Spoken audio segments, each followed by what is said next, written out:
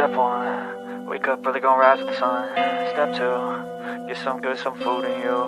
Step three, think real hard about what you wanna be. Step four, everybody just do your thing. Wake up, today's gonna be a good day. Wake up, today's gonna be a good day. Wake up, today's gonna be a good day. Wake up, today's gonna be a good day. Wake up, today's gonna be a good day. Wake up, today's gonna be a good day. Wake up, today's gonna be a good day.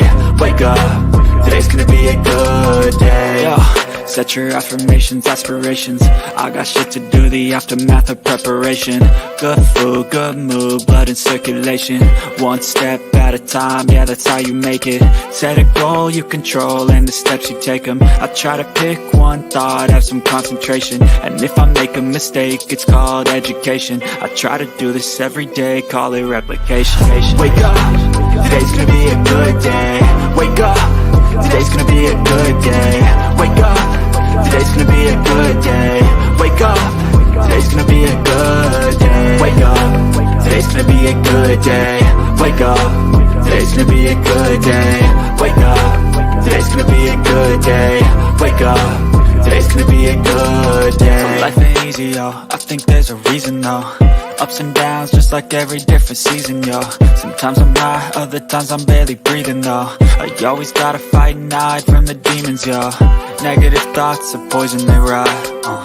Head full of flies, so here come the clouds. They'll never stop unless I can swap all the bad for the good in my head when I'm lost. Yeah, so I'ma fake it till I make it. Positive thoughts are overtaken, I got patience. One day at a time is how you operate a cadence. A flow, you grow, you show yourself a foundation. Stay away from all the shit that causes temptation. I know that I like to do it cause it's sensation. I live my life in my head like a narration. Don't expect greatness, do my best, man, I'll take it. Wake up, today's gonna be a good day. Wake up, today's gonna be a good day. Wake up, today's gonna be a good day. Wake up, today's gonna be a good day. Wake up, today's gonna be a good day. Wake up, today's gonna be a good day. Wake up, today's gonna be a good day. Wake up, today's gonna be a good day. Wake up early, gonna rise with the sun. Step two, get some good, some food in you. Step three, think real hard about what you wanna be. Step four, everybody just do your thing. I'm gonna say this loud enough for the people in the back. You know when your life's gonna change? When you stop running back to the things that God is trying to save you from. When you stop pressing rewind on the things that need to be deleted from your life. When you stop hanging on to the things that you know you need to let go of. Let me tell you this, moving on isn't always about knowing where you're going. It's about knowing where you're no longer staying and what you refuse to go back to. Straight up. Welcome to the Bullhorn Betty Coffee Club.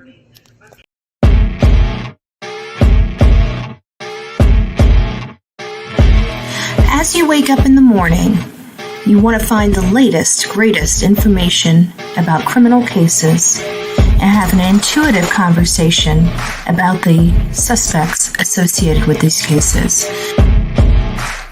Head over to the Bullhorn Betty channel on YouTube.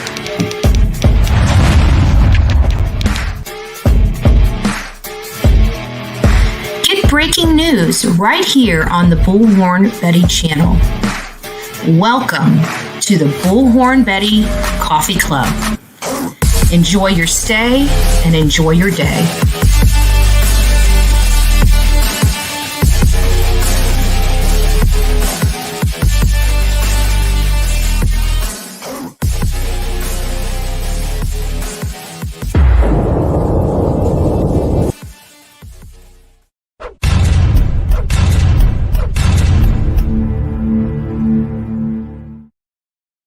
Good morning, my people of YouTube. Happy Tuesday. I have to admit, I have missed you. I have missed you. If you are first tuning into me for the first time, I'm Bullhorn Betty. I go around the country covering true crime cases. And we do it in different ways. Sometimes we deploy, controversial strategies. And, so I've got a name for controversy, and I'm fine with that. And it brings a lot of people that complain about the work that I do. And, at the end of the day, we really don't care about those people. We do what we think is right all the time, whether people agree with our decisions or not. I do have an opinion that even my audience sometimes doesn't agree with. And that's okay as well, because again, they live for themselves and I live for me, right? But we're here collectively trying to understand cases, trying to get to the truth, the information that we're entitled to have, and we broadcast that to our audience. And so today, as many of you know, we are covering the Idaho 4. There's new information coming out. And as promised, this is a case that I've invested a lot of time and money into. We've made 2 tours out there. We're gearing up for another trip. We've already raised about $250 for that trip in June. And we're going to continue to raise money for that trip, and we're going to continue to go to that. And as a matter of fact, I was actually provided some funds for this last trip that I went on to cover Maddie Kingsbury. But since that trip was already covered by other resources, I've applied that additional $100 to the Idaho 4 case in June. So bringing our total up to $350 toward our trip in June. The trip in June is going to cost about, because I'm going to be there for a week, it's going to cost about $1,400. And that was as of the end of April, rather. And so I'm monitoring that. The reason what's hesitant for me to go ahead and make the accommodations, which I was going to make, but I was reviewing a lot of articles from News Nation, Fox News, and other creators. And the issue is when you buy a plane ticket, you're either going to pay $200 or $300 more to have it refundable, right? And you're going to lose that $200 or $300 when you have to modify it or change it, or you can wait and pay more money for the actual trip out there, which will end up being a lot cheaper than $300, I believe. I'm not sure. But because we're unsure if this preliminary hearing is going forward, that's what's, holding me up from getting the auto and the room. Those are refundable. I could order those and get those on hold. No problem. Not a problem in the world for that. It's just the flight. The flight is going to be it's the biggest expense, and it's the one that's has the most strict rules. So that's the issue that I'm having right now as moving forward and purchasing that ticket. It's not because I don't want to go and I'm not, not entertaining that. We're definitely going. The issue is I got to make sure that where I'm going and when I'm going are accurate. Otherwise, it's going to cost this channel an extensive amount of money that we don't have the finances to lose. So that's where the hiccup is there. But we are going to go out there. We are going to be present for the preliminary hearing when that goes forward, if it doesn't go the grand jury route. Now, if it goes the grand jury route, like that, I'm not sure what the donors that have donated already up to this point will be responsible for telling me how they want those funds. We can refund those funds back to them and hold them for another day. Should the trip not go forward, that's just the worst case scenario. No big deal, and everybody's reimbursed their costs. So the reason why I'm going through this is because people are of course, they don't like to tell the truth about anything. So let me just break this down for you. YouTube is primarily the place that we cover the cases, the majority of our cases. But there's other things that I do. There's a lot of other things that I do. Many of you guys know that watch me frequently. So I've got a lot of hands in different pots, so to speak. And I manage my time and manage my finances accordingly. So this idea that I'm taking YouTube money, donations, not YouTube money, because I earn money here. I earn money, period. Point blank, I earn money. I work very hard for the money that I earn. So this idea that I don't work is ridiculous. But the actual donations for specific items, as always, those things are out. Those don't even hit my personal bank account. Those stay in those Cash Apps, those PayPals, and those Venmo accounts. until at the time that I utilize them. And I'm very specific because, and that's exactly why I tell you guys to put memos on them. So I make sure that they're separated. I don't like commingling stuff. So there's all of that, but I wanted to clarify because I do political stuff and I travel all over the country for that. And I sometimes piggyback on that and cover a case like I did when I went to Iowa. I knew I was doing Maddie Kingsbury. The difference was I wanted to do it going in, you know, when I flew in, but I was so tired and so jet lagged that I actually extended my trip one day so I could cover it. I'm not sure what's going on with StreamYard yet again. We've got great internet in this house, and I'm showing my StreamYard is the internet is down. So give me just a moment so I can try to adjust this issue, and I'll be right back with you.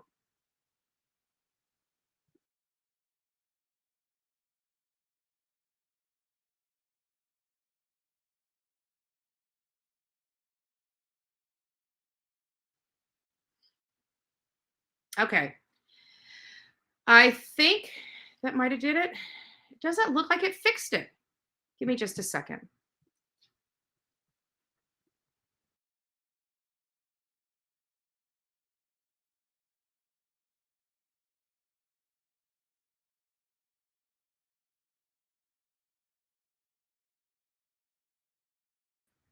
All right, let's see if that helps.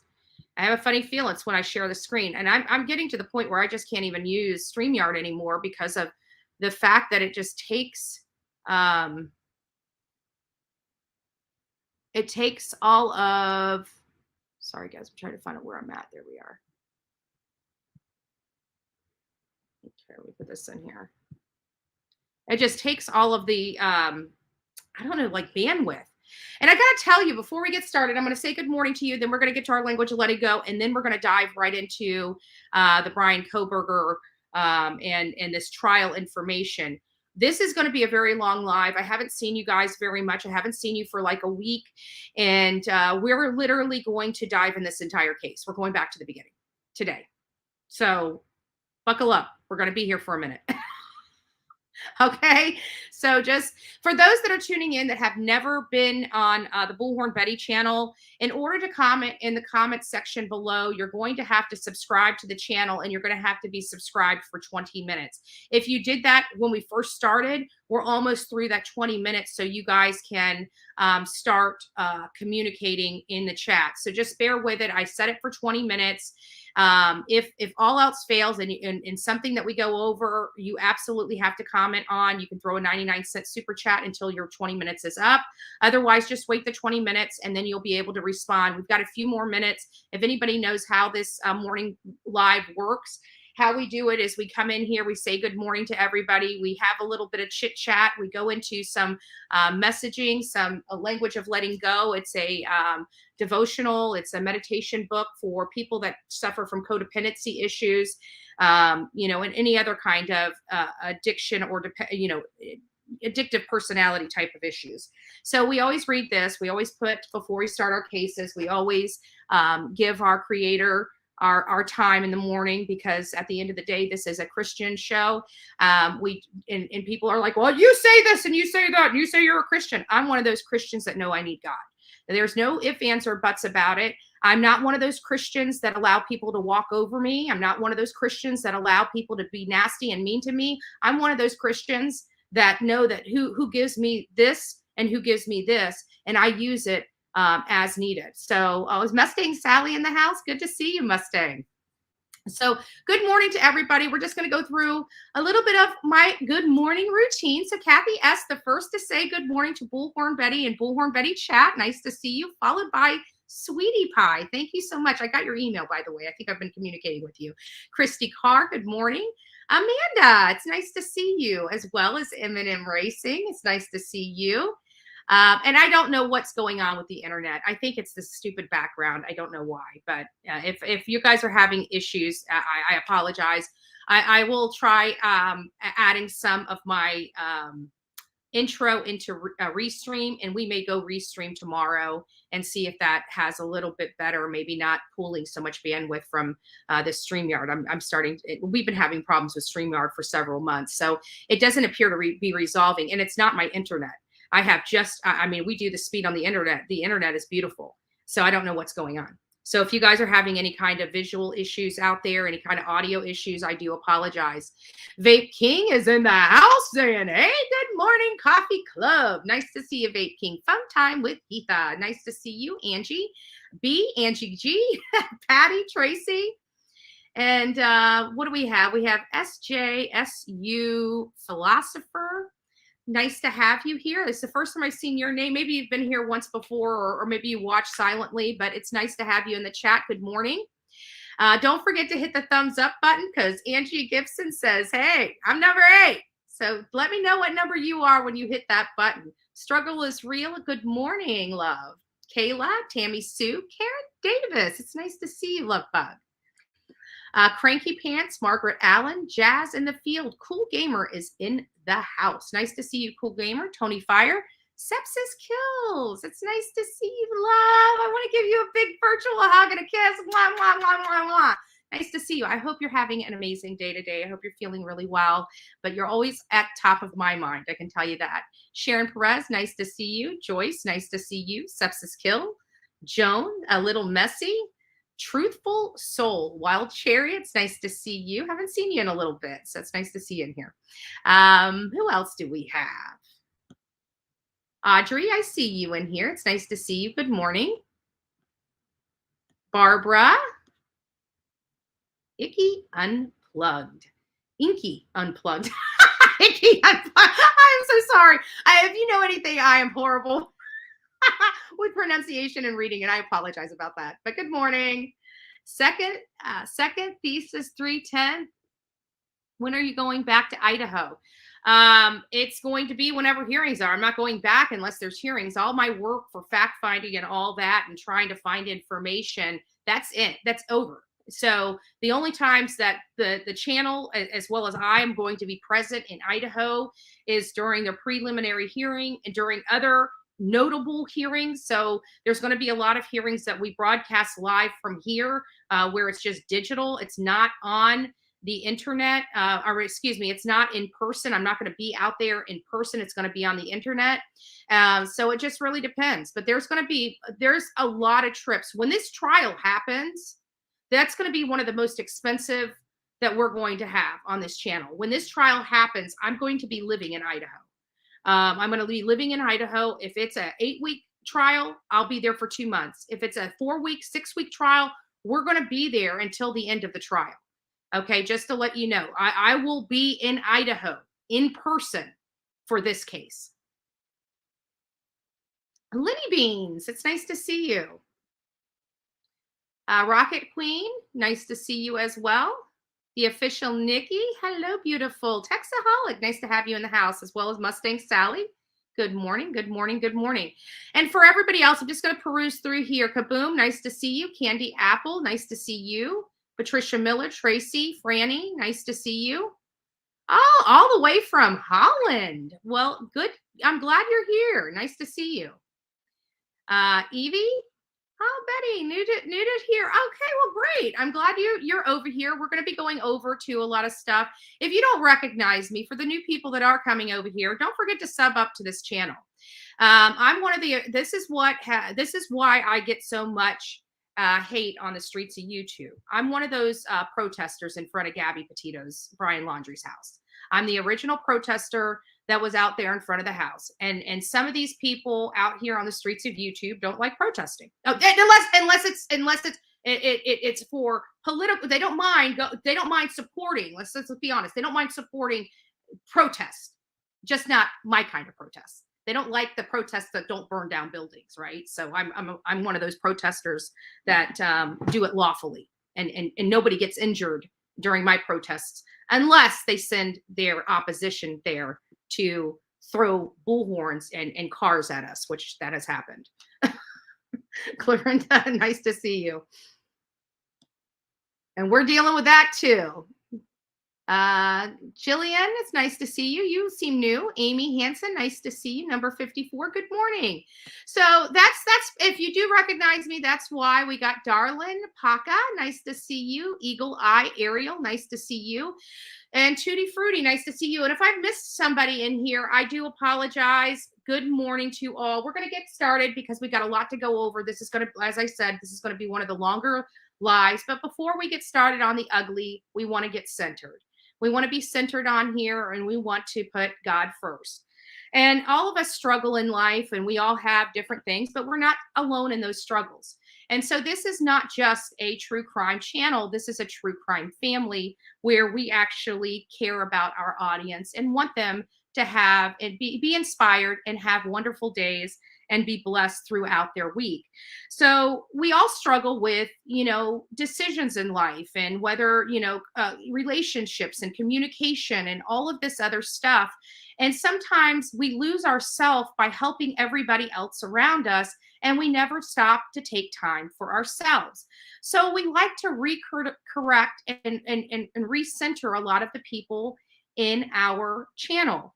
And we use that through this book called The Language of Letting Go, which provides us a lot of good insight, and it helps us. And there's something I believe that everybody in my chat is able to pull out of or identify with something in these words, whether you're man or woman. So we're going to go ahead and get started on May 16th. If I can show that, I probably can't because of the way it is, but I promise you it says May 16th. Actually, I'll just go ahead and take this background off because I'm going to be showing you guys some stuff. And if the background's going to give me is going to keep tricking me, then I'm going to do that. I'll be setting up the green screens in the office, and that'll be a lot better than just using the background. So here it is. Just to let you guys know, 16, only you can assess what to do. It was about my 50th skydive. I was determined to master this spinning thing. When my turn came, I went to the door. I pulled myself outside. Then I gave myself the count. Ready, set, go. I released my hold and let myself fall into the air. At first, I felt stable, belly down. Then that dang spinning thing started. I tried to correct my body posture. That didn't help. The last time this happened, I had spent so much time trying to correct the problem that I had lost awareness of my altitude. I had gotten obsessed with the problem and lost track of time. Not a good thing on the ground, and even worse when you're doing it falling through the air. I remembered my jump master's words. What are you going to do? Spend the rest of your life trying to gain control? Instead of making further attempts to solve the problem, I would stop it now. By pulling, I yanked the ripcord. Instead of hearing the sweet whoosh sound the one parachute makes as it opens correctly, I heard a heavy thud. I look up. I had been spinning so fast when I opened that I had a knotted mess of twisted line and a wad of material over my head. I had experienced line twists before. A few twists could kick it out with little effort. This was different. It looked like a Chinese braid over my head. This wasn't working. I thought. I pulled my cutaway handle, freed the knot mass over my head, and then immediately pulled my reserve parachute. It opened sweetly and immediately.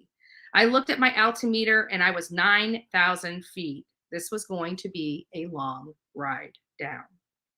About 5 minutes later, I floated back to the ground. I threw my parachute over my shoulder and tromped back to the student room. When asked what happened, I explained my story with the full should-haves. I should have been able to stop the spin. I should have been able to open it. I shouldn't have had to open it so high. I apologize for what I had done, for the fact that I rented the parachute, which I cut away so high, it was going to be tough to find. This wasn't an ideal situation, said the manager of the school, but it's your life. Only you can decide what needs to save it. It's up to you and you alone to decide what is right to do. Some situations aren't ideal. Maybe we shouldn't have been in them in the first place. Maybe we should have known better. But the facts are what they are. Don't let shame stop you from taking care of yourself. What are you going to do? Talk to other people, get opinions, read books. But it's your life, your relationship, your financial situation, your job, your home. It's up to you and only you to decide what's best for you. You're the one who ultimately has to live with the results of any decision that you make. Assess the situation and decide what's right for you. Take responsibility for your decisions and for how best to live your life. God help me stop waiting for others to approve what I do or don't do. Guide me in my decision making and help me trust the choices I make. And there you go, guys. It is up to you. It is your life. You have it. Go live it. And don't let anybody get in your way. You guys have watched me go through almost 2 years of hate, manipulation, lies, and that they still perpetuate the lies. Even still to this day, perpetuate the lies. If they don't see something, they think it has to be true. And you're going to see it. And it's funny because every time they come out and I let them go on and on and on and on, and I let them put that noose around their neck, and then I bring the facts and they show every single time I can prove that they have lied to their audience about what they are saying about me, and including the most recent stuff coming around. You guys are going to be shocked about some information. Many of you know I collaborate with many different creators. Many different creators. We've traveled the country with many different creators. And here's one of them, the King Road, the Idaho 4. Olivia she wanted to cover another case. It wasn't a case that was really notable. She's been out covering that case with Grant. She did a fabulous job. I'm still not familiar with this case, but she does bring, attention to folks' case. She also takes breaks. She takes self-care. If you guys remember when we came back from Summer Wells, Olivia took 6 months off. That case was very, very stressful. She took 6 months off. So the rumors are that Olivia is done with social media. She's not coming back. That there's this horrible thing. She has a life. YouTube is not her job. It's not her 100%. It's her hobby. So she's got other jobs that she is responsible for that she has to take care of. When she goes and runs all over the country for 1.5 years with me, at some point she's got to go back. So again, a lot of misinformation coming from the hate channels because they don't see something. And if they don't see something, they go straight to their theories and their sick brains because they're not stable people, and they make up all these things, and it's not true. So keep going, keep spreading all this false information. You guys are going to be sorely disappointed when we prove you wrong yet again. Now getting on to what we're all here for, right? What are we all here for? We are all here for this. There's more and more information coming out about the case that we didn't once have. And so before we keep going further into this case, because I've been watching and monitoring other social media platforms and the information that has been going around, there are a couple things that I do want to discuss with you. First and foremost, under this whole entire non-dissemination order, a lot of mainstream media, actually notable, there's about 2-3 people that come to mind with misinformation from mainstream media. And one is Steve Helling from People magazine, which lost his job because of the nonsense that he was doing. You guys remember that Vanity Fair article that came out where they were trying to slam me, but couldn't really slam me because all they could do was say bad words, like I'm a harasser or something, but they couldn't identify specifically what I did. And all they could literally bring up in this article on Vanity Fair was about a thumbnail that she found offensive. However, when it came to Reverend Donna, they wrote very specific, with specificity, exactly the incorrect information that she stated in her lives, but could not do that for Bullhorn Betty. All they could do, again, was bring up a thumbnail. And I realized that this lady, and we brought it up on this channel, that this lady from Vanity Fair that wrote this hit tried to write a hit piece out on Bullhorn Betty, which failed on its face because Brian Inton refused to say anything negative about me.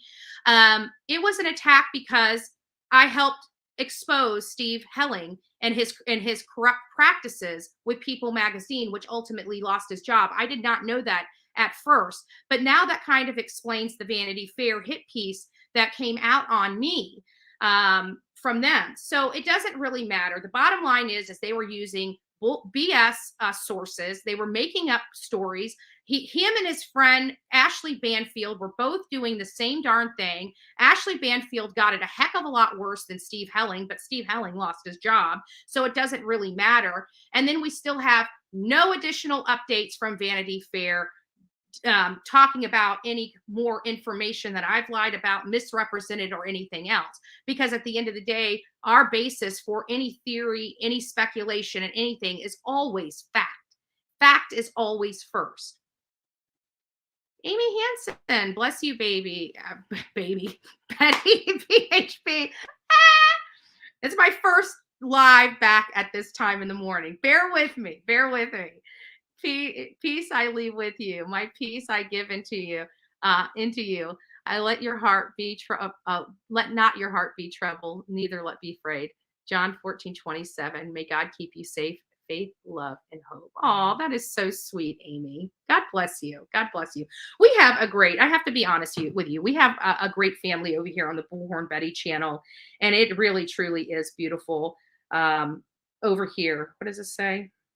Oh, we got, hold on. Sorry, guys. Stuff doesn't come through. Oh, Truthful Soul.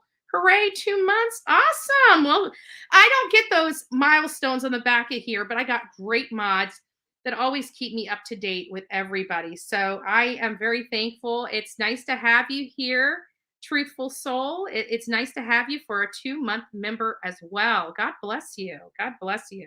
And Sepsis just gifted 5 Bullhorn Betty memberships. I seen you say this channel supports your trips to Trump rally. That's so. Thought your supporters were donating to your trips with true crime. Can you explain? Happy to explain, Claire. Happy to explain. Yes, when I'm on TV and on channels, what do you think I'm going to try to do? I'm going to try to promote my channel in addition to promoting my cause. So how else can I do that without saying something about my channel? So yes, but I have sponsors. I have political sponsors. I have a very, very, very big political sponsor. If you haven't noticed, one that invites me over to Mar-a-Lago personally. So I got plenty of sponsorships when it comes to my political stuff. And yes, the ad revenue and stuff over here that I get. Yeah. Some of that ad revenue that I receive off of YouTube, the money that I earn and work for, I do spend on whatever I choose to spend it on. And if that's to rally, if that's to camp, if that's to go on a trip to France, that's my business, not yours. And so it's she has exactly, Mike, exactly. But the good news is Olivia's doing well. There's been a lot of stuff going on in her life recently, not all bad. But and I'm not gonna go and stay. You guys go over to Olivia, support her, Chronicles of Olivia. I'm pretty sure, I know she's doing like a little bit of work on other cases, just bringing attention to them. But again, don't listen to the haters. All they're trying to do is get people over there to listen to their garbage, which is not true. They literally have them show receipts, right? Have them show receipts. What fight? Show the receipts of this fight. Show this receipt of this, this whole thing. Show them, because they don't have text messages. They don't know nothing about my life, right? They're not here. They're in a different state. I digress. We all know better. Not People magazine. They're real news. I know. People magazine's real news, right? Poor Steve Helling, right? Poor Steve Helling. Hey, Steve, if you're watching the Bullhorn Betty channel, I got an idea. Quit lying in your reporting. You might be able to keep your job. Just saying. Now you're with this no news company. Like nobody's ever heard of it. What, My Messenger or something? The Messenger or something? Who the heck is that? Nobody knows them. You have ruined your name. You have ruined your reputation. I hope that little bit of money up front was worth all the money you lost in the back end of it. I tell you what. But getting back to this, so we're going to be going over and covering the Kingsbury. I just thought it was interesting with Steve Helling, and I didn't know it, but another creator had brought up a thing about Steve Helling and moving, and then it all started clicking. And I'm thinking, holy crap, you know what? We exposed them so bad that he ended up losing his job. He ended up losing his job with crap, fake sources, fake unnamed sources. And then when it started getting hot, he had one of his friends from Vanity Fair try to write a hit piece on me. Well, day late, dollar short. Guess what, Steve? I still have my job. You don't. So good luck, buddy. Good luck, buddy. So getting back to this whole Idaho thing, I figured the best way to follow this whole thing through is start from the beginning and work our way down. And we're going to be here for a while. So pack a lunch. Aurora Phoenix, good morning. Just Samantha. What's the breaking news? It's all the new information coming out in this, the new details that are released in the responses from the state. We're going to be going over that. But before we do, we're going to go back to the beginning because there's a lot of details in this. Well, we'll go over the response and I'll give my commentary on that. And then we're going to go back to the beginning of our case and then work our way back. So that's where it's at. We've been seeing, is this the one? This has provided us a little insight into what's going on behind the scenes. And not only that, guys, it's providing us the overwhelming, like, I don't think we had an idea to the extent of the evidence that has been provided, that they have. And there's a couple things in here, and I know because when this first started breaking yesterday, when it was first published, I actually made a video. I actually made a video reading it, and I was so tired. I didn't want to put the video together. I actually deleted it. And it was, let me go over here. Where is my deletes? Where's my trash? So I went over here. Let me see if I can find my trash folder. But I went ahead and made the video about this. And then I didn't want to put it together. I was out there working in the yard. I was getting stuff brought out to the front. I still cleaning up from Ian. And so I just didn't want to go through it. And then I started hearing, I came in here after cleaning up the backyard and I started hearing everybody was starting to break with the information. So I started hearing what they were saying, but there's a few things that people weren't identifying. There's a few things that people weren't even connecting the dots with. TLC, good morning. Southern Granny Wolf, Rhonda, nice to see you. The Real Me Too, good morning. Nice to have you in. But there was just some things that people weren't paying attention to. And in my opinion, it's oops, wrong. There we go. It's this. Look how much evidence that they have collected and provided to the defense. Approximately 10,000 pages of reports and other written material. 10,000. 10,000. And I believe over here in the press releases, we can actually monitor how many tips and leads and everything else that they had acquired.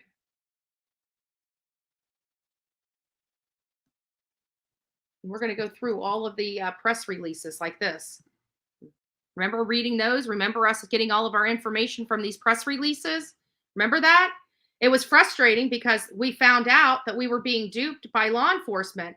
And this is a problem that I have because at the end of the day, we were out there trying to get answers for them, and law enforcement was lying to us about now how are we supposed to, like, law enforcement says to social media, we want you to get your facts directly from us. Nobody else. We don't want you getting into misinformation, but yet law enforcement was peddling themselves misinformation into this case, which has now made people not trust them. And then we have something like the Brady Giglio disclosure in their case. And we're like, look, guys, like, what's going on? Nobody wants to explain this to us. Not one person. And then we have the courts telling us, oh, we're going to keep this away from the public. It's a public trial that the public can't attend or be a part of. And I'm just like, what? So we're coming back to this. And they're saying that we have 10,000 pages of reports and other written analysis and written material, 10,200 photographs. What photographs of what? We know that part of those photographs are Pennsylvania, part of those photographs are Washington State, and part of those photographs are from the actual house and other stuff, other areas that they had to take pictures of. For example, if there was say somebody from ABC, company has a camera, and that camera has video of Brian driving past it. Now you've got to get an affidavit from that store owner. You got to collect the footage. You've got to prepare other written reports related to the collection, do the evidence chain, and everything like that. So we have 10,200 and 200 photographs. We have almost over 9,000 tips that were called in. 9,200 tips that they have provided to the defense. So the defense is required to go through all of those tips. Approximately 51 terabytes of audio and video media and digital material. 51 terabytes. Okay. Like we have, like my, the most I've got right now on my big drive, my external drives, I have 2 of them. Just to put this in perspective, I have 2 external hard drives. Both of them are a total of 7 terabytes, 7 in total. And both of them, one's for the Mac and one's for my Windows, both of them have not reached capacity yet. And we've been doing this since 2021. Sorry, not looking at chat, just listening. That's okay. I'm not really looking at chat either. I need to probably look at chat with some information.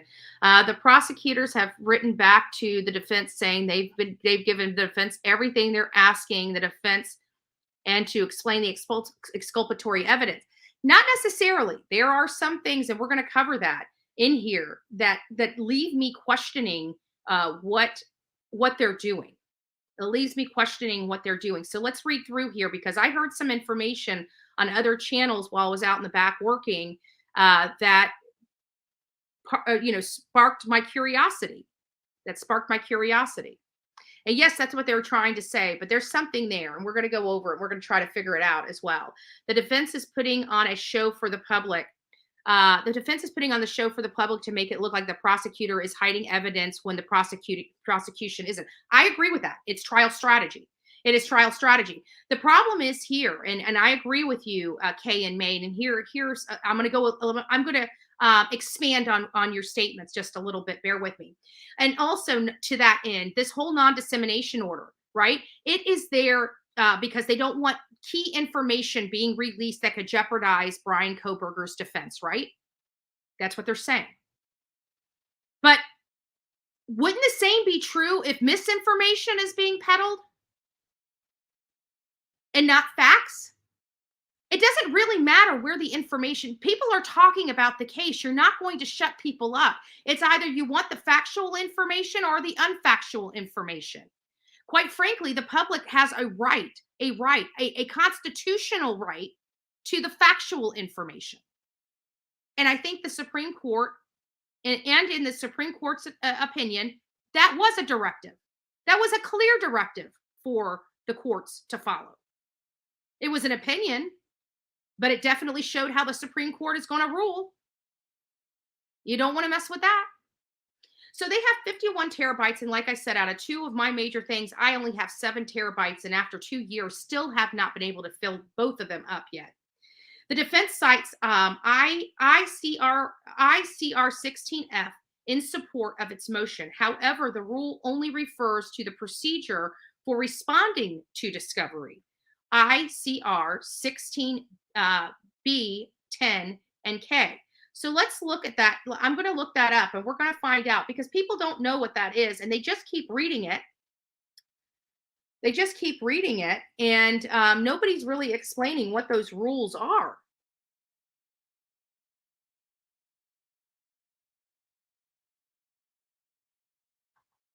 Sorry. Should have had it up, but I didn't.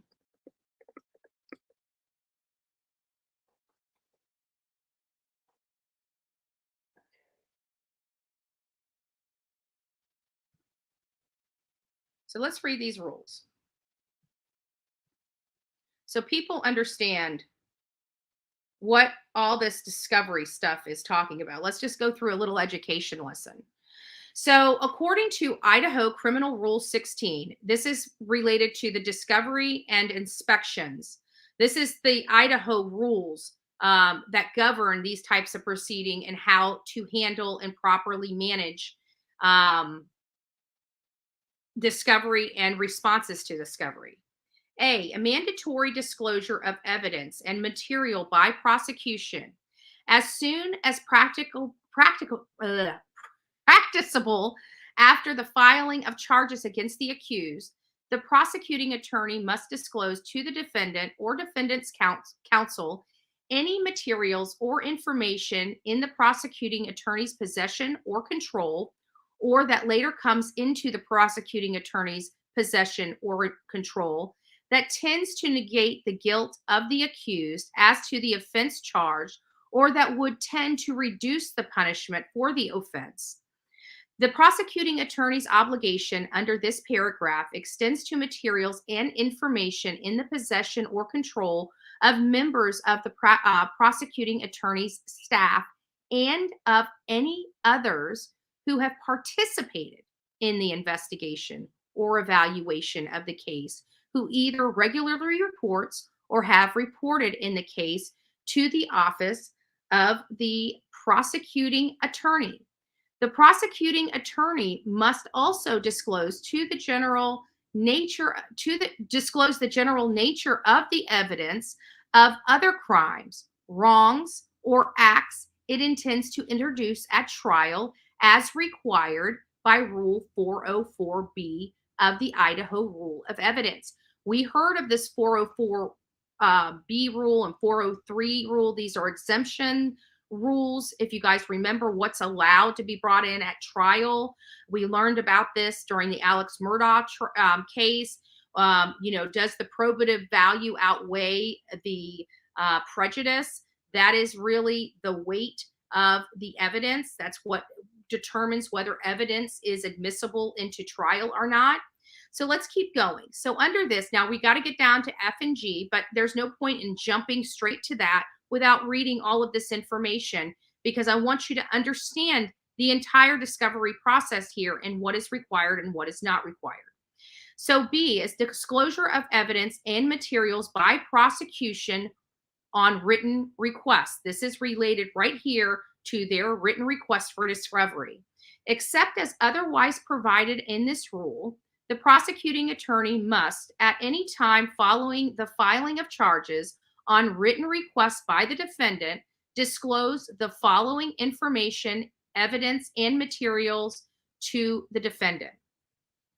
Statement of defendant. On written request of the defendant, the prosecuting attorney must permit the defendant to inspect and copy or photograph A, any relevant written or recorded statements made by the defendant in the possession, custody, or control of the state, the existence of which is known or is available to the prosecuting attorney by the exercise of due diligence. B, the substance of any relevant oral statements made by the defendant, whether before or after arrest, to a peace officer, prosecuting attorney, or agent of prosecuting attorney. And C, the recorded testimony of the defendant before a grand jury that relates to the offense charged. 2, now we're seeing this, because remember that letter, that original letter that went out? And we stated that this was most likely a form letter. Here is part of this form letter right here. 2, statement of a co-defendant.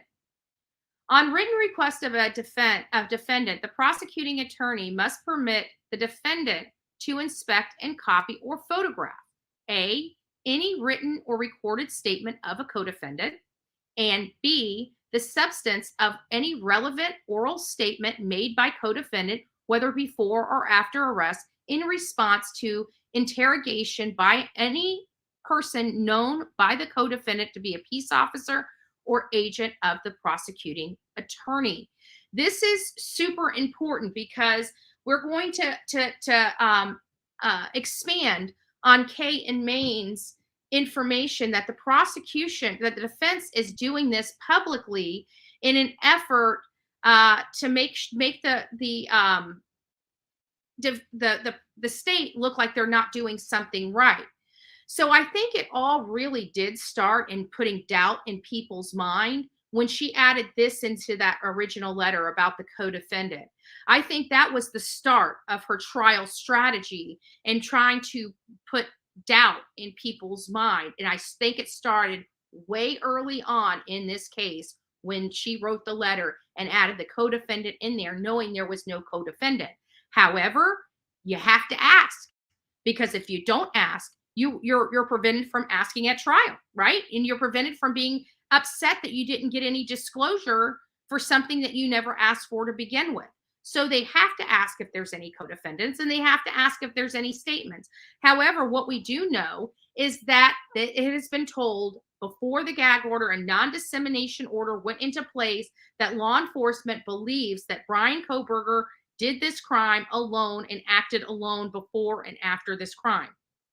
That is what is being said to the public. However, we know that law enforcement has duped us in the past, so we cannot trust their facts 100% because they've lied to us. And once you've lied to somebody, anything you say from that point forward has to be scrutinized.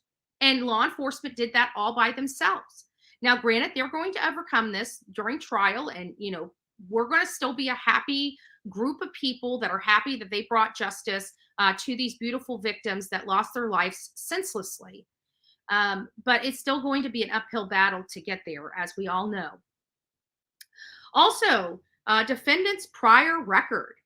On written request, the prosecuting attorney must furnish the defendant copy of defendant's prior criminal record, if any, if it is then or may become available to the prosecuting attorney. Now, you notice that it doesn't state if they plan to use it at trial, because there's a lot of stuff that the defense is entitled to, whether or not the prosecution is planning on presenting it at trial. 4, documents and tangible objects. On written request of the defendant, the prosecuting attorney must permit the defendant to inspect and copy or photograph books, papers, documents, other photographs, other tangible objects, buildings, or places. Buildings or places are very important. We know that Ann C. Kohberger went inside 1122 King Road on January 3rd with her team to record, videotape, and everything. We got them. We were told from people that were there on the ground that was Bryan Kohberger's sister. We have confirmed that is not Bryan Kohberger's sister, that was, in fact, an investigator for Bryan Kohberger's defense. Very odd that they look that similar. And it was confirmed. And when I mean by confirmed, that means somebody physically went to that house while they were there.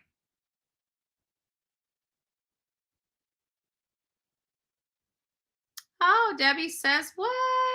Oh, it's nice to have you. Good morning, everyone. Thanks for the welcome. What a wonderful thing. Oh, well, it's great to have you here. It's great to have you. Tina Hitt, nice to have you as well.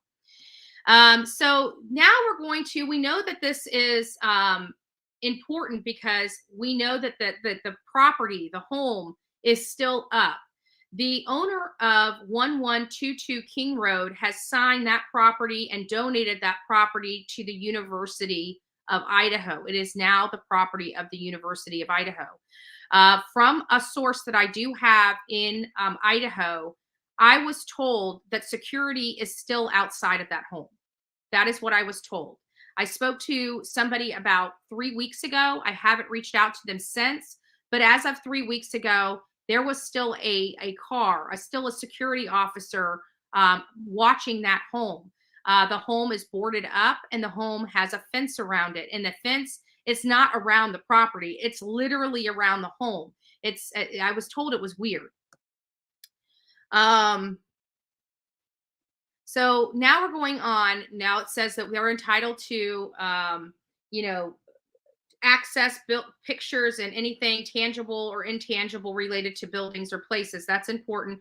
Or copies or portions of them that are in the possession, custody, or control of the prosecuting attorney. Now, remember, they're saying a lot of people don't understand when they say possession, custody, or control of the prosecuting attorney. That means if somebody else that's not connected to them has the information, they're not in trouble for not turning it over because it's not their information to turn over. It's never made it to the prosecutor's hands. Therefore, it's not in their possession, custody, or control. So those items would not be required to be presented. They're not required to go out and find information responsive to this request. They're only required to provide the information that they already have in their possession, custody, and control. And if any additional information becomes in their possession, custody, and control, that is they're required to send that over if there's no exemption to that information. Also, materials to prepare. So in their contract, so it goes further and says are materials to the preparation of the defense, are intended for the use by the prosecutor as evidence at trial, or were obtained from the defendant or belonged to the defendant. So these are the things that they're asking, that they're saying that they are entitled to right here: documents and tangible objects. 5, reports of examinations and tests. We know that there was DNA testing. We know that there is forensic testing that was done in Quantico, Virginia by the FBI. We know that there was testing done at the Idaho State Lab.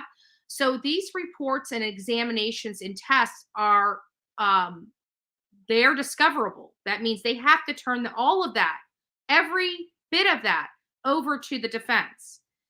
On written request of the defendant, the prosecuting attorney must permit the defendant to inspect and copy any results or reports of physical or mental examinations and of scientific tests or experiments made in connection with the particular case that are in the possession, custody, or control of the prosecuting attorney, or the existence of which is known or available to the prosecuting attorney by the exercise of due diligence. So all those reports, all those DNA tests, all those spots that were on his pillow that they got, that were near his wall, near an outlet, the hair in the drain, the possible dog hair, that is all discoverable. Any tests that were done, any reports that were made, any observations that were noted by any of the people that were doing the test, that is all discoverable and all required to be sent to the defense. State witnesses. We know about state witnesses and witness lists. Those state witnesses, their information, their testimony, their affidavits, those are up for, those are discoverable. Those are discoverable by the defense. So state witnesses, on written request of the defendant, the prosecuting attorney must furnish to the defendant a written list of names and addresses of all persons having knowledge of relevant facts who may be called by the state as witnesses at trial. Remember that letter that was sent out by Ann C. Taylor, and we all kind of like, why are they asking for names and phone numbers? I would never want Brian to have it's required under the law. It wasn't, that's why I kept saying when people were like, I can't believe they would give him their addresses, blah, blah, blah. He shouldn't have those. They're victims, da, da, da. He's entitled to that right here in the law. It says he's entitled to that. So, and I explained at that time when those letters were coming out and people were freaking out online, I explained to our audience here that this is normal. They are allowed to have this. What she's not allowed to do, Ann C. Taylor's allowed to have this information. It doesn't mean that it's allowed to be given to Brian Kohberger directly, especially in light of this heinous crime. She's allowed to be allowed to have it. If she shares that information with the defense or with the defendant and something happens to one of the witnesses, Ann C. Taylor can be held liable for that, just to let you know. But I wanted you to know that they are allowed to have that information, the names and addresses of all persons having knowledge of relevant facts who may be called by the state as a witness. And that's how they got Bethany Funk's address to serve her with her request to be present at the preliminary hearing when it's not a mini trial. Together with any record of prior felony convictions of any of them that is within the knowledge of the prosecuting attorney. The prosecuting attorney must also furnish on written request. Now you see how it says on written request. If the defense doesn't ask for this stuff in writing, the prosecution's not required to hand it over. Because everything here, prosecuting attorney must also furnish on written request. So if they're not constantly asking for this stuff, they're not required to get it. They have to make these requests in writing. So let me read this, and I'm going to read the full statement now. The prosecuting attorney must also furnish on written request the statement made by the prosecution's witnesses or prospective prosecution witnesses to the prosecuting attorney or the prosecuting attorney's agent or to any official involved in the investigation of the case unless a protective order is issued as provided in subsection 1 of this rule. And we're going to get there. We're going to get there. 7, expert witnesses. We had a lot of expert witnesses in Alec Murdaugh. There was a lot of expert witnesses in Alec Murdaugh. We had some expert witnesses in Letitia Stout's case too. But I think we had but we had a lot of private experts in different fields in the Alec Murdaugh case. And so this governs them, for Idaho. What would be an expert witness? Somebody that knows phones, right? Like we learned about the turning and the resting of the phone. The vehicle experts. Remember with Alec Murdaugh, how he traveled, his path of travel. They had to catalog all of that movement from the GM, from the OnStar report. And then they also got the black box out of his car, which told them when the car cranked, when the car was in drive, when the car was in park, when the brake was applied, when the phone was hooked up to the car. These are all that testimony is all done by expert witnesses. So there was a lot of expert witnesses in the Alec Murdaugh case. And I truly believe there are going to be a massive amount of expert witnesses in this particular case as well.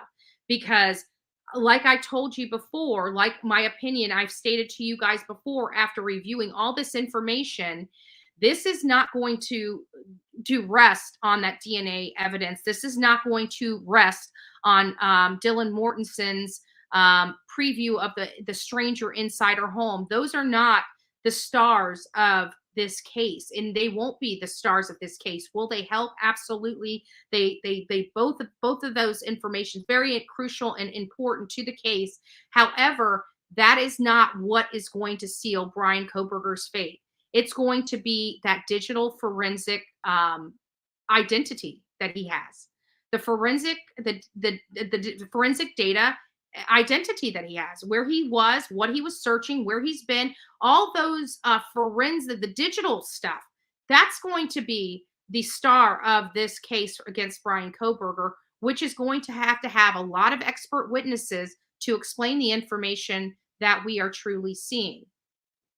So 7 covers expert witnesses. On written request of the defendant, the prosecutor must provide written summary of reports and testimony to the state intends to introduce at trial or at the hearing pursuant to Rule 702, 703, or 705 of the Idaho Rules of Evidence. We're going to cover those rules. We're going to get those rules pulled up because I want you guys to know exactly what's allowed and what is not allowed. So when you know that something smells funky, you know it. And you can tell me about it. If you see something funky, something coming out, you know what is allowed and what is not allowed. Expert witness on written request. Again, on written request of the defendant, the prosecutor must provide a written summary or report of any testimony that the state intends to introduce at trial pursuant to those rules. The summary provided must describe the witness's opinion, the facts and data for those opinions, and the witness's qualifications. Disclosure of expert opinions regarding mental health must also comply with the requirement of Idaho Code 18-207. The prosecution is not required to produce any material not subject to disclosure under subsection G of this rule. So there is a subsection that provides an exemption to the prosecution from turning over certain materials, and we're going to cover that as well. The subsection does not require the disclosure of expert witnesses. This subsection does not require the disclosure of expert witnesses, their opinions, the facts and data of those opinions, or the witness's qualifications, intended only to rebut evidence or theories that have not been disclosed under this rule for trial. So they're saying that you're required to provide, upon written request, any information, the written report or summary of the testimony the state intends to introduce at trial. What they're not required to disclose is the expert witnesses, their opinions, the facts and data for those opinions, or the witness's qualifications. Police reports. On written request, the prosecuting attorney must furnish the defendant's report and memoranda in possession of the prosecuting attorneys that were made by a police officer or investigator in connection with the investigation or prosecution of this case. Those police reports are very clear. Those are without a doubt public record. Police reports are public record for public consumption, for all public consumption, and those should never, ever not be handed over to the defense. Digital media recordings. These are the audio and video files. This is where they say that they have provided 51 terabytes of these audio and video footage. On request, the prosecuting attorney must release to the defendant digital media that may or may not contain protected information as defined by this rule. The prosecuting attorney must state whether the disclosure contains protected information. So they have to turn it all over, whether it's protected or not. However, it's up to the prosecuting attorney to disclose to the defense what materials are protected. Unredacted digital media. The prosecuting attorney may release unredacted digital media to defense counsel for the purpose of expediting a resolution in a case prior to trial or hearing. The obligation of defense counsel is as follows. The defense counsel, including agents of the defense counsel, may review the unredacted digital media and discuss the contents of the recording with the defendant, but must not share the unredacted digital media file in any manner with the defendant without prior consent of the prosecuting attorney or an order of the court. So here you go. They are saying that you may not share this information because whenever you have videos and stuff like that, some of the stuff that is redacted is date of births, social security numbers. Again, the defense is only allowed to have the witnesses' contact information, right? And any reports that they have, but she's not allowed to say, oh, Brian Koberger, Bethany Funk's address is so-and-so. Her phone number is so-and-so. You might want to reach out to her or accidentally leave that in his package of paper so he knows where they live. She has a duty to protect the victims and the witnesses. With prior consent of the prosecuting attorney or an order of the court, defense counsel may allow the defendant to view the unredacted digital media in the presence of the defense counsel or defense counsel's agent, but defense counsel must not allow the defendant to retain a copy of the digital media in any version, take photos, or otherwise duplicate the media in any form. Defense counsel must take reasonable steps to ensure that the unredacted digital media is safely stored and cannot be assessed by anyone other than defense counsel or defense counsel's agent. So if this leaks, it's on her, and she can be reprimanded for that. B, redacted digital media. If the prosecuting attorney determines that the digital media contains protected information that requires redaction prior to the disclosure, the prosecuting attorney must provide a redacted version of the digital media along with a written explanation of the information that was redacted. Defense counsel may allow the defense to view and retain a copy of any media that is redacted by the prosecuting attorney.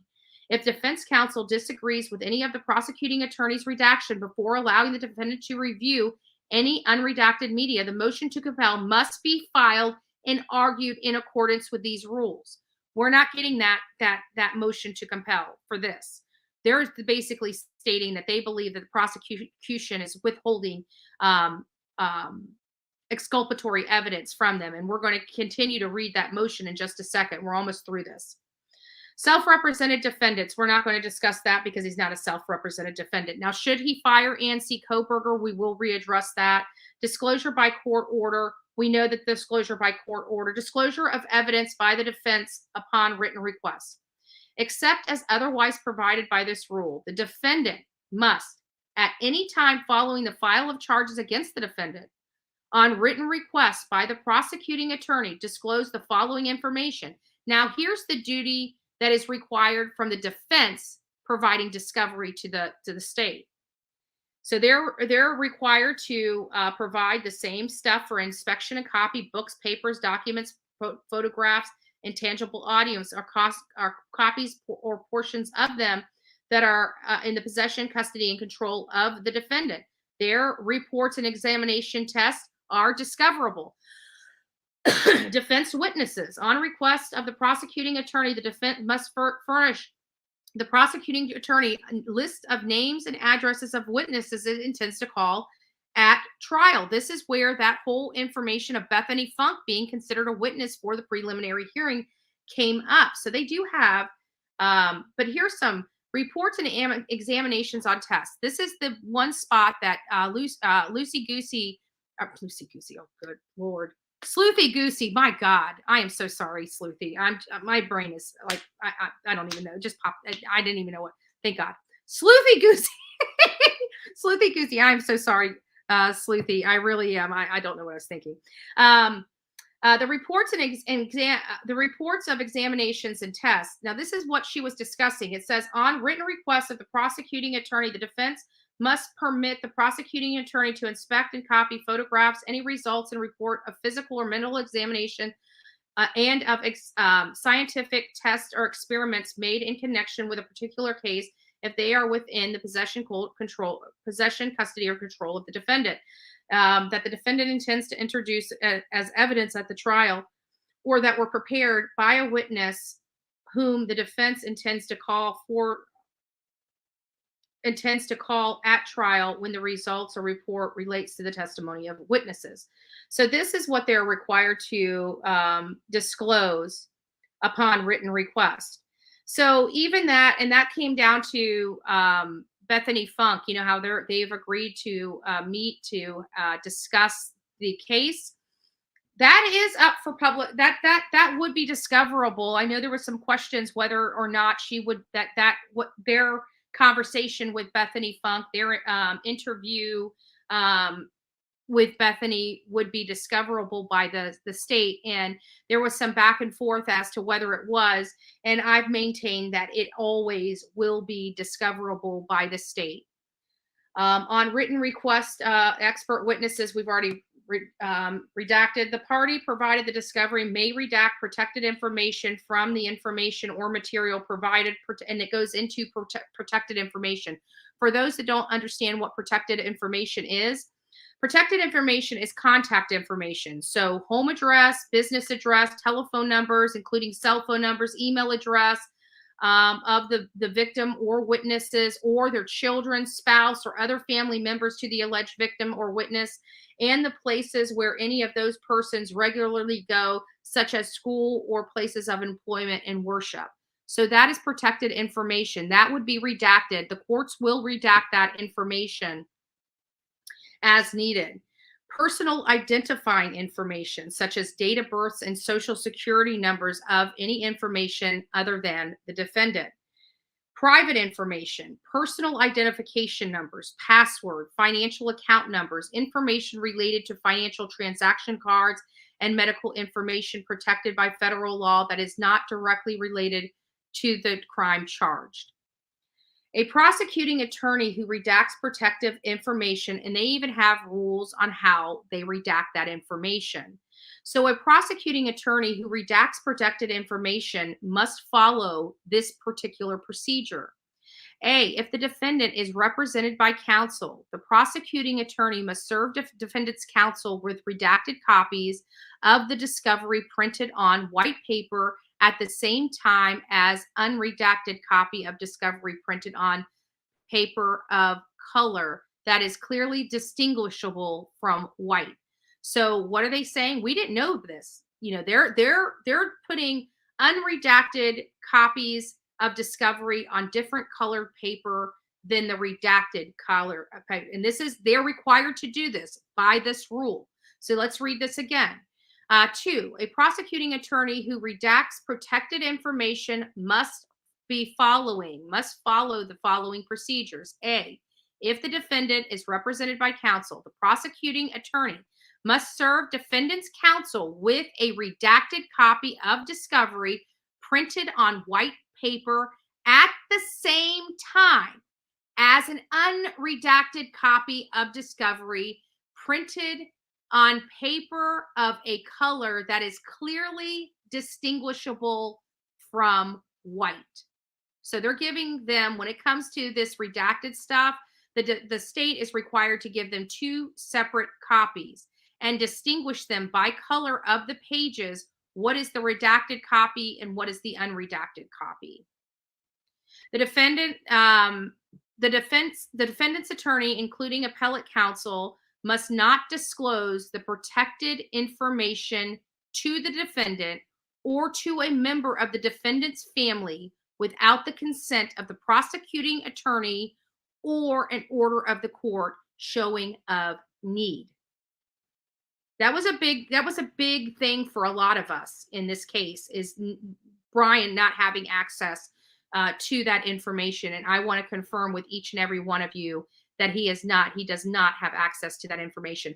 I'm just going to break here before we go on 3, and I'm going to read through some of the comments in here to see if there's any questions that I can answer before we get too far.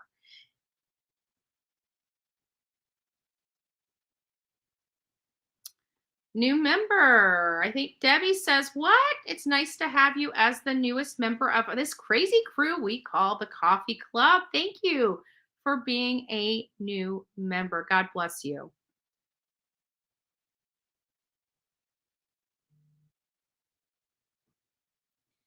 Debbie says, what? Welcome to the Coffee Club. Yep.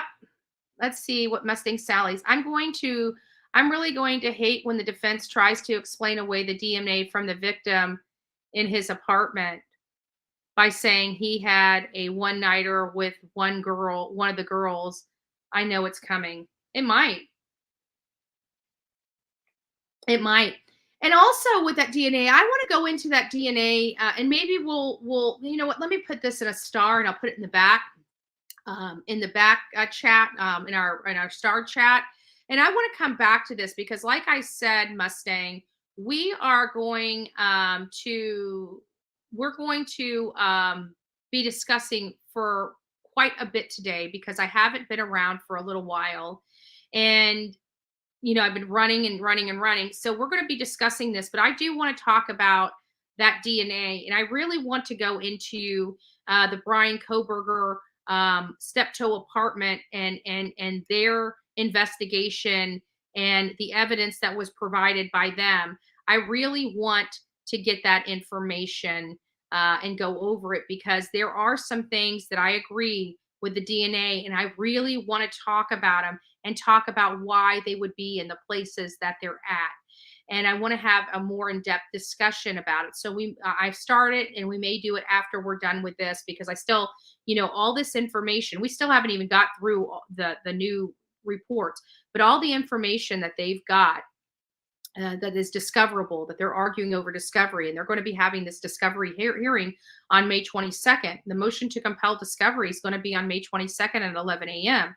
We're going to literally be here on May 22nd. We're going to be here all day. We're going to be here until the conclusion of that those two hearings are done. We're going to have the motion. We're gonna have commentary for about 2 or 3 hours. We're gonna have a normal coffee club, and then we're going to go right into their hearings. And that's what we're going to do on the 22nd. So if everybody is out there on YouTube and you want to have conversation and commentary going into the hearing, you're going to want to be here on the Bullhorn Betty channel for that. So we'll circle back to that, Mustang. Whack a roach. So I guess there's some roaches in there. It's so funny because my mods get them before I ever even read them, you know. Occasionally in the docks. Good morning, Leaf Lover Liz. It's nice to see you as well. I see some people coming in. So now let's get on to. Let me keep going and seeing if I got any more questions in here. We sure do. With a world full of evil, we need a kind place to gather. Absolutely. Has anyone seen Mama Llama? Her birthday is around this time. Mine is tomorrow. I'm old. Well, happy early birthday. Happy early birthday, Jennifer. And Mama Llama, if you're out there, happy early or belated birthday. I haven't seen Mama Llama. Actually, Mama Llama was in here a couple days ago when we were live at something else. So not sure. Well, hello there, Stone Gator.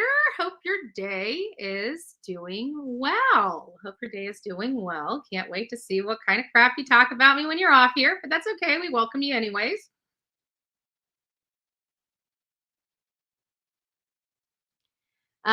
Kay in Maine says exactly. It has to be in writing. The prosecution only sends information out upon request, makes a paper trail for trial. Perfect. At trial, the defense can say they asked for blank and didn't get it. The prosecution can then show the jury that it wasn't asked for and vice versa. Exactly. And it's the duty of the defense or the prosecution to move those motion to compels forward. If they believe somebody has something that they're playing cat and mouse with and they're not handing it over, that's why the process is there. But, you know, in all fairness, the defense doesn't want to give anything to the prosecution that they're not absolutely required to provide. And the same for the prosecution. The prosecution does not want to give one single thing extra that the defense is not required to have or properly asked for. Murdaugh's attorney filed motion saying Alec wasn't present during the murder and is not the guy. That didn't hold up well when Paul's video minutes before the murders was played for the jury. I know. And everything that they had been saying and trying to speculate. Where's this? Why is this not charging right? Let's get that charged. Speculating about everything that they were, where are you? Let me put your thing back up. And everything that they were speculating about or trying to instill in as they were leading up to that, some of the experts, they kept trying to say that Alec wasn't there. It wasn't until Alec actually got on the stand for the first time out of 2+ years that people that he had been telling he had never been at those kennels. Not one time was at those kennels. He finally got on the witness stand and said, yeah, I was there. That was the first time that those people, he had lied to those people endlessly for years. Mary, it's nice to see you.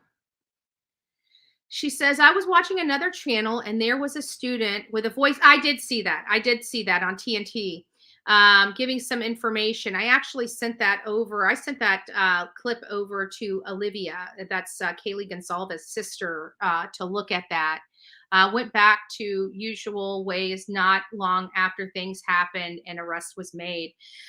Yeah. And first of all,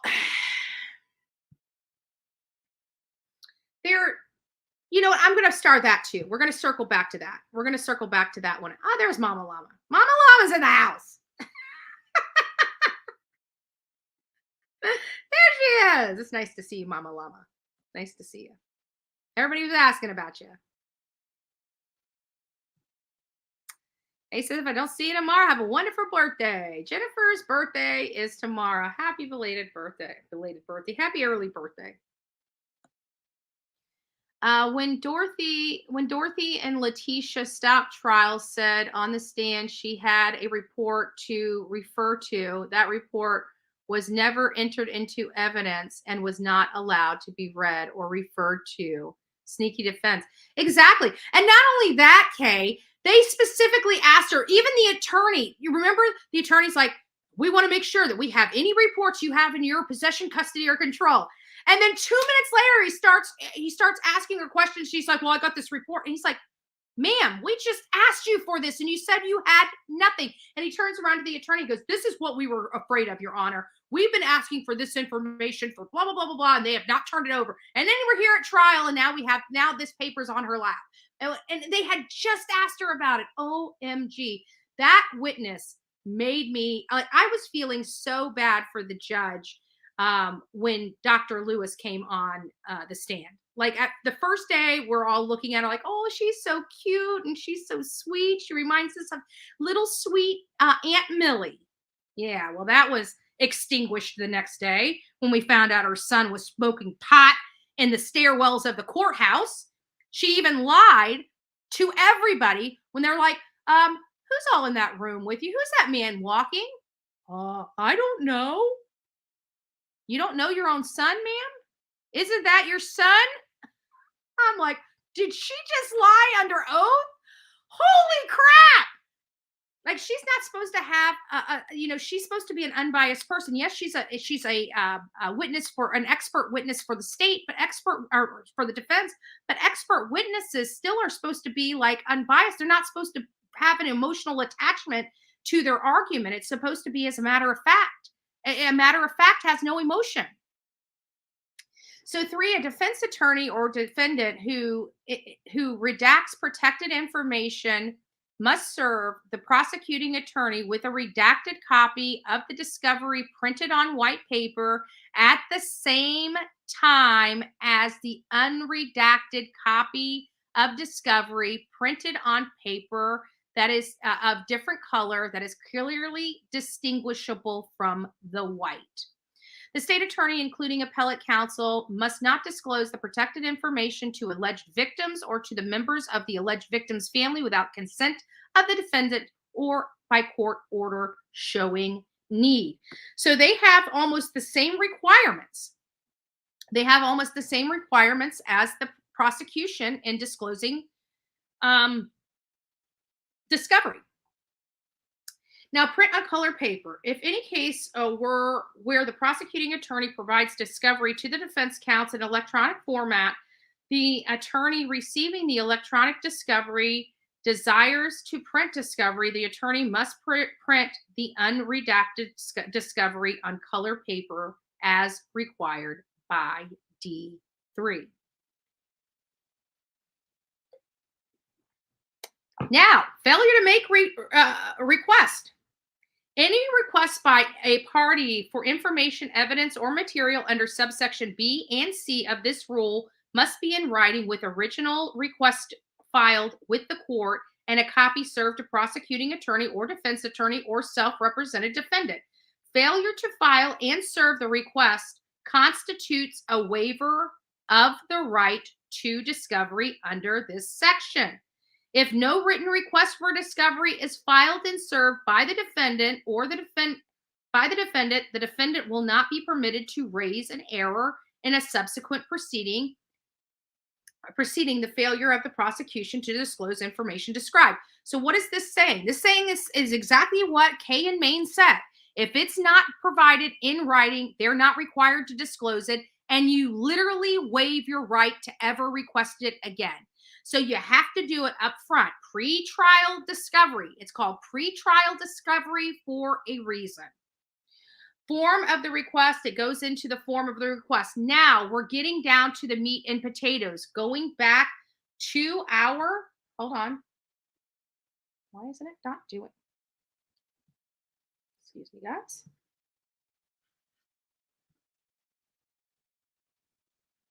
Okay, it's not doing it. Okay, there we go. Now we're going to have to shrink this so I can get the other one. There we go. So let's go back to this one. So this goes over. There we go. So this goes over. Now we're getting into where we just left off. We talked about the 51 terabytes of audio and video and digital materials. The defendant cites the CR16F as in support of its motion. So they're citing this particular code in support of its motion. So we're going to come back here. Now we're getting into this part of it, 16F, which is being cited in their motion to compel. And so 16F, response to request, failure to file a response. Response to request. The attorney or defendant to whom a request has been made, has been served, must file and serve written response within 14 days of service of the request by filing the original copy with the court and serving a copy on opposing party, which must state one or more of the following: A, that the response has already been complied with, and that the inquiring party has been furnished the information, evidence, and material listed in the request.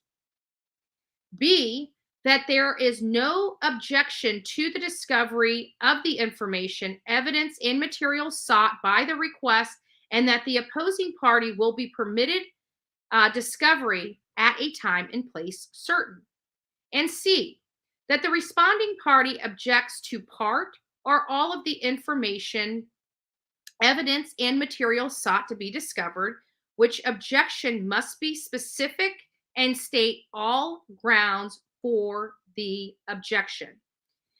So there you go. And this is when they were citing. Let's go back to what they were citing. And they are citing 16F. They're not citing any particular, and we're going to go over to 16B, 10, and K. And we've already read those. So let's go back over to 16B, because they're saying that the rule only refers to the procedures for responding to discovery. ICR 16B, 10, and K apply to the request for discovery orders. So let's go back to B. Now that we've read F, let's go back to B and K. So we're going to B10. So we're going, there's B. Now let's go down to 10.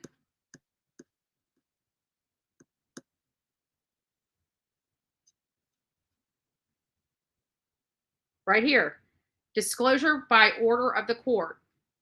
On motion of the defendant showing substantial need in preparation of the defense case for additional materials or information not otherwise covered by this rule, and that the defendant is unable without undue hardship to obtain the substantial equivalent by other means, the court may order the additional material or information to be made available to the defendant. The court may, on the request of any person affected by the order, vacate or modify order if compliance would be unreasonable or oppressive. So they can't make them go out and locate the information for the defense. They can only request what's in their possession, custody, and control. So they're bringing that up, and they're also bringing up K. And K, we only got to F. I haven't read K. K is order for discovery by the court. Order for discovery by the court, right there. So let's get back to this. Now that we read this F, let's see what else we've got here. So it says approximately 51 terabytes of audio and video media and digital materials. The defendant cites the CR16F, which we just read, which basically states that, you know, they have three ways of responding to the discovery. Obviously, ICR16F can't be in support of its motion because it's basically telling you how to respond. But they say, however, the rule only refers to the procedure for responding to discovery requests. And they're also saying the ICR 16B, 10, and K apply to this request. And if we go back to K, it's the order of discovery.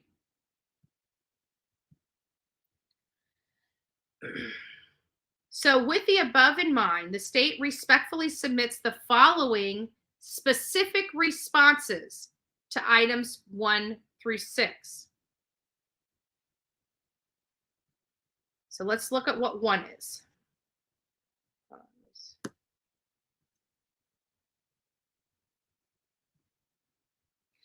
The state has disclosed all of the items it is aware of relating to the search and arrest of Brian Kohberger in Pennsylvania.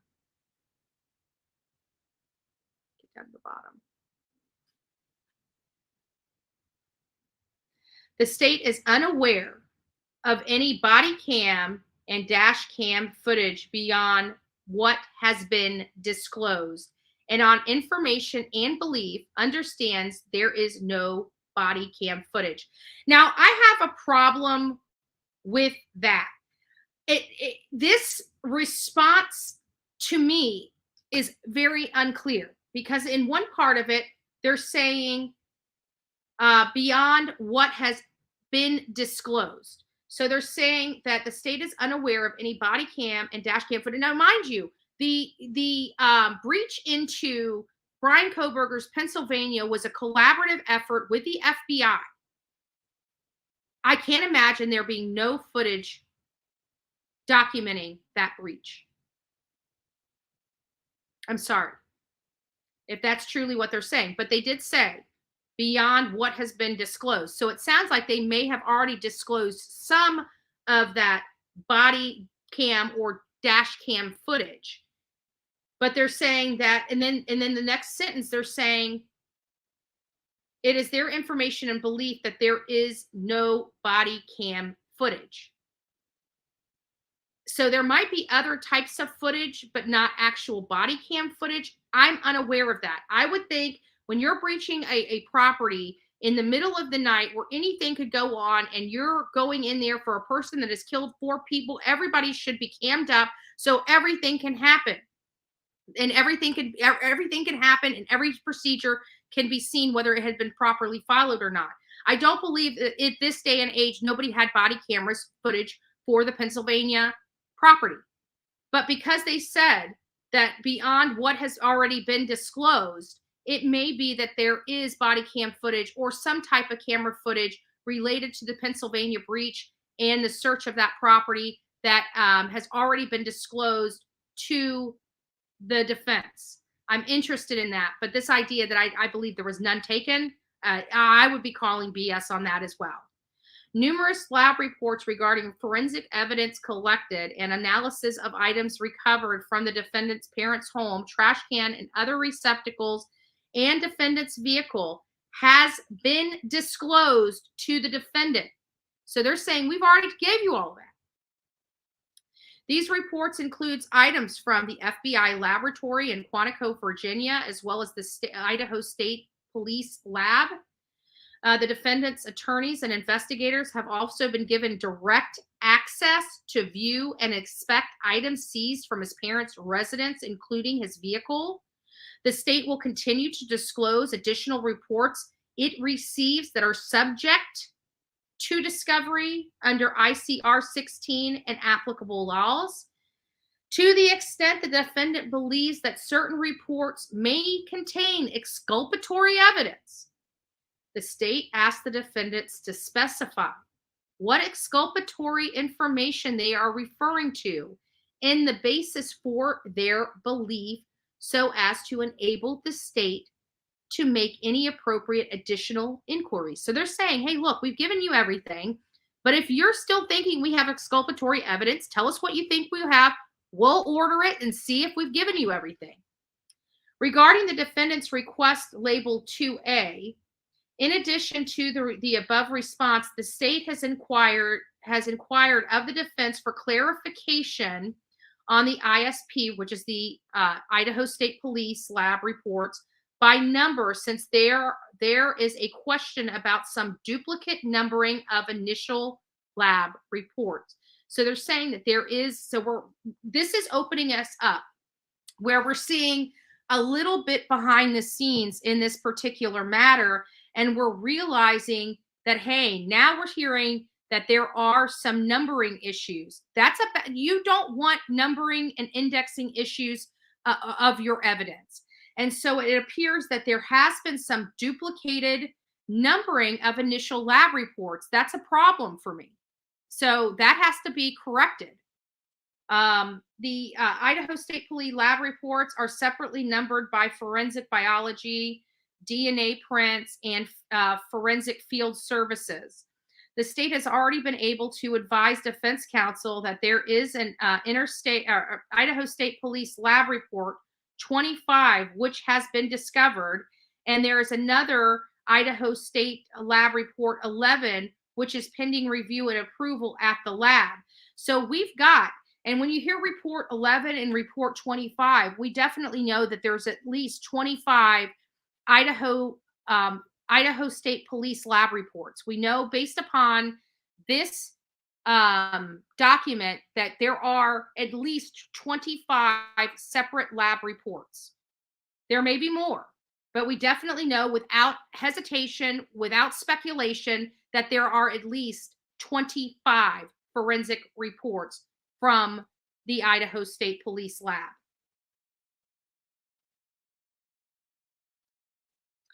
To assist the party, the state has initiated specific inquiries about the status of all ISP lab reports and will make discovery to defense as appropriate. So basically they're saying, as this information comes in, we know it's been requested. We don't have it yet in our possession, custody, and control. But once we get it in our possession, custody, and control, we will send that out to the defense.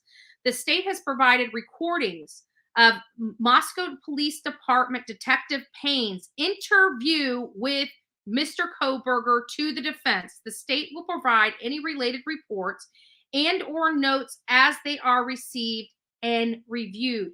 This is getting me, guys. So now, before, we didn't know whether or not Brett Payne had this interview. We assumed because of the request that he had the interview with Brian Kohberger, but we saw the report where she intervened on his behalf before he ever got back here or got back to Idaho. She intervened as his representative in the case on December 30th when he was arrested in Pennsylvania before he ever came back to Idaho.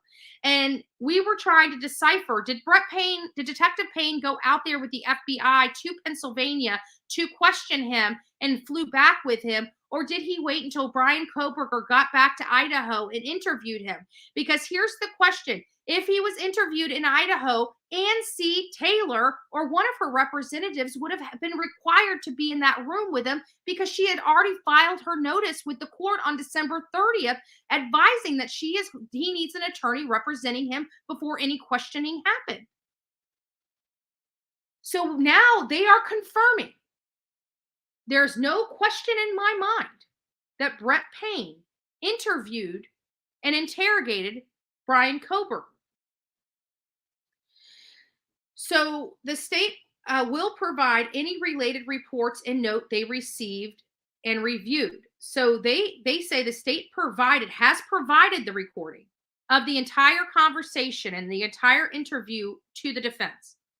The state will provide any related reports and or notes as they are received and reviewed. So they're not just going to willy-nilly just send that stuff out. They're going to say, Brett, I need all your reports and your notes related to this. I need you to send it over to me. And then they have their person, that's the state, an attorney, review it and say, okay, this is discoverable, this is discoverable, this is discoverable. So we definitely know. So we know by this new information, without a doubt, Brett Payne it was kind of elusive. We didn't know whether it happened or didn't happen. We knew it was requested, but we didn't know why it was requested because we would have assumed that Ann C. Taylor would have been in that room taking her own notes for review, but that's not the point. They want to see what the state has. So they have requested that information in writing. 4, as with item 1 above. So what was item 1? Item 1 was the state has disclosed all items. So it's related to the Pennsylvania. So let's go back here. As with item 1 above, the state has provided the defense with reports audio, video, and other recordings related to the defendant's arrest and incarceration in Pennsylvania that has been received by the state. And Pennsylvania was one of the first states that started releasing any information about this case to begin with. They ended up releasing their evidence logs. They ended up releasing, they had their rules only allowed for 30 days. As soon as that 30 days ended, Pennsylvania released all their documents on the Brian Kohberger case that they could. The state has provided copies of reports and memo referred to as request number 161. Request number 161. So we know that there is at least 161 requests to the defendant. The state is unaware of any notes, recordings, or photographs. The state respectfully submits the training records. The state respectfully submits that training records of specific officers are outside of the scope of the ICR 16, unless and to the extent that the officer will be offering expert testimony, which is disclosed under 16B10. So it sounds to me like they're wanting some private information records about the officer. And the state is saying, wait a minute. Unless the ICR only covers discoverable items, witnesses, and expert witnesses, and what is allowed to be disclosed on those. And this doesn't say anything about training records of employees of the state, of employees of the law enforcement agencies. It makes no reference of there, and therefore is outside of that scope of their request. But they go on and say the state is willing to reconsider its position upon a proffer by the defendant as to each officer under ICR 16B, showing substantial need in the preparation of the defendant's case for additional material or information not otherwise covered by this rule, and that the defendant is unable without undue hardship to obtain the substantial equivalent by other means. So they're going to say, if you want this information, you need to tell us what is so substantial about this information, and how is it going to help your case one way or the other, and is it going to provide you an undue hardship if you try to find it by other means. In the event of a showing, the state asked the court to enter such protective order as may be necessary and appropriate to protect the confidentiality of the personnel records and any other sensitive information. And I agree with that. But what I don't agree with is if this is a government employee and they have a stain on their record, unfortunately, they are our employees. They're not just the government. We are the government. The people are the government. And I would want to know disciplinary actions of my employees in my state. I do it here all the time. And, it's unfortunate, but at the end of the day, they are our employees. And we want to make sure that there's no underhanded stuff going on behind the scenes of a police department or any other government office. So I do believe that there are such things that are maybe not discoverable for a trial court, but definitely discoverable for the people, because it's the people's employees. So I'll see about if I can find a way around some of this and I'll do some. I'm already researching the law as is in the state of Idaho, so I can try to find ways around or request some things that we're not getting. Maybe if I can just word it differently or strategize differently on how to get it, then I might be able to get some stuff coming in here. In the event of such showing of fraud, we went over that. As the state has indicated in its response prior to discovery requests from the defense, the state has and will continue to provide discovery in accordance with ICR 16 and applicable laws. But that was not just it. This is not the only thing that was filed in this court on the 12th. We also have this document right here. And this particular document, let's see if I can expand it a little bit. State's response to defendant's third supplemental request for discovery. Come now, the state of Idaho by and through lay top prosecuting attorney. Defendant's third response, and we're going to read this. The state incorporates its January 23rd, 2023 state response to the request for discovery, February 21st, 2023, state's response to defendant's first supplemental request for discovery, and March 29th, 2023, state's response to defendant's second supplemental request for discovery, as if fully set forth at this point. The state has and will continue to provide discovery in accordance with ICR 16 and applicable laws. In regard to specific requests for standard lab discovery, the state has already provided the defense with everything it has received from the FBI lab. The state has also provided the defense with approximately 30 reports. So now we just increased our reports from 25 to approximately 30 reports from the Idaho State Police Lab. The state has provided the Idaho State Police Lab copy of the defendant's standard lab discovery comprised of paragraphs 1 through 10 and will supplement discovery as appropriate. The state specifically objects to the request for personnel-related information as it's outside of the scope of the ICR 16, unless and to the extent that lab personnel will be offering expert testimony, which is discoverable under ICR 16b10.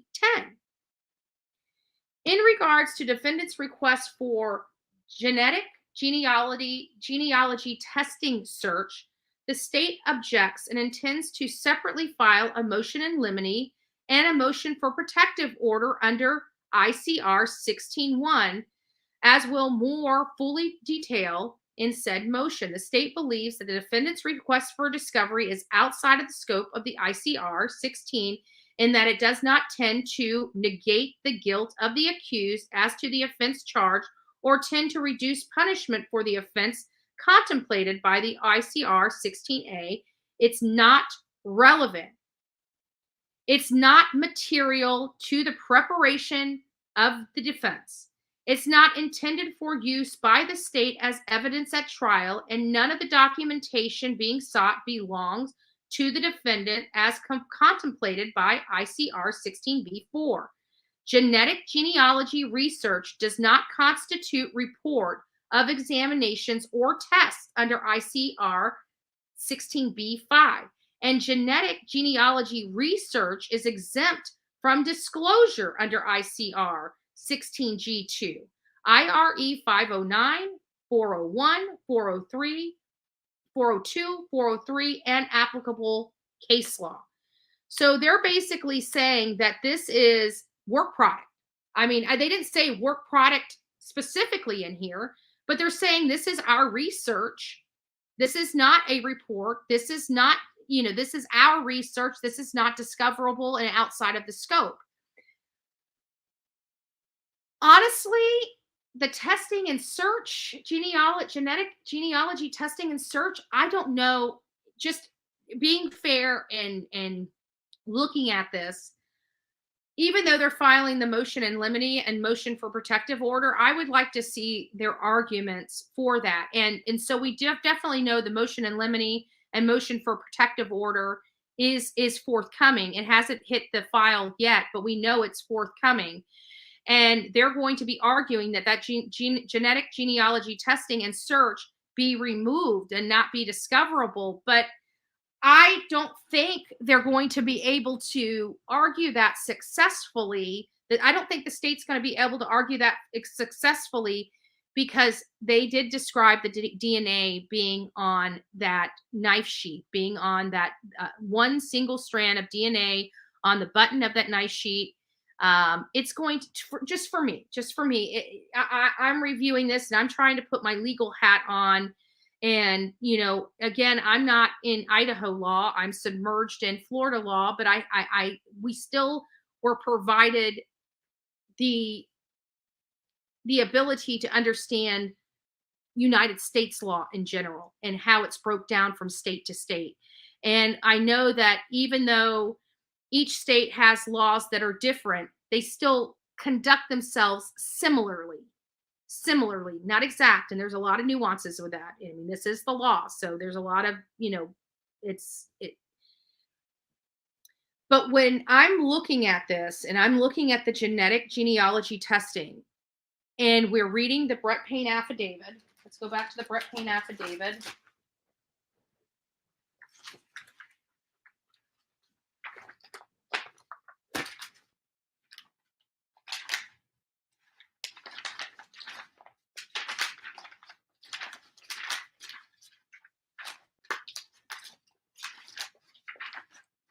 I got the Brett Payne. Oh, there it is. Is that the Brett Payne affidavit?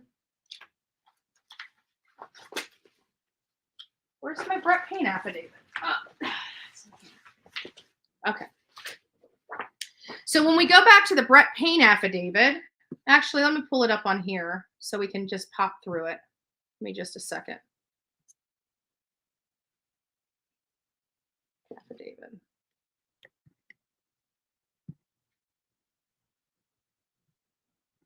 Okay.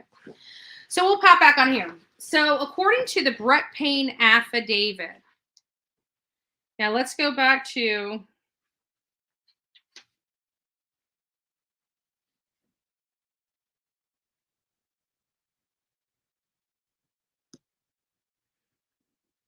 all right, I'm already on page 2. Give me just a second.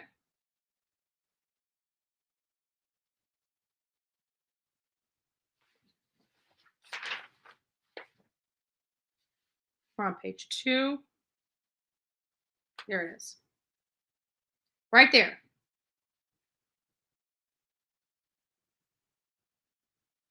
As I entered this bedroom, I could see 2 females in the single bed in the room. Both Gonzalez and Mogan were deceased with visible stab wounds. I also later noticed what appeared to be a tan leather knife sheath laying on the bed next to Mogan's right side when viewed from the door. The sheath was later processed and had K-bar, USMC, and the United Marine Corps Eagle Globe and anchor insignia stamped on the outside of it. The Idaho State Lab later located a single source of male DNA suspect profile left on the button of the knife sheath. We later learned that knife sheath, how they were able to get that to or link Brian Kohberger to that DNA was through this genetic genealogy testing. That is our understanding. That is what we understand this to be. So I don't know how they're going to remove this genealogy testing and search from this, unless it was alleged that they used this genealogy testing to find the Kohberger link. Because if you remember, I reached out to Ancestry DNA specifically and asked them if they were going to be helping law enforcement in this case, and they never wrote back. And then shortly after that, we heard about the genealogy testing. I actually wrote the chief as well. I wrote an email to the chief of police and Chief Fry and the public information officer and asked them if they were planning on using genealogy testing to help locate the suspect. And that was way early on in the case. That was back in November when that was sent to them. So the reason why I'm going through all of this explanation is because I don't know if the motion in limine and motion for protective order if it's going to survive this.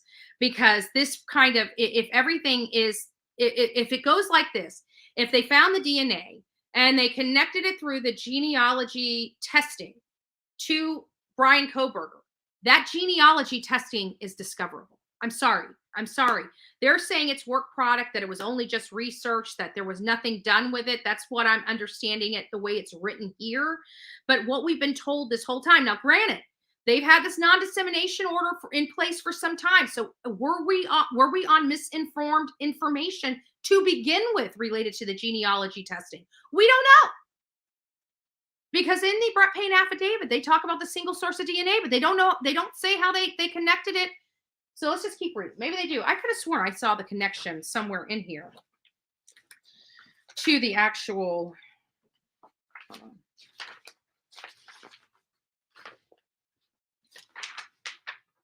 Let me see if I can find any more DNA. Let me get back to this. See if we can do like a control find DNA. Okay, here it is. On December 27th, Pennsylvania, we're just going to read everything that has DNA in it, just so we don't miss anything.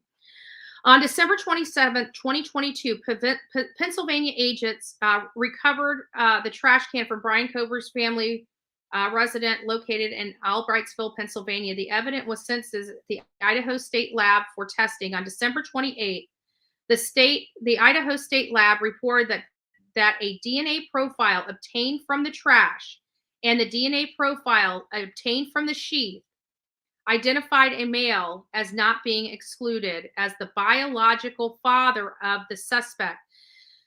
So it sounds to me, based upon this affidavit, and I think we were misinformed by other creators, and this is the first time we're discussing this DNA in link, on this channel. So, but I will say, it sounds to me like they may have spoke with or contacted genealogy information. I don't know if they sent the profile over to the genealogy. If they sent the profile over to the genealogy company and the genealogy responded back, that is discoverable in my opinion.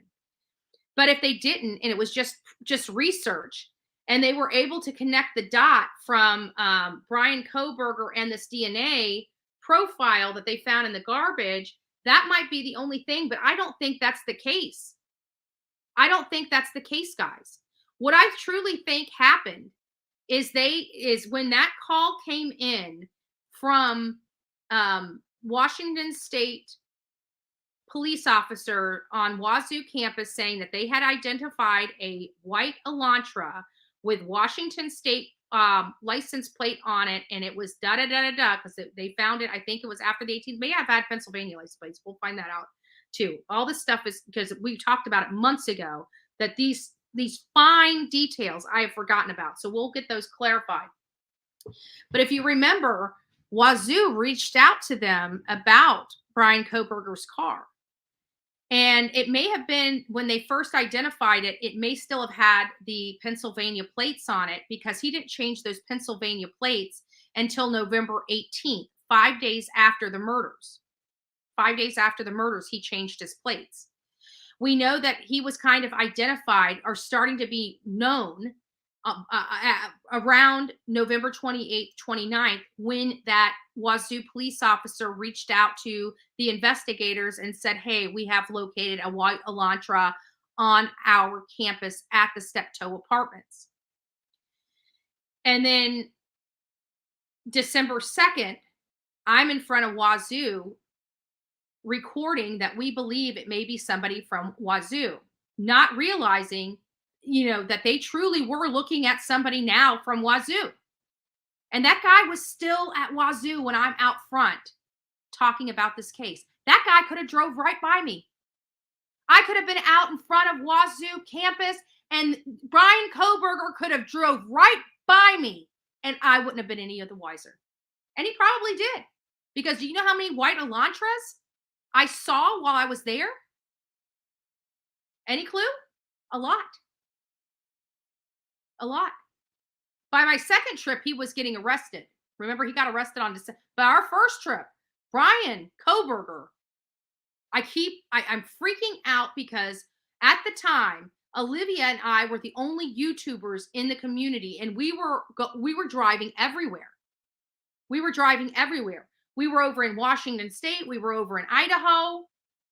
I was sitting out in front of there. They knew we were going live, and it freaks me out to think that he was watching our stuff. It freaks me out, but I believe he was. So they're saying that the DNA, they attained the connection between Brian Kohberger and his father through the trash can. But they had already identified Brian Kohberger before they made this concrete confirmation of the DNA. So I still believe that this research, in my opinion, guys, I don't know if they're going to be able to keep that genealogy stuff out of this case. I mean, I understand what the state's argument is and everything. I do understand it, but I'm looking at this affidavit, and it does seem to me personally, that this would be exculpatory evidence for their client. That this is evidence for their client, because we're all interested in finding out how they connected Brian Kohberger with this case. We know it was the DNA, and we know that there was some genealogy type of stuff going on. How did they get there? Because they had an arrest warrant before they ever arrested him in Pennsylvania. And if they collected the DNA and were able to confirm it being the biological father of Brian Kohberger as the person that had the DNA on that sheet, that was after they already had the arrest warrant. This right here, this affidavit here, was used for the arrest warrant.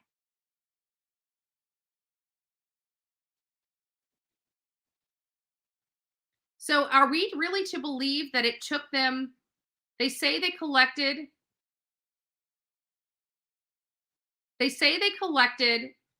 DNA on the 28th,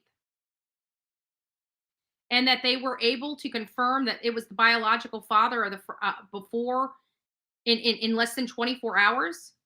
Because this is the affidavit. Let's talk about this. Actually, you know what? My light bulb just went off on my head. Like, seriously, a light bulb just went off on my head. Holy crap.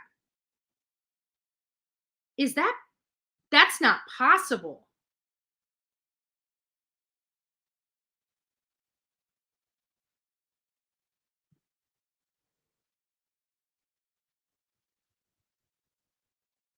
Guys?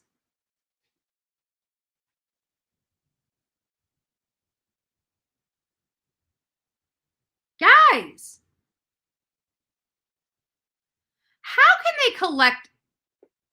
Whoa. How can they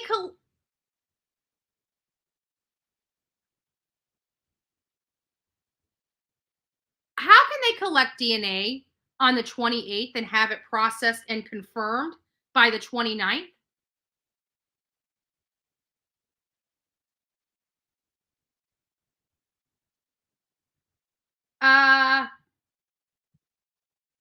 How can they, on December 27th, Pennsylvania agents recovered the trash from Kohberger's family residence located in Albrightsville, Pennsylvania. The evidence was sent to Idaho State Lab. So they picked it up from Pennsylvania, and they sent it over to Idaho State Police for testing. So they had it shipped overnight. On the 28th, they say Idaho State Lab reported the DNA profile obtained from the trash and the DNA profile on the sheath identified a male. And how were they able to get that DNA profile back so quickly?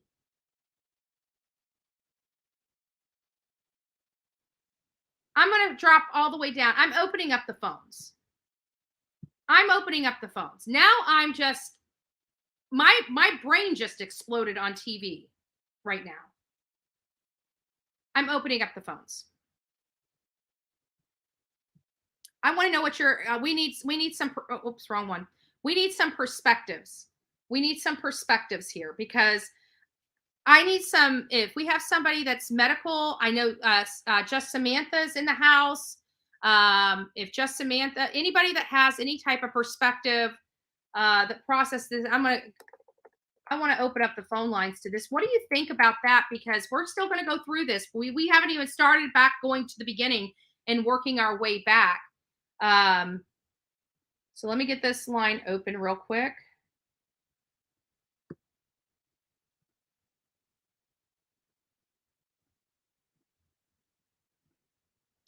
There you go. There's the call-in number for the Bullhorn Betty channel. And like I said, we deal with DNA processing all of the time on this channel. How are they able to get this back so quickly? The turnaround time. Can somebody explain that? What is your perspective? Was this a rush job? Did somebody, I don't want to say that they violated the law or anything like that. That's not where I'm going. All I'm going is we've learned long time ago it takes forever for forensics to get back.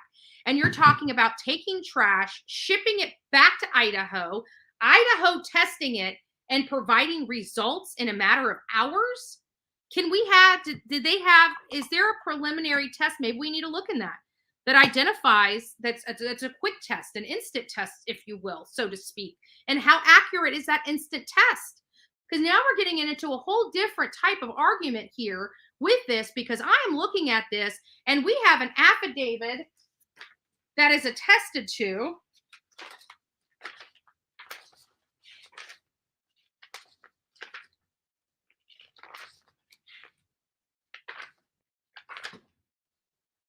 That is attested to on 12/29,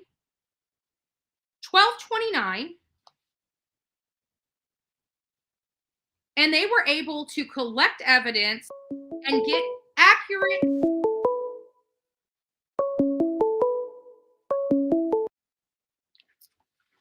Good morning, this is Betty. Hey, good morning, Miss Betty. It's Turkey Man. I have not cussed this morning, but I will promise you, while I was out there in Minnesota, I would have made you blush. I did. I seen. I said, shame on you, Miss Betty. I did. But God loves you too. Okay. Good morning, love. How are you doing? I'm doing okay. Good. I got a couple of things that come to mind. Of course, I'm not an expert on DNA because I'm still trying to understand how to use cell phones.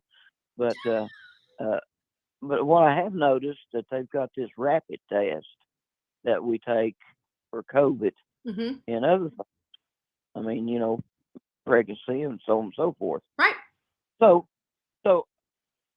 is that available? I mean, this way? That is an amazing question. I don't have the answer. You see what I'm saying? Yeah. And that's what I was thinking. Is there possible that there is some kind of rapid type of testing? Because we deal with forensics all the time, and we know the time constraints and how long it takes for us to get any kind of stuff back. And for them to be collecting this on the 27th and still have to ship it to Idaho, Idaho has to test it, report it, and then get that over to an attorney, the judge to it, from the collection to it's starting out like less than 24 hours.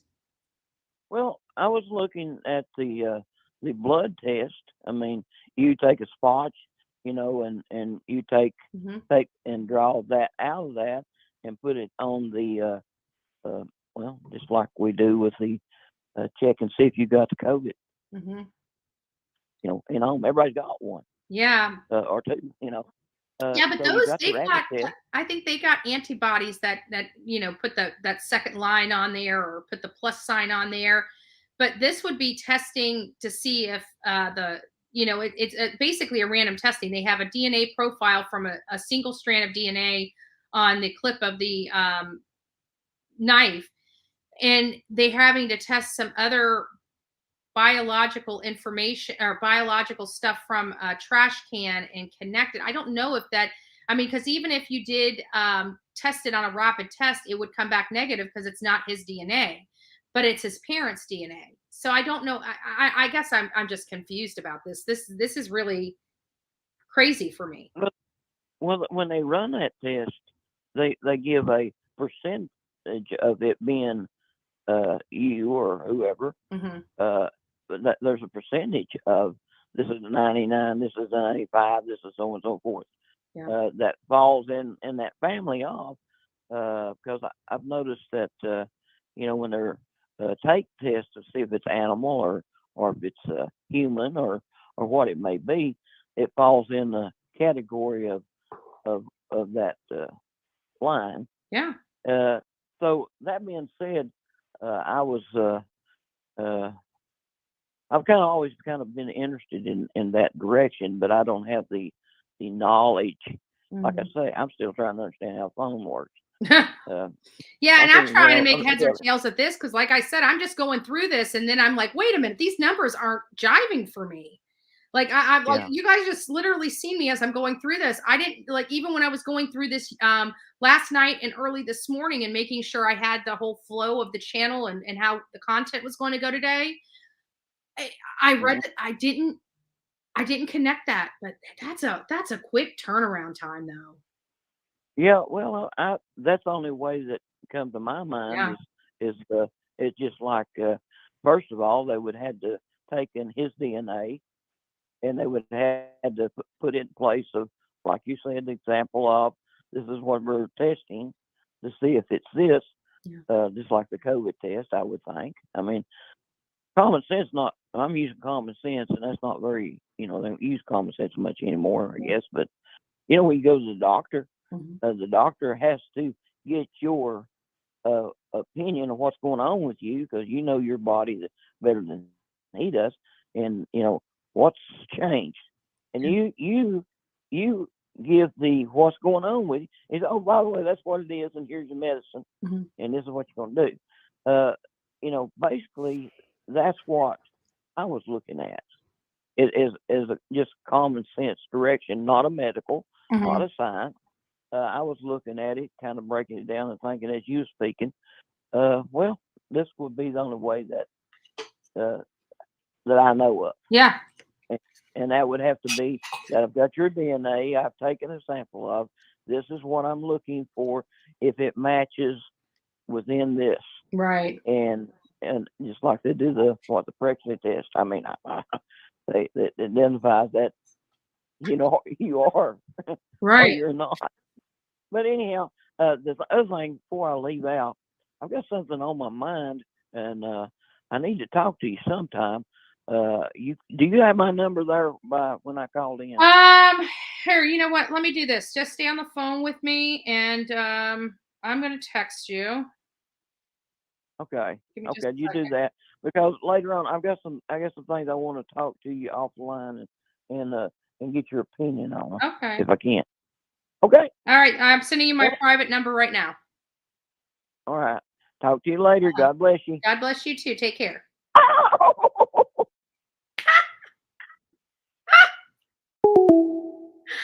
I love his laugh. I love his laugh. This is.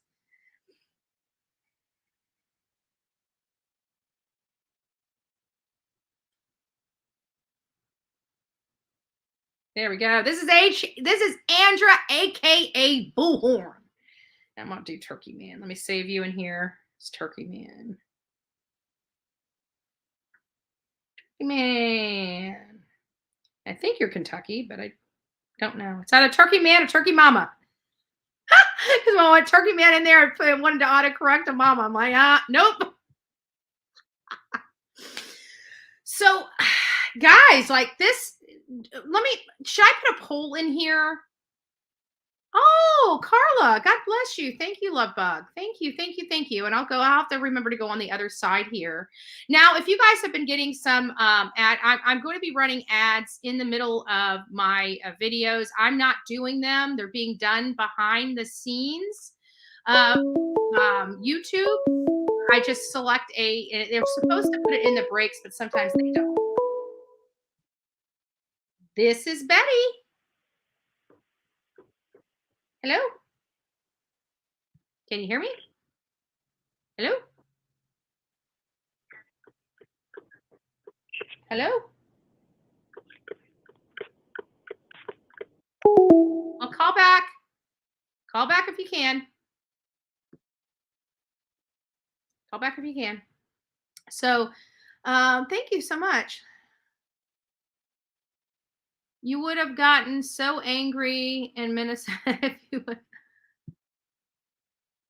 you would have reached out. I could have been your driver. Aw, I forgot you guys are in Minnesota. I am so sorry. And I remember flagging somebody saying they're from Minnesota, and I just forgot because everything was just like my whole.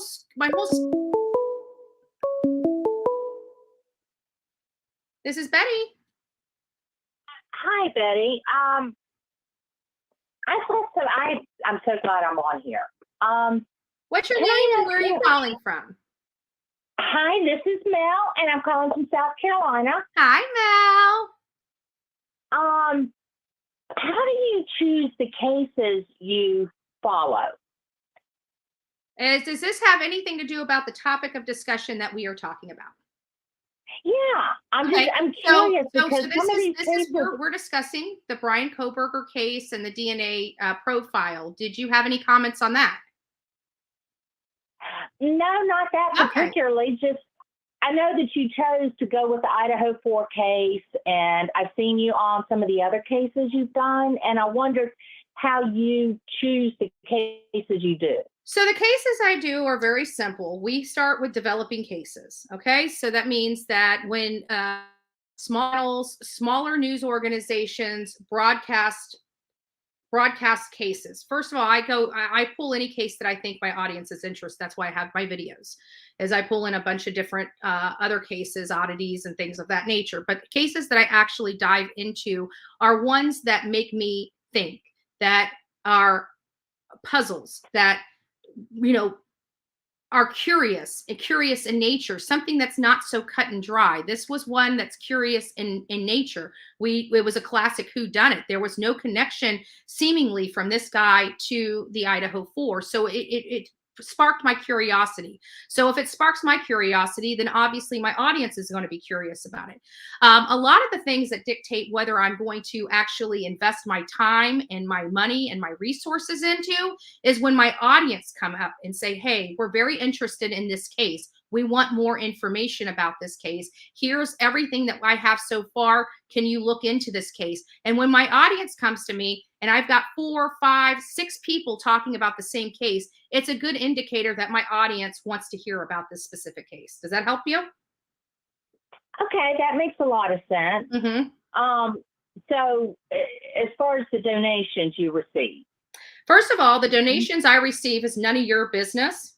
You have never donated one dime to me, and what my audience, and not only that, how much money do you make where you work and where do you work? I'm not going to give that information. So I'm the only one that's required to provide my information to you. So you won't tell me what you do. No, wait a minute. I didn't say that. Okay. I was leading into a question. I know that we don't have free speech on your channel. That's not true. Everybody talks. Rude people don't have free speech on my channel. Rude people don't. I'm not being rude. I think you're being no, time out. You are being absolutely rude. You're talking to a person you've never met before in your life and asking about personal financial information. Who do you think you are to get that information from me? You don't know me from anybody. You have no right to ask me those questions. You have no right to ask me my age, my height. You have no right asking me where I go or why I'm going. That is none of your business. And you're from South Carolina. Didn't your mama teach you any better? Actually, my mother did. And the private schools I attended taught me a lot of grace and respect. Oh, well, you're showing it now when you call a perfect stranger and ask them personal financial information that you have no right to even ask. And I find that offensive. I find that rude. I find that petty. I find it as a wedge issue. And I think you are here to stir up problems. And I just want to know why you did not allow me to finish my question. You do not have any right to know anything. If you're not donating that money, I owe you nothing. The people that donate my money to me, I talk to on a daily basis. I have funds that come in for political reasons, YouTube reasons, all kinds of reasons. My business, my finances is none of your business, ma'am. No, but now you put it out there. No. I'm just asking a question. Then you know what you do? If you would like to know where my money is going, then donate to it. and I will start informing you where the money is going. Just like I do I need to everybody pay else. for information. If you don't like how this channel is up and running, you are not required to be here. You're making a conscious choice to be here and act like an insane lunatic. That's your choice. I think that's a little disgraceful on your part to call me that. No, it's disgraceful for you thinking you can call my channel and derail the conversation on my channel for your petty BS. I think you are a disgusting individual. I think you need to go back where you came from and go back. So you did not allow me to finish my question I don't want about you the to finish donation. the question because you are not discussing what we're on here to discuss. And I've already taken Again, up the 5 free minutes of speech my is audience not time. allowed on your channel. Let me make it clear to you. Why don't you go on my channel and let me show you how welcome you are on here. Why don't you go in here and say hi so I can block you? Don't ever call this channel back, and I'm blocking this number.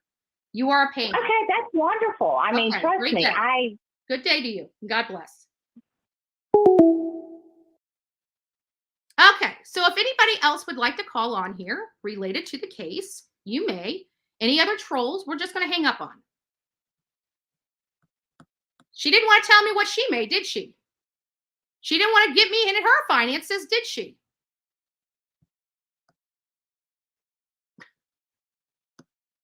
So anybody that wants to talk about the DNA, please call in and talk about it. This is Bullhorn. Hey, Betty, it's Troll. Mab, how are you? Mab. I know, that's what I said. Mab, how are you doing, love? I'm doing good. I love that last caller. You took a tour. Yeah. Well, hey, what do you make and where do you work? She didn't. Oh, well, What? I'm not answering. Okay. Well, that's kind of funny. What is your, I mean, yeah. Where does your money go? What is the, my money goes where let me tell you guys this. What's My your money bank goes account wherever number? I think it goes. If I need to go somewhere and I have $1,000 in my account, I don't care where that $1,000 came from. I'm going where I need to go. If they don't like it, it's not their problem. They're not donating. Mm-hmm. Let me ask you, you donated to this channel. Do you feel I'm squandering your money? Nope, I just did a super chat. Well, there you go. And I'm proud of it. Thank you. God bless you. And I missed your super chat because I haven't even pulled it up. I'm so far behind. I'm so far behind. You were going at it on that girl. I'm still before 8:00 a.m. I just popped out and found her. So anyways, you know what? You're an analytical person.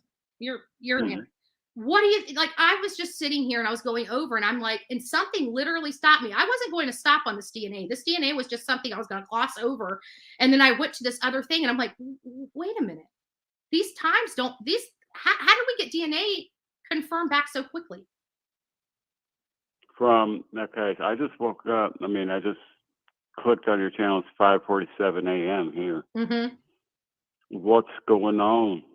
Oh, so you don't even know. So I was going through the Brian Kohberger case because we have 2 new responses back from the state's response to the motion for discovery, which kind of gives us a little insight on what's been provided and some additional information that we can kind of, speculate on or whatnot.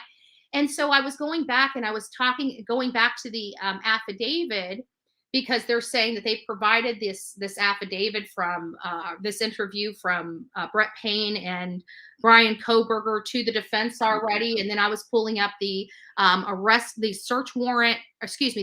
record or the arrest warrant and the Brett Payne affidavit. And when we were starting to look at the numbers, they said they were in Pennsylvania. They collected the trash on December 27th. They had to ship it all the way back to the Idaho State Lab, and the state lab confirmed on the 28th, less than 24 hours later, that the DNA was connected to his father with a 99% accuracy. And that's quick.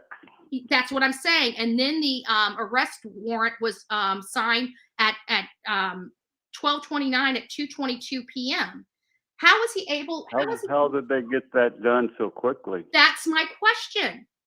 And so that's what sparked this whole entire conversation of the DNA about that raises some red flags for me.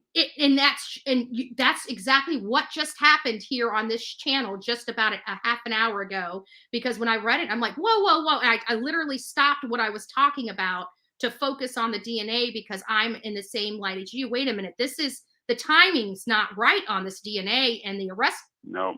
The arrest warrant.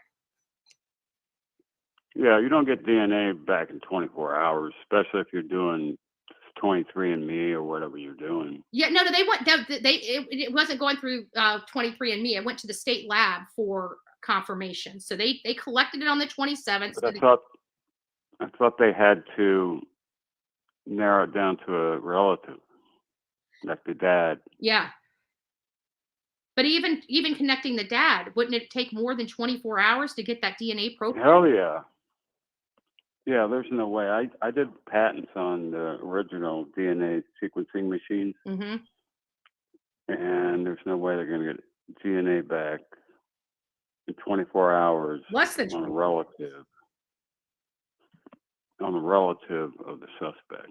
I wouldn't believe unless they got some Superman or woman at the DNA place that's. But even that, I mean, just the process alone, just the extraction, just to pull the DNA out of the material, it takes hours. And replicate the DNA. Yeah, and then you got to amplify it. That takes hours. And plus shipping from Pennsylvania to Idaho. Hours. So yeah, that doesn't line up at all. Yeah. So I'm just like, literally hours. And so it's like I don't quite looking at the 27th, 28th, and boom, 29th, and they're out arresting him on wee hours of the morning on the 30th. But in the affidavit under oath by Brett Payne, he says that it was collected on the 27th, it was shipped to them, and it was processed and confirmed on the 28th. I believe that the DNA from the knife sheath probably had something to do with that because they probably already narrowed it down to the family. They could have. That's very good. But then it comes back to Brian wasn't in the system, and somebody did some DNA in that family, and one of those 23andMe whatever. And I agree with that. And that was what brought the whole conversation up, Mab, because in the report, the last state's response, the state's response to the motion for discovery, they're saying that in regards to the defense's request for generic genealogy testing and search, the state objects and intends to separately file a motion in limine and motion for protective order for that genealogy testing. And I'm saying if that's the nexus that got them from, Brian Koberger to his dad, that genetic genealogy, they're going to be required to turn that over to the defense. Oh, yeah. Everything they have to turn over. I heard that some of the stuff from Pennsylvania didn't get into discovery yet, Mm-hmm. or they had some issues with that, with the interview. Mm-hmm. Yeah, so there's just some weird things going on with that DNA testing that I just, I just don't.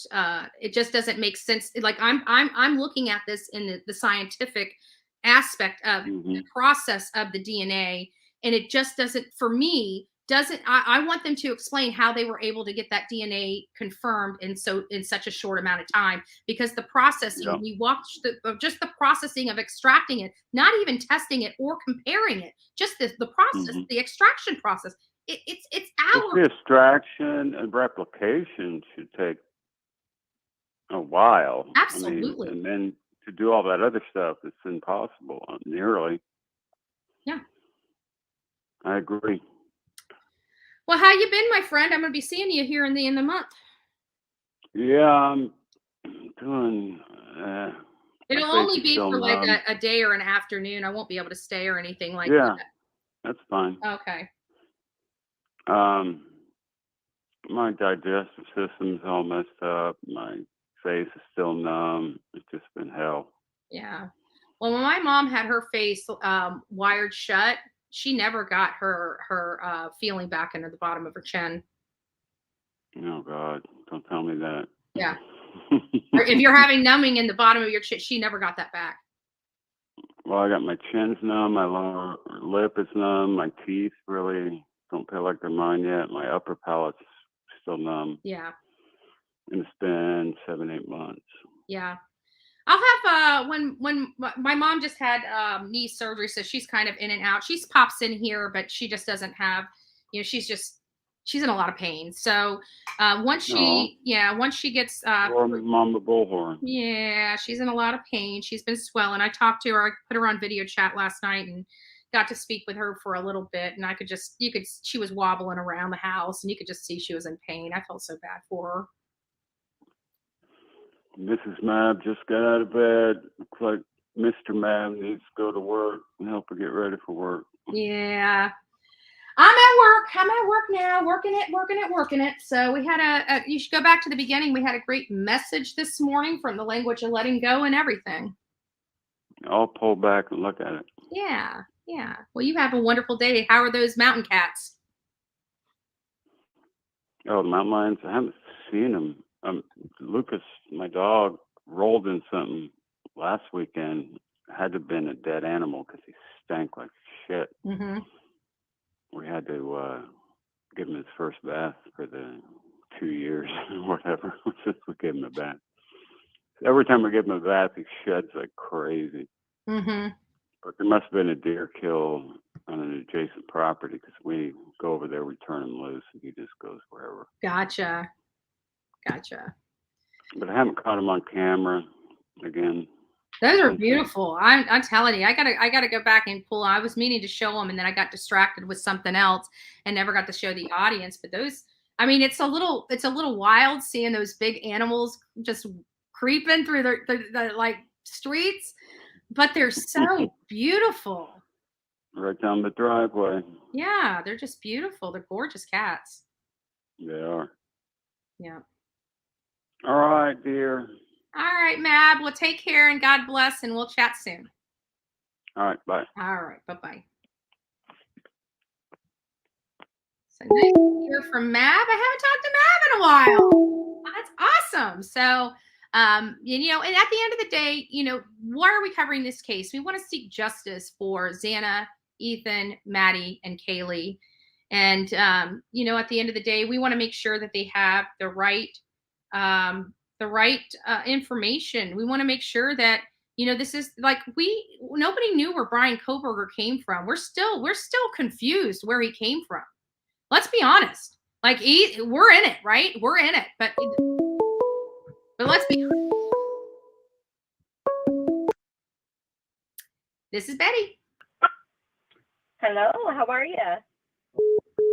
May I ask who's calling and where are you calling from? This is Jen. It's Jennifer. Can you hear me? Yeah. Hold on. Sorry. Yeah, I can hear you. Go ahead, Jen. Oh, okay. No, I don't have I don't have a lot of time. I'm at work right now, but I just wanted to call in to say hi to everybody. Well, hello. Hello. I was like confused at first because I didn't we talk on the phone. We talk on the phone quite a bit and chat through Messenger. And I'm like, I recognize this number, but who is this? And then they said Jen. I'm like, is this the real Jen? Is it not the real Jen?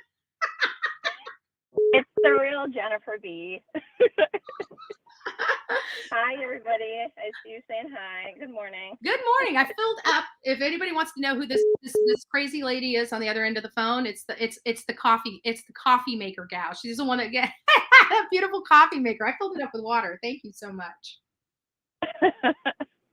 Yeah, we already got hate comments on that, but I knew they were coming, so I was prepared. It's funny, isn't it funny that haters are mad at you for spending your own money that you work for? I know. I was like, what is it to them to know? And like, they went so far as to Google the amount, which wasn't even correct. So now I don't understand. Trust me. It's so funny. I hear them talk and it's like, they don't even realize how much I laugh behind the scenes because I'm like, oh my God, you have got to, like, these people are the stupidest people I have ever met in my life. They literally just flip a coin to find out what lie they're going to come up with next. And I'm like, these people, and people they actually think that these people know me. Like, people are like, really? She did that? And I'm like, you realize they made this stuff up, right? Like I'm home. Nobody's here with me. Like, if I picked my nose right now, nobody would literally know unless I did it online. Like, the only thing that they got about me is what they've made up in their mind. They don't hang out with me. They don't know me. They don't call me. They don't talk to me. Everything they say about me is a lie. That's because they have no life and they're obsessed. What do you think about the DNA, Jennifer? They're jealous. Yeah, I know. What's that? I said, what do you think about this DNA? Seems odd. I wasn't really listening to that part because I was driving and I was having car problems. So I was listening here and there, but I didn't hear everything. Car okay? I don't know. It's making like noises that it kind of sounds like a plane taking off. Oh, not sounds spirit, like you have not spirit, but if it sounds like a little bit of like a lawnmower, then it's probably it's either a spark plug or a ignition coil. If it seems like it's revving higher than normal but not really going, you probably got an airflow issue potentially. Maybe something came off. I remember one time they forgot to put this hose back on, and my car would literally, when I took my foot off the brake, it would almost like woof. Like, I'm like, holy crap. So I know how to race car drivers do it now. And this car's new too. I just got it like 2 years ago. So yeah, I don't know. It's probably something stupid. It's probably just like What's that? I said it's probably something stupid like a spark plug. Yeah, it probably is. Hopefully. Yeah. That's all it is. Or a little sensor. My car didn't go one time, and it was literally a $13 sensor that took me 20 seconds to put on. Oh, wow. I'll have to get it checked out then. Hopefully that's all it is. But no, that caller that called in before asking about your finances, I don't understand these people. Like, what is it to them? It doesn't make any sense. Because they honestly believe that my audience doesn't know what they're supporting. Like, they think you guys just have blindfolds on and it's just the most insane. All it is just to point the finger. Every single person, every single monetized account out there is getting super chats, super stickers. And I bet you right now, if I said, I got to pay my electric bill. I don't. My electric's paid, by the way. But I have to pay my electric bill. Can somebody help me? I guarantee there was somebody in this chat. Now, I'm being as transparent as possible. This is my electric bill, and I can't pay it, and I need help paying my electric bill. And I tell people in this chat, guess what they would do? They would send money to help me pay for my electric bill. And that's their choice. And if they choose to do that, that's for them. But it's not grifting or anything like that. How can you grift when you're being as transparent as we are? You guys see me traveling. You give these over here on these other channels. Where's their money going at the end of the day? You see no new equipment, no cameras, you don't even see their face. They have crap research. They don't go anywhere. At least you know my money is being spent on travel. And no matter where I go, whether it's for a rally or not, we are going to be covering a true crime case. Exactly. You keep us updated. We know what you're doing, and you're doing a great job of that. Thank so, that's really all that counts. Because, these other channels are just getting donations for just being full of drama, because that's all they're doing. Drama. Right. We want to support you to beat up Bullhorn Betty Moore. Ooh. Like, it's done anything for you guys. It makes you look idiotic. And what have we done? And they're like, oh, your numbers are dropping. Yeah, because a few cockroaches, a few trolls chose not to. They're going to come back. I'm Bullhorn Betty. They always come back. You can't get rid of these types. They're like German cockroaches. No matter how much you extinguish them, they keep coming back. They just keep on crawling back. Oh boy. There's not a good enough raid. Even Dolly raid ain't working on them anymore. I'll have to get you some read. All right, guys. Oh, Jennifer, you have a great day. How's your foot doing? It's doing good. I started physical therapy, so it's starting to help a little bit. Oh, good. Mom said her physical therapist is beating her up. She said she went yesterday, and she said when she left, she was ready to cry. Yeah. Well, they do work you hard, but yeah, it's all for a good reason. Yeah, but they don't want the scar tissue because I got scar tissue in my neck, and that has caused me, and it's because I didn't do all my physical therapy that I was supposed to do when I had my neck surgery. And it causes me problems. It causes me problems with sitting, standing. Just it does, and it's a pain. And I've got to constantly. I don't take ibuprofen every single day, but I got to have it next to me every single day because I never know when I need it. Right, exactly. So. All righty. Well, it was nice to talk. Yeah, absolutely. And I'll just call me later. Okay. All right, honey. Talk to you guys. soon. Love you. I love you too. Bye-bye. All right, bye. Honestly, I've donated a good bit on donations to Betty over the last 6 months. If she wants to spend it on Manny Petty, a bottle of wine, I would be proud of her. We donate to help her. Thank you guys. Yes. So I mean, these people they're idiots. But you know what? You put it back in. It's funny to me because you throw it back into their lap when they come over here. You turn it around on them. Well, then show me yours. I'm not doing that. Okay. This is Betty. Hi, Betty.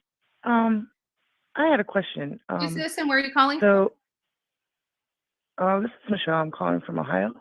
Okay. Okay, Brian Koberger. Mm-hmm. He worked at the university, right?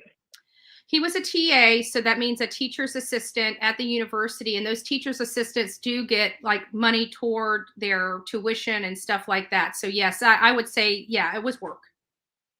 Do they take his DNA?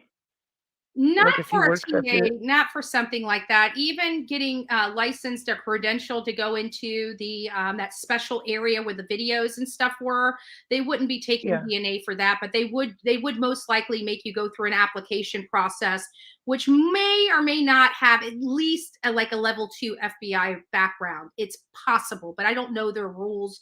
That's just speculative. I'm speculating on that.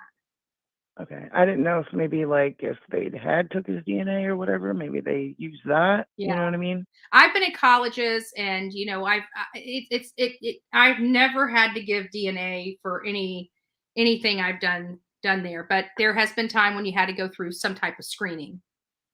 Okay. Cause I didn't know, like, cause he worked there, he worked for they may have DNA in his office. I mean, I'm sure when they processed his office, it's not like they don't have his DNA. Right. Right. Because they processed his office and his apartment at the same time.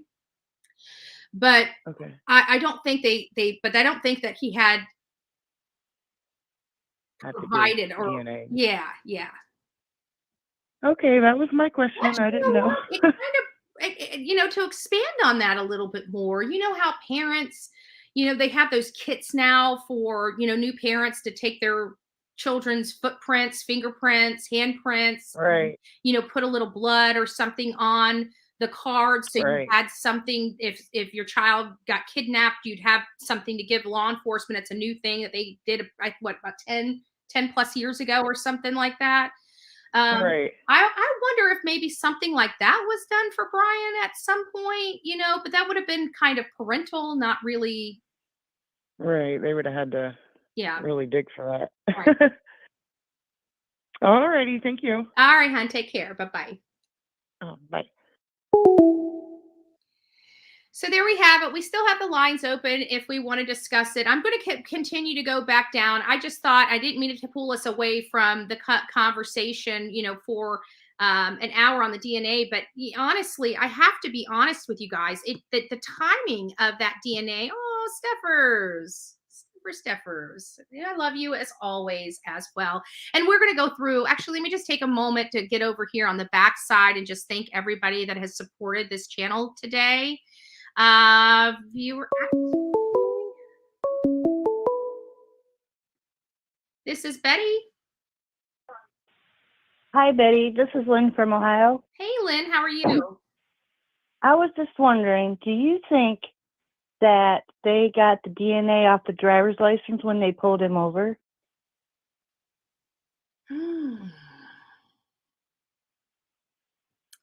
Interesting. Because they could have got the fingerprints or something off of that. Because he was pulled over with like twice within 9 minutes. It was right. It was a little, and I had to think that he had to have had some internal, but could they may have gotten, because they did take his license and go back to the car for at least a little bit of time. I'm wondering, maybe they did, maybe he did, but I don't know if it would have been DNA. But he could have had a swab in there and just swabbed the driver's license. He could have also taken, but we haven't had, I don't know if he can just do that without a search warrant to collect that, though. But golly, I mean, it was just a thought. But golly, that, you know what, you are, because they did pull him over in that 9 minutes. Did they do some covert stuff? Because if the Indiana State Police, they would have been working with the FBI as opposed to Moscow. And would the FBI have more liberation to do stuff like that without a search warrant? And I would think that they do. I would think that once the officer pulled you over, you're in his control. And if he took your driver's license, I don't think there's any procedures that would prevent him from taking a Q-tip and doing that. Right. But the whole pullover twice in 9 minutes thing it does bother me. I know there was something covert going on there that we don't know about yet. And I don't know what the purpose of it was, but I'm sure it's going to come to light sooner or later. But you're right. They could have done some stuff like that. They definitely have. Okay, well, I just had that thought. Yeah, well, great. That's a great perspective that I never thought about. But yeah, you're right. There is a possibility of that because, but I'm curious if they did. But there was definitely something covertly going on with them pulling over twice in 9 minutes. Yeah. And that's never been brought to light either. They never told us whether or not. We heard through the grapevines that was set off by the FBI, but we never confirmed it. Yeah. Interesting. Okay, well, I just want to throw that out there, and I love you, and keep doing what you're doing. Thank you, love. Talk to you soon. All right. Thank you. Bye-bye. Bye. So some great perspective. Yeah, it is possible. In all fairness, you're right. It absolutely is possible. So let's just go ahead and just take a few moments to thank our sponsors for today. Truthful Soul was a 2-month member, and she said, hooray, 2 months. Awesome work, Betty. Thanks. Amy Hansen, $10. Blessings to you, BHB. Peace, I love you. My peace I give into you. Let not your heart be troubled, neither let it be afraid. John 14:27. May God keep you safe, faith, love, and hope. Again, Amy, thank you. That was a very precious message to me, and I do appreciate that. Sepsis Kills, 5 gifted Bullhorn Betty memberships. God bless you, Sepsis, for that. Debbie says, what became a new member? Miss Potty Mouth became, and she's been a new member. She's not a new member. She reconfirmed her membership to the Bullhorn Betty channel and did the honorary 6-month. Wow, 6-month member today. Happy half birthday to Miss Potty Mouth. Miss Lee, can someone please drop the link for the camera? The camera link. I think somebody did drop it. I didn't know. I just saw that. Oh, Snow. Oh my gosh. I didn't see you there. Good morning, Snow. And she dropped $5 for the camera fund. Well, thank you. Love you. That's awesome. And Stacy, I missed yours as well. So that was like hours ago. So Stacy, thank you. God bless you for your donation. And Carla, as always, thanks for being you. And thank you for being you as well. Mab, I found yours. Go, Betty. LOL. Thank you, Mab. Cranky Pants used her membership to let us know we have Roach Alert. Shannon Perez, this is why I love this channel. Go, Betty. Thank you, Sharon. Or Sharon. I keep calling you Sharon. Shannon. Lord have mercy. Shannon, I apologize about that. Cummy B, love you. Thanks for your hard work on all these cases. You're welcome. Kelly L gives me a heart. Steffers, good morning. Coffee beans, BHB, beautiful as always. Thank you. Emma M, 7-month member. Holy cow. 7 months with the best coffee crew. Thank you so more. Need more pink in the hair, Robin says. Okay, thanks. Yes, I was talking. It was funny because Jennifer was saying the same thing last night. And I was telling her, I said, this was like not permanent. It was a lot of money for non-permanent hair color. But I like the photo that you sent me, Robin, where it's that champagne pink. And that is a permanent hair color as opposed to what she put in. I don't think the lady understood what I was going for. And she got the wrong stuff because I talked to her the day before and told her I wanted the light pink. So she got the light pink, but I don't think she realized I wanted it a permanent light pink, not something that washed out. And so I take hot showers. So that was the problem, is she told me I need to take cold showers. You're not getting Bullhorn Betty in a cold shower. If I want to be in cold water, I'll go to a pool or to a beach. But in my shower, I like hot showers. I am a hot shower person. It could be 1,000 degrees outside. I can be burnt to a crisp and still want to come home and have a hot shower. Don't ask me. It's just, that's just my body. It's just the way I am. I don't like cold showers. I just don't like them. And then Nani McPoppins, but I'm thinking about buying the actual color I want and having her do it the next time I go. Nani, sending loves and hugs and blessings to you all. Absolutely love this channel and all you do. Thank you, Hellcat, 10-month membership. Absolutely. Thank you, guys. I cannot believe I keep forgetting you've been here that long, Hellcat. Jeez, I remember working on Michael Monkey Vaughn. That poor boy still hasn't been found. My heart breaks and bleeds for his family. It really does. I don't know what day that comes across. There's a few cases that every single day just come across my mind. And Michael Monkey Vaughn is one of those cases, along with Summer Wells. Those are the cases that the unsolved that just come to my mind. I think for whatever reason, Michael Monkey Vaughn's a lot closer and a lot further along than Summer Wells, but I could be wrong. I know now that Hawkins is waiting for the time to run out so they can classify Summer Wells as deceased so they can move forward with the case. And that's what's holding this case up right now. For those that don't know, related to the Summer Wells case, is they're waiting for the time limit to expire. They have some kind of internal clock when everything gets exhausted. They have, stuff that lets them know at what time they can classify somebody as deceased. And quite frankly, she hasn't been classified as deceased. And until she's deceased, they have no murder investigation, unfortunately. And that's where we're at. That's where we're at. It's being treated as a homicide investigation. It's just not a homicide investigation. They're at a standstill until Summer Wells is labeled as deceased. This is it. This is where we're at. So for all my Summer Wells, Team Summer, my Summer Wells Army out there, I haven't forgotten about the case. I'm just not going to keep regurgitating the same, just like the Idaho 4. Everybody was so upset that I just kind of just stepped away because I was so sick of regurgitating the same crap, and not only that, people were starting to go into rabbit holes with the speculation. I'm not going there. I met the Gonzalez family. My heart bleeds for them. I'm not going to make this more of a difficult process than it already is. I mean, at the end of the day, their child is dead, and saying that, it could be the guy down the block. Listen, the person in jail right now is Brian Koberger, not the guy down the block, not the guy down the block that has the white Elantra. Okay, clearly that white Elantra wasn't seen gallivanting around in the middle of the night on the night that these murders happened. But you know whose was? Brian Koberger. What the heck was he even in that area for?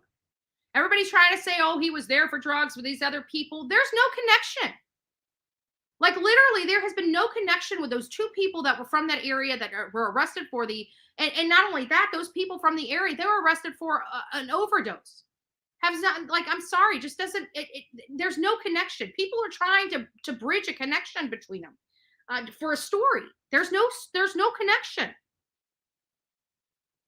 Did you talk to, what did you say? Betty, did you talk to Jerome Vander Sloot being exonerated? Did you talk about, Jordan Vander Sloot being extradited, face extradition? Yes, I did. I saw that coming out, and I did make a video. I decided to stand down on that video because I was trying to pack and everything else, but I did look at that and I did see it. So for those people that don't realize, Jordan Vander Sloot is actually going to be extradited to the United States from Peru. Now, this is a man that was last seen with Natalie Holloway in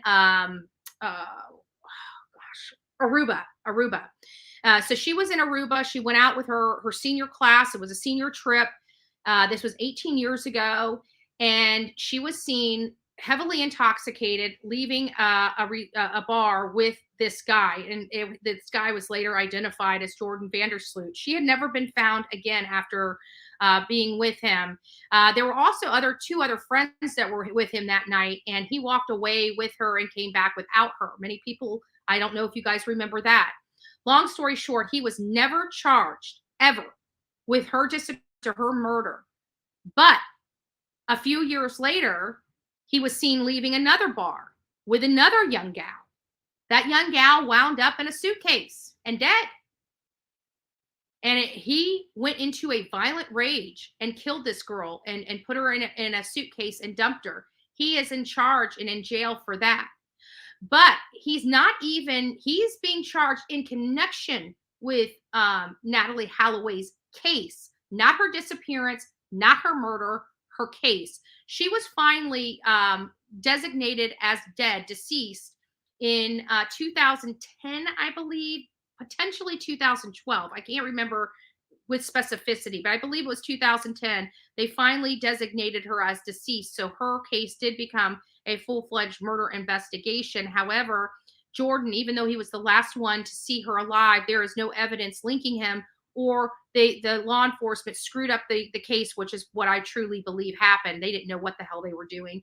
And they screwed up this case so horribly bad that it prevented Natalie Holloway's family from ever seeking justice. But the United States stepped up to the place. And the bottom line is Jordan tried to extort that family for money. And that's what he's being extradited here to the United States for. Extortion is a horrible crime. And while there is quite a bit of time associated with that charge, if he's convicted, it's not going to be enough. It will never, ever be enough. And he's serving out a very long sentence in Peru for the young lady that he murdered. And I truly believe there's more women out there that were murdered by this kid. And he was a good-looking kid. And I truly believe there's a lot more than these two girls. You don't just meet a woman and she just disappear, and then you meet another woman and she's found in a suitcase. This guy has been doing this for a while. There's more bodies, and you're talking about several different continents too. So I think if people looked into Jordan Vander Sloot a little more, they're going to find a lot more people in his wake. I would go as far as to say that he is a serial killer at this moment. He is a serial killer that targets women. And he needs to be locked away forever. This guy, his face, I'm telling you, his looks would be something that many of you women out here would want to date. And he's a murderer.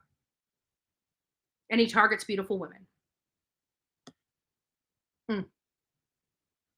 So let's kind of get redirected back over to the Bryan Kohberger case. We're coming up on 3 hours right now. I'm trying to decide if I should put some of this stuff out for this afternoon. My lips are peeling. Look at that. I got a crack there.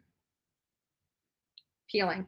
All right, I'm going to go ahead and shut the phone lines down. We're going to go ahead and start moving on to a different topic. I want to go back to some of these press releases that we were seeing that came out into this in this case and just follow them, because at the end of the day, we watch this case. A lot of the responsible creators like myself used the press conferences as the start of the conversation. We used the press conferences as a start of the conversation. And we always started with facts on this channel. Always started with facts, but because of the lacking of facts, we did speculate on the facts that were provided to us by law enforcement. Right? And so it took us down this winding road of information and searching and sleuthing and literally taking 2 trips out there to try to help, to try to locate a white Elantra on our second trip with little to no information. And while law enforcement was doing their investigation and they were challenged, he will be extradited to Birmingham and stay in prison. Birmingham, Alabama, baby. You know what? We'll be there. That's close enough for the Bullhorn Betty channel to be there, guys. We can absolutely, and this is a historic event for me because Natalie Holloway disappeared when I was still in school. It was very scary to hear her story. Actually, it was one of the reasons why I never really aspired to travel outside of the country. It really was. No, they never found her body, Lisa. She's never been able to be put to rest. She's out there somewhere. And I believe it's that area that he was at. I think he buried her there. I think he buried her.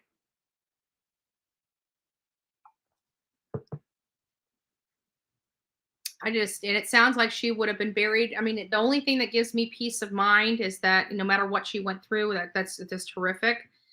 But I think wherever her resting place is beautiful. I think it's right there on the island. I think she's being able to look over water, you know. It doesn't take away the fact of what she went through or anything like that, but at least hopefully it does provide something, you know, some, I don't know.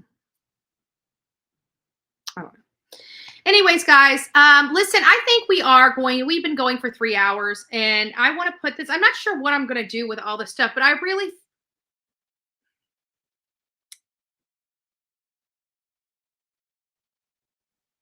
mean, there's a lot of press conferences here, like a lot. And that's only, we're going to be going over all of this. You even got the videos. We got the press conferences of the car. Remember the car when we were looking for the car? 2011. Oh, you can't even see it. 2011, 2013, white Elantra. You know, that ended up being inaccurate information that we were told we need to listen to law enforcement and only be and this is where, like, mainstream media, okay, mainstream media may have this working connection with law enforcement, but social media doesn't. Okay. And social media, let me tell you, law enforcement counterparts out there, we don't like being deceived and we don't like being lied to, because if you want us to only get our sources and our factual information from law enforcement, we have to trust that you're giving us the facts that we can have and not being manipulated, because we don't like being manipulated. Now, granted, I've said it and stood on it 1,000 times. I'm happy they got somebody in jail. I'm not going to beat them up for you know, deceiving us like they did. But in true Bullhorn Betty fashion, don't expect me to rely on law enforcement 100% for my information. And don't tell me that I need to stick to the facts of law enforcement when I did that one time. I did that several times. And every time I do that, we're used by you. So therefore, you're diminishing your ability for us to believe you in the future. That means the next time you truly need us to stick to the facts and only listen to law enforcement for those facts, we're not going to do it because of being burnt by you once before. Again, not angry about it. And, you know, I'm glad they have somebody behind this, I'm glad that they have somebody out there that they were able to charge, because let's face it, nobody was looking at Brian Kohberger. Nobody knew of Brian Kohberger. I can tell you, out of all the extensive and exhaustive work we did and the sleuthing, that it was not just me. It wasn't just Olivia. It wasn't just JLR. It wasn't just all these. It was a massive amount of sleuths out there just sleuthing the internet for any connection. And Brian Kohberger never came up one time. Not one time until he was arrested. There was literally no paper trail, virtually no social media trail, virtually no connection to these students whatsoever.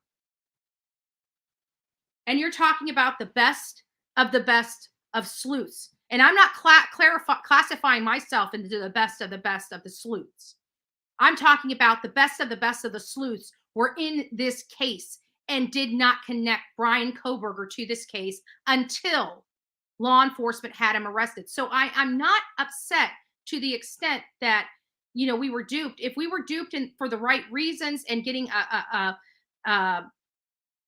this crazy man off the streets, I'm good with that. I really am. I'm fine. But just know that I'm one of those people where my memory is very long and I remember being burnt. So I'm going to be skeptical next time law enforcement tells me, hey, just stick to the facts. No, I will listen to your facts. I'm going to expand on your facts, and I'm going to dive into those facts to make sure that they're accurate. And I'm going to start looking. When we're looking for cars like this in the future, it's going to be Bullhorn Betty channel that's looking into the body style of all these cars to make sure if it can expand even further, because I'm not going to be burnt on another car 2011 to 2013. That car in that picture is not a 2011, 2013. As a matter of fact, the actual photo that you're looking at is the body style, make, and model of Brian Kohberger's car. So they had the right photo in here, just not the right years. Doesn't make sense. But these are things that we learn. As we do this, we learn. Try to scam $25,000 from Natalie's mother. He sure did. Yeah, I absolutely think he is. But see, the crazy thing is with Jordan Vander Sloot is that he was moving from country. I mean, we're in the United States, so we have states here, okay? They have a big, massive land that has multiple countries in it, and they're just moving in and out all these countries. God knows how many other countries he's got dead young girls in that have never been connected to him, or that he went in for a day or two and left, and they have no connection to him. Their investigative and law enforcement's much different than our investigation and law enforcement, depending on what type of country it is. Because I truly believe Aruba screwed up this entire investigation in Natalie Holloway's disappearance. And they didn't take it seriously at the beginning. They didn't take it at the very beginning. So these are the types of things that I have to, because we're here. Oh, thank you, Lisa. Thank you, sweetheart. Do we have another one? Oh, the newest member, Floribama Mud Mama. I love it. Well, welcome to the coffee club. It's great. Thank you for being here. So we're going to definitely be in Alabama when Jordan Vander Sloot gets here. So we'll have to, and this is for my audience too, and the people that help support this channel. A lot of the research that you guys do really does help me. If you guys can also be on the lookout for when he is supposed to be extradited back here, I would love to be in Alabama when he arrives. I truly would love to be in Alabama when he arrives, but I don't know if he's back here already, if they're still working out the arrangements. We just know that he is being extradited back to this country. Linny Bean, for your channel. I don't need electric money. I was just using that as an example. But I appreciate it. God bless you, Lenny Bean. You crack me up. Regardless, you earn it. Thanks for all your hard work. Supporter since Gabby. Keep being the voice you are.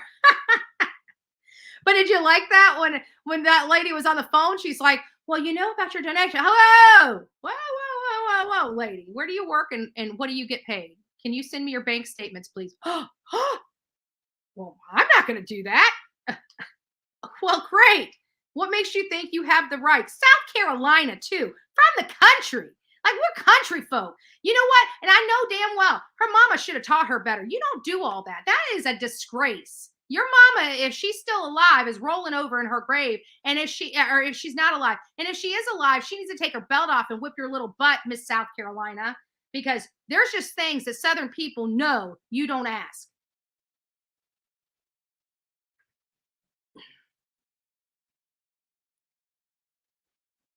What book was that? Ashley, what book was that? What book? I don't, what book are you talking about?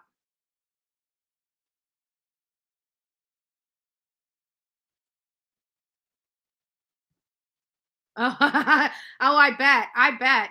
But I definitely want to be there when because I mean, for me, this is a case like the Natalie Holloway case is the one case that really, I mean, when that happened, you know how many, it was worldwide. It was a worldwide news case. It was all over the United States. Do you know how many parents for years, literally years after Natalie Holloway, would not let their children go out of the country, would not let them have senior or even college trips, would not support for them to go out of the country because they were so scared as parents, I never understood because I had never had children of my own. So when you don't have children of your own, you don't learn those parental skills, the nurturing skills, the patience. Like, let's be honest, having children make individuals very humble and very patient. Okay. You want to talk about the most humble and patient people I've known in life? It's parents, right? So I didn't have those experiences. So I'm not the most patient person in the world. It just not. But I never understood it until the grandkids. I never understood that kind of love, I don't know, just the love a child, the love and the joy children bring into the world. I didn't know that. I didn't experience for myself. My experience came from my grandchildren. And some of those things, I mean, literally, I told you guys about how biting and whacking in their temple and like goosebumps and big knots on the side. I'm like freaking out. Like kids can be pains in the butt. They can be the most frustrating and aggravating things in your world, but they also bring you the most joy and the most laughter that you could ever have. And parents were truly scared, and people didn't understand. And I don't understand that kind of scared until I knew my grandkids.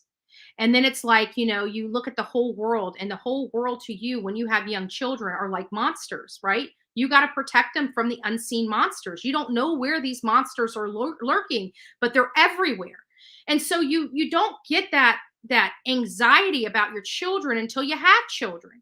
So parents are already, anxious of sending their child across the world as is, because with your children near you, if they need help, you're there helping them. So it's a big step for a parent to allow their child out of the country and in somebody else's care so far away.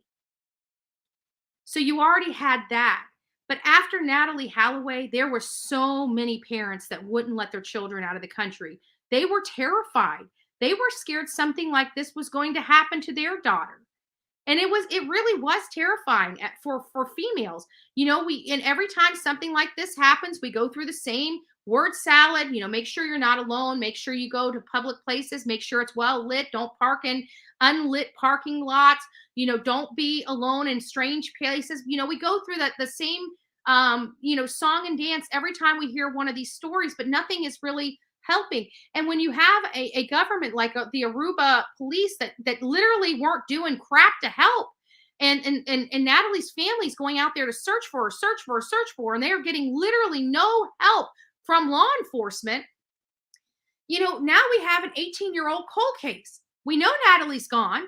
We know she was murdered. We know she's still in Aruba, but nobody knows where she's at in Aruba. And that's hard. So it was definitely a hard pill to swallow, but definitely one that's notable and to me is history making, because this has been 18 years coming. Granted, he's not being charged with her death, but at this point, 18 years later, him being held accountable for extortion, I'll take that as a win. I'll put that in the win column, because you know what? This family has struggled for 18 years without any answers and without any justice for their daughter. And I think at this point, they're at the same place as I am. I don't care. We want him in this country. Bring him here and let him deal with the United States. And I hope that they do that. Extortion, it doesn't matter if you extorted $10 or $1 million. Extortion is extortion. You're going away for a long time. And I hope they have extenuating circumstances added. Now we know for a fact that Natalie Holloway is dead. She's been classified as dead since 2010. So this, I hope when they get him here, they interrogate the crap out of him related to Natalie Holloway. Maybe he'll break. Maybe he'll think he's out of the woodworks. Maybe he'll be so cocky that he'll honestly think that law enforcement can't do anything with him and finally open up. And even if they can't do anything with him, I do hope that he does tell her family. Her family has a right to know where she is so they can put her to rest and put her to rest properly. Connie, good morning, love. Jordan Vander Sloot's father was a judge. There is no police or constable or nothing that's going to help with this case. Alabama, time to get your firing squad stuff in your, in your books. If it fell off the books, let's go back like Idaho did. You never know. You never know. Because I tell you what, out of all the people, Jordan Vander Sloot, it wouldn't bother me. Somebody like that wouldn't bother me at all. Give me just a second, guys. Let me see what's going on here. I'm getting some stuff in right now. So Jennifer Coffendoffer, please look back at folks who said Jack or Innan killed the Idaho 4 or DM was involved. Same folks spreading bad information. So all those people, and you know who they are. So Jennifer Coffendoffer is calling you bad apples. And I'm pretty sure some of them are like, oh, boy, everybody's lying, right? Same people, right? But Jennifer Coffendoffer is calling out people. She's calling them out. She is calling them out. She says, please look back at the folks who said Jack or Innan killed the Idaho 4 or that DM was involved, or the same folks spreading bad information related to Brian Kohberger case, insinuating that the Cal Davis accused was involved, drug dealers, wrong car, will continue to follow facts, not nonsense. And quite frankly, some of this stuff was brought out on a couple of highly respected channels. So you might want to check your sources, guys. Just saying. Because they were the ones pushing this. There's two channels that come to mind right now that were pushing Jack, Innan, and DM's involvement.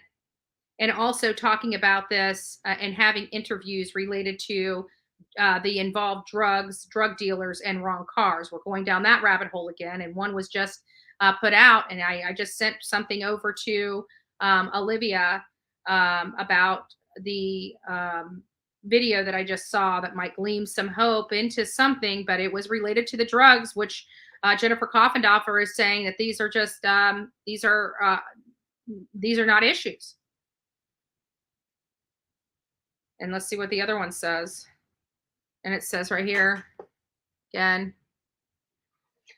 Okay, so we're going to break this down. Let's just see what Jennifer Coffendoffer has to say about this. It says breakdown. Pros already responded. So they're saying that the production of documents already responded, 123, 221, 329. Also, FBI's 30 pages, and it's not 30 pages, it's 30 reports. 30 reports of ISP labs sent. Lab science personnel info outside rules as they won't present opinions. Prosecution says genealogy test is outside the scope. I disagree with that. Jennifer, the reason why I disagree with that, because I believe it's the nexus that connected it connected them even looking at Brian Kohberger. Once they got that single strand of DNA on that snap, I believe it was the genealogy search and research that did the nexus to them looking at Brian Kohberger. So I don't believe that genealogy testing or research or anything like that is going to be precluded. I think that the state is going to end up having to turn that over to the defense. That's just my opinion of it. I believe it's fair. It helped identify him, and if that is up for fair game, that is discoverable in my opinion. So I disagree that the prosecution says the genealogy tests are outside the scope. I disagree wholeheartedly with that. Filing objections and motion in limine, as prosecutors won't use to show guilt. It doesn't matter. It doesn't matter. What if that proves innocence? Who knows? It doesn't matter. It's still discoverable whether they're going to bring it up at trial or not. What if the defense wants to bring it up at trial? They have that right themselves. So, and of course, Jennifer's not. She's just breaking it down. So she's, nothing too major there. And it says, she even puts this in here. Oh, and I didn't define this for you. So if you guys are curious what motion in limine, it's an exclusion. It's an exclusion motion. So it's a motion that hears in advance jury selection would ask the courts to instruct the defendants or plaintiffs, its counsel and witness not to mention certain facts unless or until permission of the court is first obtained outside the presence of hearing the jury. It's an exclusion type of motion. It's to exclude certain testimony from being proffered, and like it said, it's heard in advance of jury selection. So they're going to have motion in limine means that this is excluded long before it even gets there. It's just it's a tool that's used.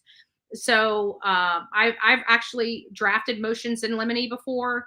I've drafted a lot of these things, and motion in limines are great, a great tool to have if it's properly used. Unfortunately, I just don't see where this is going to, where they're not going to be able to talk about this genealogy, even if it's not going to be proffered as at trial. Maybe they will, but I don't see how it's going to preclude. Let me say this: even if the motion is granted for motion in limine and they're not allowed to really talk about the genealogy testing, I still believe that the defense is entitled to that testing regardless. I still think that whether or not it's brought up, they're entitled to preview it. They're entitled to look at it. They're entitled to have that information, whether or not it's being brought up in the court.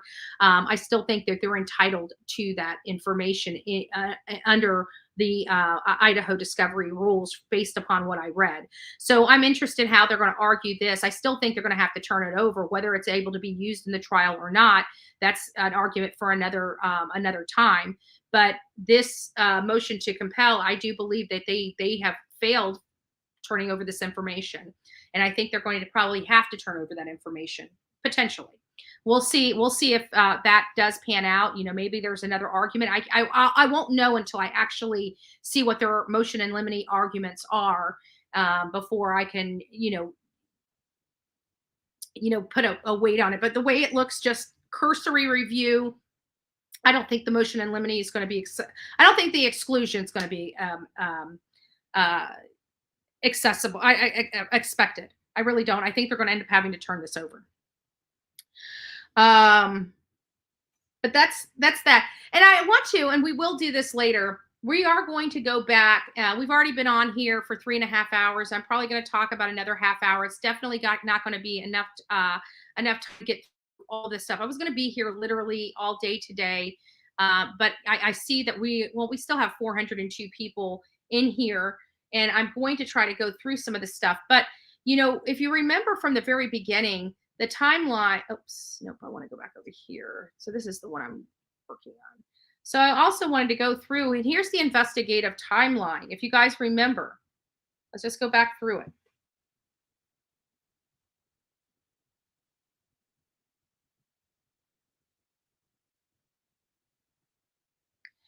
Investigative timeline. So on the evening, this is just bringing us back. This is the 12/16. Actually, let me go back to, this is the 12/16 press conference.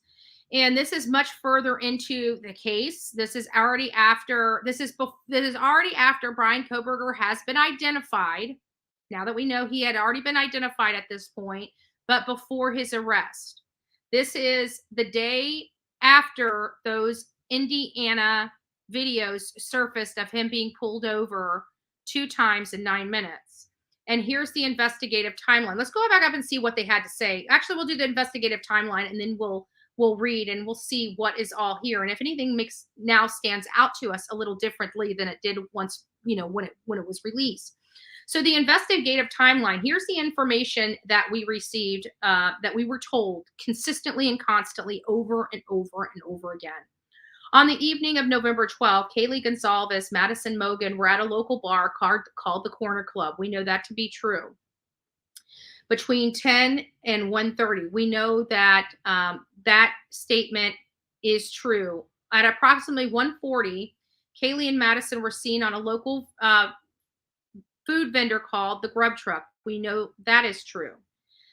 This is when they finally corrected the time that they arrived home, because the Gonzalez family knew exactly to the minute when those girls were dropped off in front of that house. And it was at 1:56 in the morning at the 1122 King Road residence. And so this whole first paragraph, we can confirm is 100% accurate at this moment. Investigators have determined that Ethan Chapin and Xana Kernodle were seen at the Sigma Chi house on the University of Idaho campus at 735 Nez Perce Drive at approximately 1:45. Is that true? Is that not true? We are speculative in saying that is true, because that is what was told from Bethany Funk. At least that's what's in the Brett Payne affidavit. That Bethany Funk, which was another misrepresentation of the truth given to us by law enforcement, because what law enforcement originally told us, and we're going to look at it, law enforcement originally told us that Ethan and Xana were at the Sigma Chi fraternity party. Maddie Mogan and Kaylee Gonzalez were at the Corner Club, and Bethany Funk and Dylan Mortensen were not at either location, but out in other places in the Moscow community. Remember that? Moscow community. They even said that in other areas of the Moscow community, I believe is almost verbatim what they said. And we're coming to find out when we receive the Brett Payne affidavit that may be inaccurate, because according to the Brett Payne affidavit, it actually sounds like Bethany Funk was at the Sigma Chi fraternity and not out in just the Moscow community with Dylan, as we were led to believe. It sounds like it was Ethan, Xana, and Bethany that were at the Sigma Chi house on the University of Idaho campus. Because in the affidavit, at approximately 1:45, Ethan and Xana are believed to have returned to the resident at 1122 King Road. Let's read that statement again. At approximately 1:45 a.m., Ethan and Xana are believed to have returned to the resident. That's not what we read in the Brett Payne affidavit. What did we read in the Brett Payne affidavit? The Brett Payne affidavit states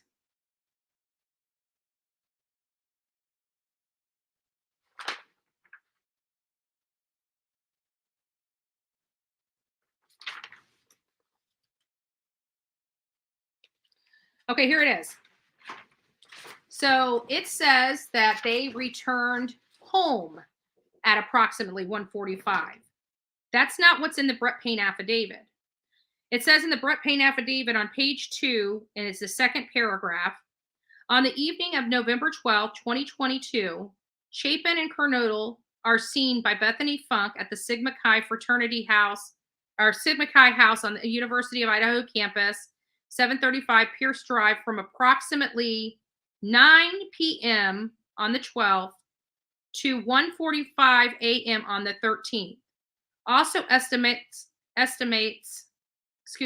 BF also estimated that the approximately 1:45 a.m. Chapin and Kernodle returned to the King Road residence. BF also said Chapin did not live at the residence but was a guest of Kernodle. That entire paragraph, now that we're rereading it, doesn't make sense, because you can't be at the Sigma Chi fraternity party and at home, even though the Sigma Chi fraternity party is literally down their road straight. You can cross the grass and you're in the back of the fraternity. It's that close. Actually, let me show you. For those that haven't seen it, I got video of it because I was there. Let's see if we can get to it.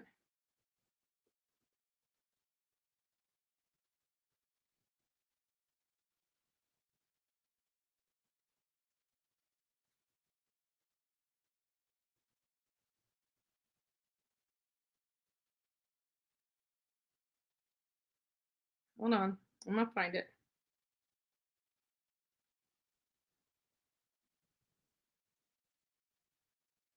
To me, yeah, I was just wondering if there was any way that I could possibly Okay, that was for the RSO.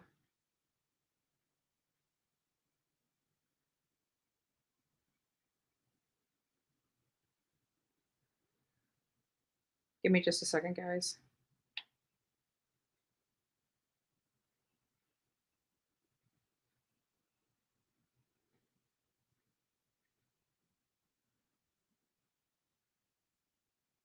But we have it. I have it on here, and you can see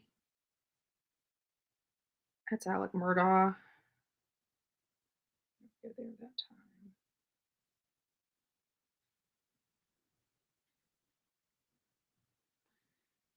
Yeah, and there's when they were in court. Oh. But anyways, I'm not going to look for it. If I find it, and while I'm looking for it, I'll pop it up here. But I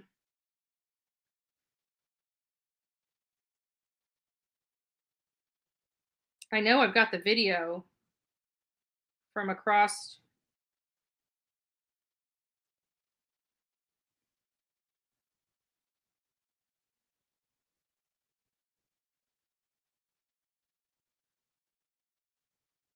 From across the street.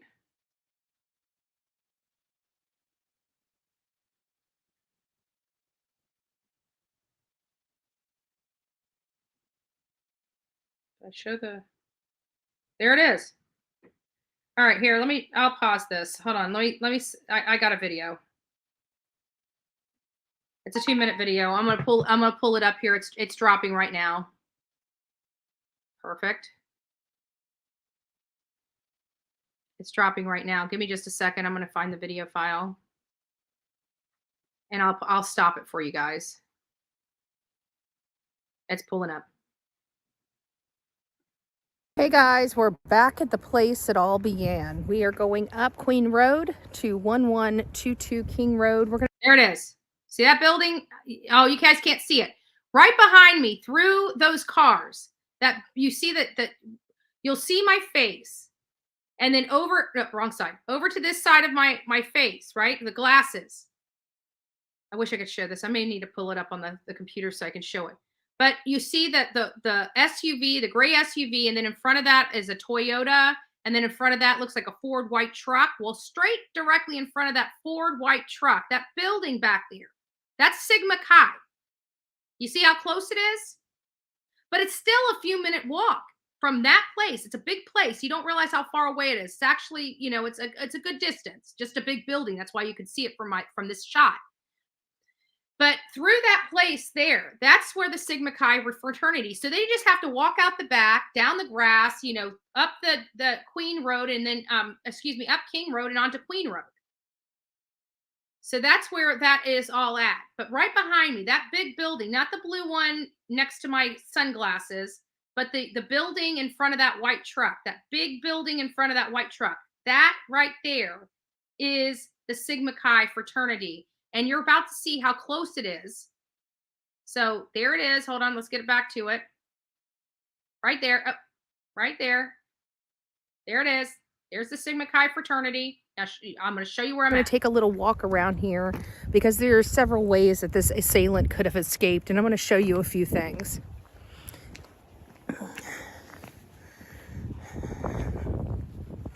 So we're out here now. It is quite cold out here today. Hopefully we're not bringing the cold back to Florida with us. We'll see. We'll find out soon enough.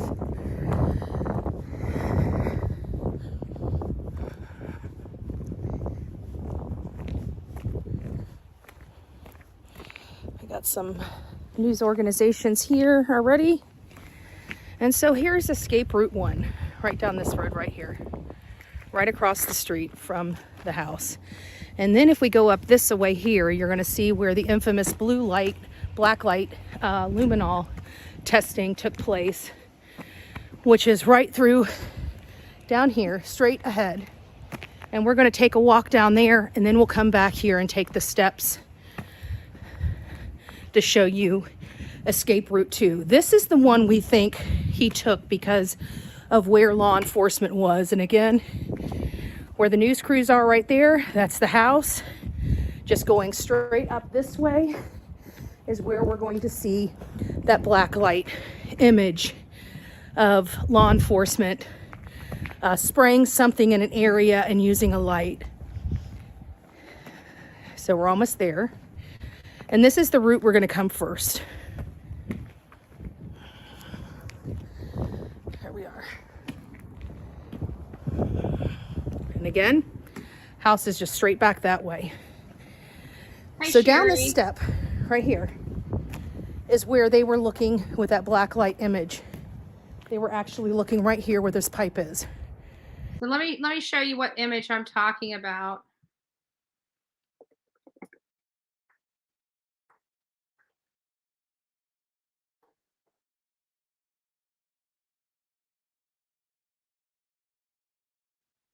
Let's see if I can find it. Give me just a second. I don't see where the cop was looking for. But I did, but you know what? We will put this up because this will give you guys a better clear. And we looked at this before.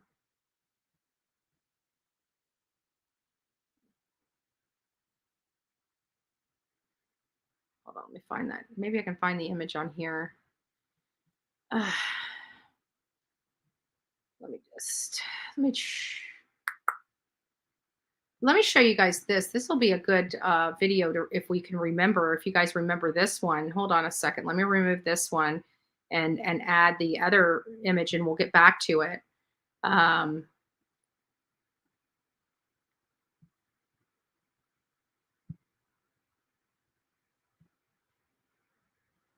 Images, videos. Here it is.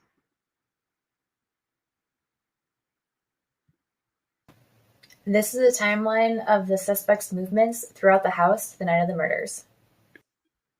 I didn't twist it. Hold on. In the beginning, most of us believed. Let me remove that because I did another one where it was not, where it wasn't on the side, and I don't remember where it was. Let me see if I got it on my channel, but I wanted you guys to see it because this kind of clarifies. This was after the fact, after we found out Brian Koberger, after the Idaho. After the Brett Payne affidavit and all of that, we had somebody that did a timeline, and I know it's in my videos. So just give me a second. Let me search my videos real quick.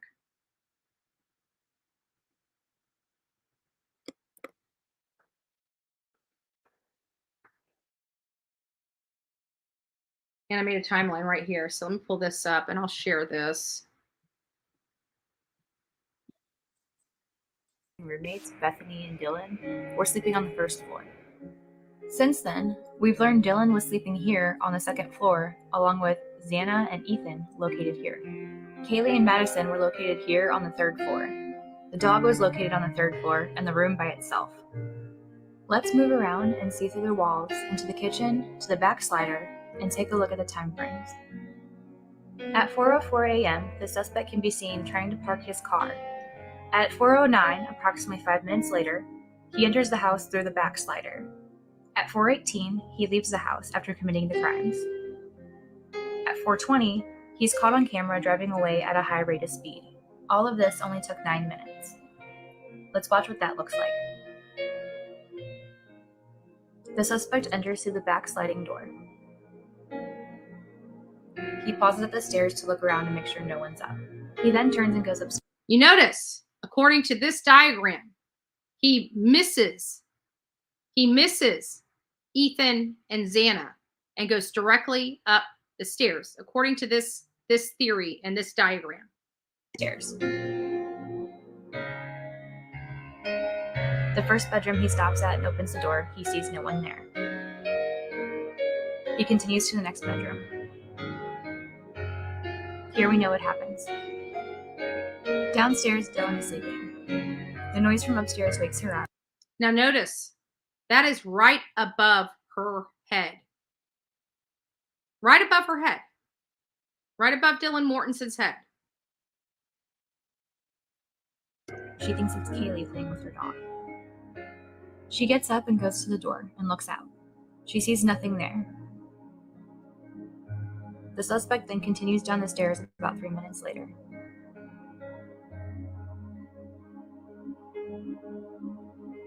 He then heads to Xana's room. Outside, there's a security camera picking up some whimpering, cries, and a thud at 4:17. We've learned that Xana was found on the floor, which might explain the thud. Dylan again hears something and looks outside her door. She sees the suspect. He walks. And that's not right. She opened the door a second time when she heard whimpering coming from Kernodle's room. That's in accordance to the affidavit. So she missed one of the door openings. According to the affidavit, Dylan opened her bedroom door 3 separate times. 3 separate times. Right past her and leaves. I thought I'd give you a preview of what I saw online. This is one of the better creations that I saw that kind of recreated the night and what happened. I have to be honest with you, I was shocked to learn that based upon this timeline, Brian Koberger was in and out of this home in 9 minutes. 9 minutes, folks. That to me is absolutely terrifying. And with that being said, it goes over, he was seen in the parking lot, 4:04 a.m., 4:09, enters the house, 4:18, leaves the house, 4:20, on camera driving away. Again, only 9 minutes. That to me is very terrifying. And to think that Dylan slept through this and she came face to face with the assailant, that is scary. But based upon this model, it appears that he went upstairs for Maddie and Kaylee. And based upon the affidavit, the way I also read it, appears to come back to the 2 girls, Kaylee Gonzalez and Maggie Mogan, being the target, being the first. He walked past all the other rooms to go to their room first. Then he went down the stairs. That's when he went into Xana and Ethan's room. He did what he was going to do. She was found on the floor. I was a little unclear where he was found, but that might go right in line with the photo of the red substance dripping down the wall where that is. And as you see, he leaves the house and Dylan kept going right past Dylan. So part 2 will be coming from this particular person.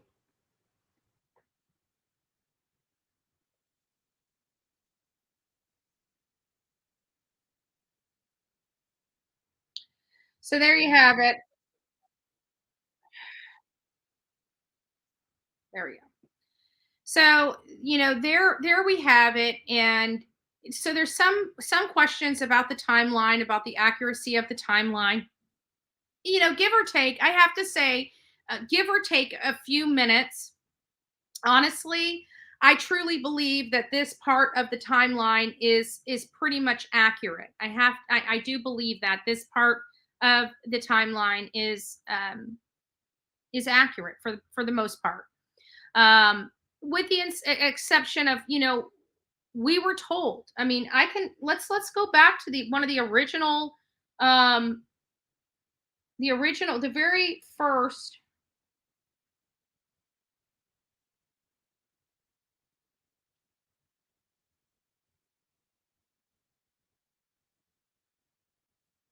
The very first press release, and we'll go from there. This is the information we had on November 14th.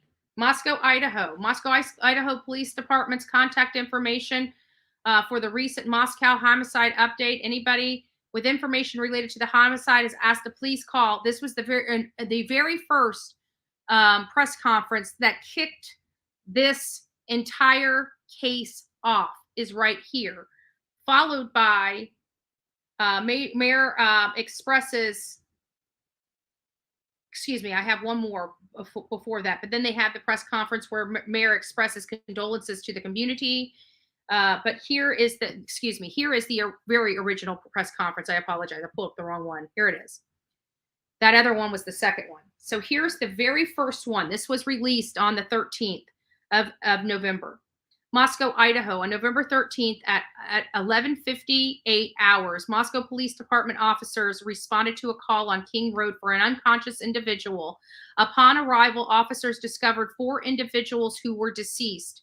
These individuals have been identified as Ethan Chapin, 20, of Conway, West Virginia; Maddie Mogan, 21, of Coeur d'Alene, Idaho; Xander Kernodle, 20, from Avondale, Arizona; and Kaylee Gonzalez, 21, from Rathdrum, Idaho. All 4 victims were students at the University of Idaho.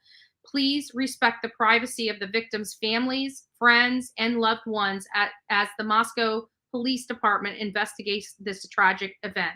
The Moscow Police Department and City of Moscow is deeply saddened for the families of these individuals, fellow students, friends, and our community during this time. Our heartfelt sympathies go out to each and every person affected by the incident. Details are limited in this investigation.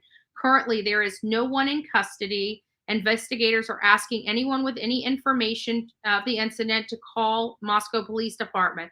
The Moscow Police does not believe there is an ongoing community risk based on information gathered during the preliminary investigation.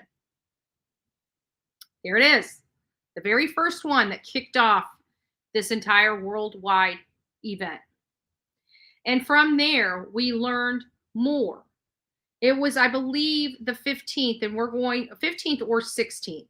So we're going to look at this, and we're going to hear what other information was available on the 15th. And this was after a full 24 hours of processing of scene.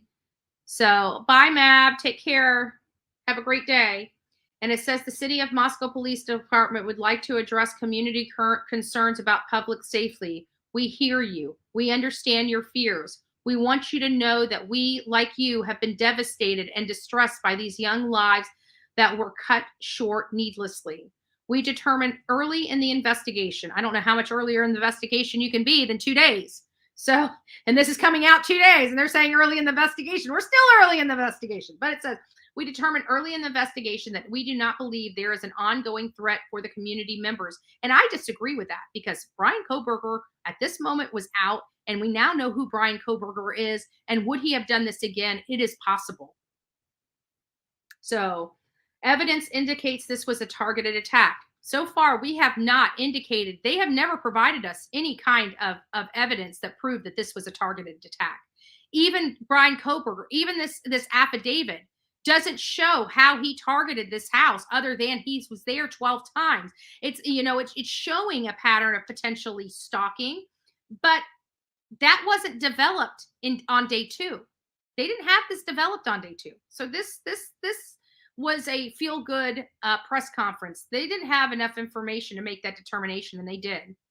At this time, we have shared every piece of information that we can without compromising the ongoing investigation. First and foremost, we continue to be steadfastly committed to ensuring the safety of our community.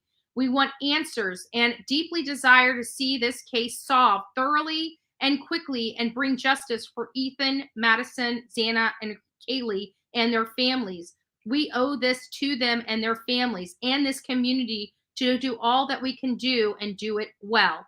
And I have to say, I really truly believe, in my heart of hearts, no matter how critical I am of this case, how I dive into this case, I have to be honest with you. I think the law enforcement did an amazing job. I have a job to do, so I have to be, my job is to be critical of all this stuff and to dive into all this stuff and tear it apart and dissect it and all that. That's part of what I do here on this channel. But me personally, from Bullhorn Betty to my audience, I truly believe that law enforcement did an amazing and an outstanding job. I'm going to make sure I say that as often as I can, because some of the things may make you think Bullhorn Betty got. I'm upset about. I have to be honest with you. I am upset about being deceived by law enforcement. I really am, and I understand why they had to do it, but I'm still upset about it. And it makes it hard for me to trust them in that. And because what Moscow did to the public, it's going to make me not trust the information that we're receiving from other law enforcement agents around the country. However, we will follow their lead in giving all the information they want out there. But we will dig even deeper, and we will make up our own decisions, and we will tell the story as we choose to see fit. And when there's lack of information and we're being bamboozled, if you will, for the right reasons. I get it, for the right reasons, but I don't like being played, whether it's for the right reasons or the wrong reasons, right? I like facts. I like to make sure when I'm talking to my audience, I'm telling them truthfully. So, we kept saying that I kept telling you guys that, I trust this law enforcement. Every time we talked about this case, I said, we're going to keep to the facts. They're asking us to keep to the facts. We're trying to, these were young kids. One of the reasons why I went there is to show that the community was safe first and foremost. I wanted to help tamper down some of the nervousness, because let's face it, we have a lot of parents that have children at this university, and those parents were very scared and very nervous for their loved ones, their child. And I can't imagine what a lot of parents were going through hearing of this case. It had to have been very difficult for parents. So one of the reasons, and that's when we got there, we were very pro. They were doing their job. Let me tell you guys, when I was there, law enforcement was doing their job. And that's what I like to see. And that's the reason why we never went down these rabbit holes, pointing the finger at law enforcement. Even when I spoke to the Gonzalez family, they were upset at some stuff. And I'm like, guys, you have to look at it like this. Like this was a whodunit case. And I said, and they were able to get somebody arrested in 55 days or less. That is amazing in law enforcement work. You see, look at Summer Wells. Nobody's been arrested in her case. We're coming up to the 2-year milestone of her disappearance, and nobody's been arrested. That's 2 years later.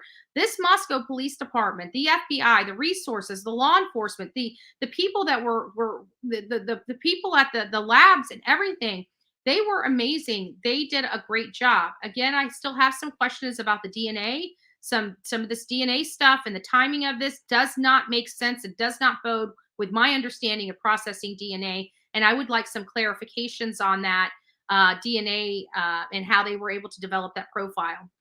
That's I have to have that, because the timing on this does not seem good. But at the end of the day, we trusted them, and that's what we did. We said whatever they wanted us to say. We went out there to try to help bring down the community temper, to help, show that and show people how much law enforcement was around there. We constantly talked about how every turn we took, there was law enforcement, there was law enforcement, there was law enforcement. We were really trying to make sure everybody felt safe in that community. I don't know why I wanted to make sure everybody felt safe in that community in light of not knowing who had done this, but I felt it was my duty to help make sure everybody felt safe in that community, because in light of the situation and the age of the kids that were involved in this, and the age of their friends, and how horrific this must have been. So we really did work very hard not to, inspire more raw emotion, but actually try to tamper it down with real, factual information and some of our speculation on what it did. But I tell you, as soon as I got there and I saw that house for the first time, I said, none of their friends did this. None of their friends did this. And I even went to say, you guys that have been with me since day one, you know exactly. I told you guys, this is going to be somebody nobody is looking at. This is somebody that nobody is seeing. This is somebody that has no connection to these people. This is something different. This is not run of the mill university, this is something. And when I looked at that property and looked at how weird that property was designed, I knew, I just killed my, hold on guys. I just did something. I accidentally pulled my, my cord, and now I don't know where you guys are. There you are. Okay. Sorry about that. I pulled my cord and it made my whole entire screen go blank. And now I don't have any light. Hold on. Let me get my light back on. There we go. So where was I? I was talking about, and I remember going there and I remember saying, this is not one of their friends. This is something totally different. And when I saw the design of the house, the first thing that came to my mind is this person's been here several times, unbeknownst to anybody in this house. So you can imagine my head exploded when I found out he was there 12 times, because Olivia and I had talked about this. Olivia, not Olivia. So there's an Olivia Gonzalez, which is Maddie's sister. Excuse me, not Maddie's sister. Well, I guess Maddie's sister too. Maddie's adopted sister, right? But it's Kaylee Gonzalez's sister, Olivia. And then we have Olivia, which was out there with me covering this case when we were covering it. And I remember Olivia and I had extensive discussions about who we thought this person was, because our first trip there was at the end of October, beginning of November, I believe, somewhere in November. And then we went there at the end of December for our second trip. We had two trips like right back to back. I think we had like maybe a few weeks in between the first and the second trip out there. But by the second trip out there, we were sitting in front of, and I remember it to this day, because the only reason why I remember it so clearly is because it was the same day that the cleaners were coming in to clean the house. It was December 30th. The cleaners, those vans and trucks to come in and clean that house out, were coming in that day. And as they were packing up and leaving, we were learning that Brian Koberger was arrested in Pennsylvania. And so Olivia and I dropped what we're doing and went over to Steptoe Apartments. But they, I still think that they were a little off in this commentary, because yes, we want to bring, and they did an amazing job. They really did. We were working closely with the state, the Idaho State Police investigators, with the Latah County Prosecutor's Office. We're utilizing many other resources with our law enforcement community to bring a fast resolve to the incident, which they did. 55 days, guys. Under 55 days, they did an amazing job. This incident highlighted that violence is possible in our own community and every community. Until the case is completely resolved, we ask the community to continue to be vigilant, alert, and report suspicious activity.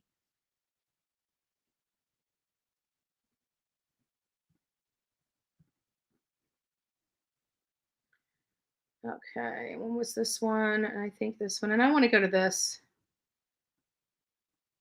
press conference. Please.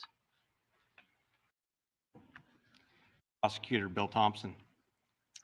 Plain Eccles, Scott Grady, FR. Chief James Fry with the Moscow Police Department. The last spelling of my name is FRY. I'd like to introduce Moscow Police Captain Roger Lanier, Colonel Kedrick Wells of the Idaho State Police, University of Idaho President Scott Green, Dean of Students for the University of Idaho, Plain Eccles, and Latah County Prosecutor Bill Thompson. This incident has shaken our community, has continued to shake our community, and we continue to mourn for the victims. We will continue to vigorously pursue the investigation and pursue justice in this case. It is a complex and terrible crime, and it will take some time to resolve. Today, we want to clarify what we know and where we're at in this investigation. Our primary goal is public safety and to get a completion of this case and bring someone to justice. We continue to dedicate all the resources to this investigation. We've had 646 tips received, and all will be processed, vetted, investigated, and cleared. We've done over 90 interviews in this case so far, and the Moscow Police Department is utilizing the assistance from the Idaho State Police, the Federal Bureau of Investigation, and Latah County Sheriff's Office. The personnel that has been assigned to this from the Moscow Police Department is 4 detectives, 24 officers, and 5 support staff. Federal Bureau of Investigators, we have 22 investigators in Moscow, 20 additional are assigned and located in the Treasure Valley, Salt Lake City, Utah, and West Virginia. We have 2 behavior analysis individuals from the Federal Bureau of Investigation. For the Idaho State Police, we have 20 investigators, a public information officer, ISP forensic services, and a crime scene team. We have 15 uniformed troopers to assist our community to help provide the additional resources for our patrols. Detectives are looking to develop any content that would help us in this event. Anyone who has observed any notable behavior or has any video surveillance or can provide relevant information about these murders, please call our tip line at 208-883-7180. Or you can email the tip line and that is tipline@ci.moscow.id.us. At this time, I would like to introduce Captain Lanier to give you some additional information.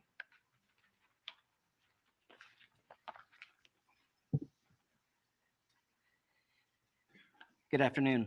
My name is Roger Lanier. I'm a captain over the operations division for the Moscow Police Department.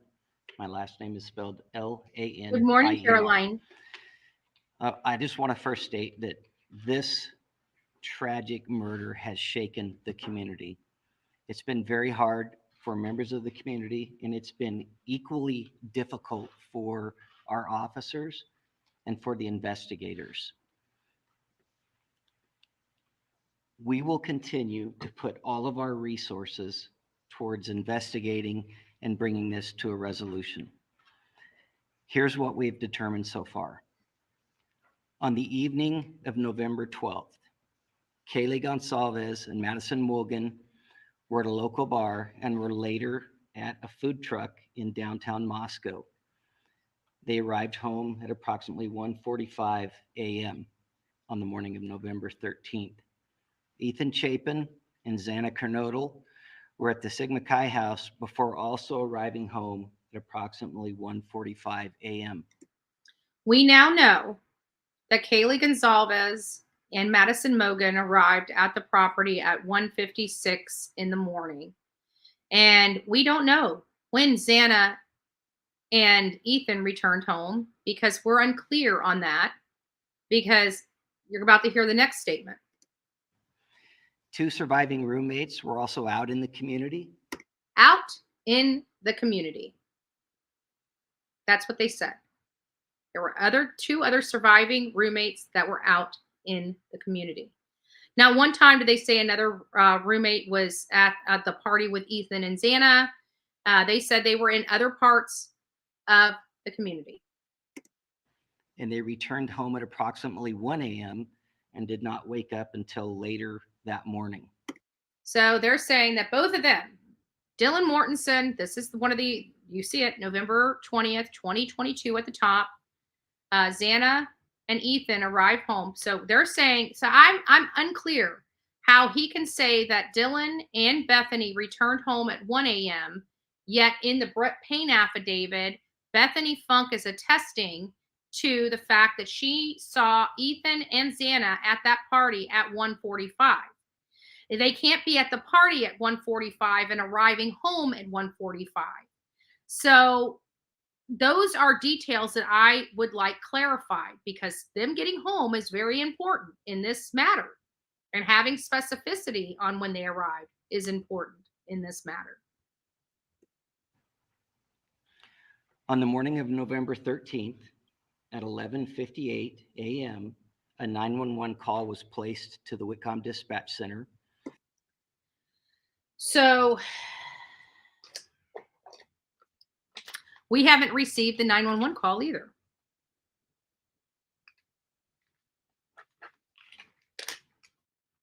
.911 call. Reporting an unconscious person. We don't know what that still to this day. This happened. This case literally happened March 13th. Skip March 13th. Why do I keep saying March? November 13th, 2022. November 13th, 2022. We are now. It is now May 16th, 2023. May 16th, 2023. December, January, February, March, April, May. 6 months. 6 months since this case started. 6 months. And we still have not received the 911 call. We haven't heard the 911 call. This is the first case that I have covered that in 6 months, the 911 call has not been released to the public yet. There is nothing in that 911 call that is privileged or would jeopardize this case in the least bit. And it is up for public consumption. It is something that we are entitled to have, receive, and hear. And we are being prevented from doing so. Something that we are entitled to by law. By law. The call originated from inside the residence and was made from the phone of one of the surviving roommates. Moscow Police Department officers responded and located 4 victims, 2 on the 2nd floor and 2 on the 3rd floor. The Latah County coroners conducted autopsies, and detectives have been provided with the results of those autopsies. We know that the autopsies confirmed the identity of the 4 victims, determined the cause and manner of death as a homicide by stabbing, and determined that it was likely all 4 victims who were asleep during the attack. Some of the victims had defensive wounds, and each victim was stabbed multiple times. There was no sign of sexual assault. Investigators have determined 2 areas of interest within the city and have provided maps which are on our Facebook page and on our website. And these are areas that they have canvassed for additional surveillance video and tips, and have contacted several residents in the areas. The areas are generally south of Taylor Avenue to Palouse River Drive and west of Highway 95.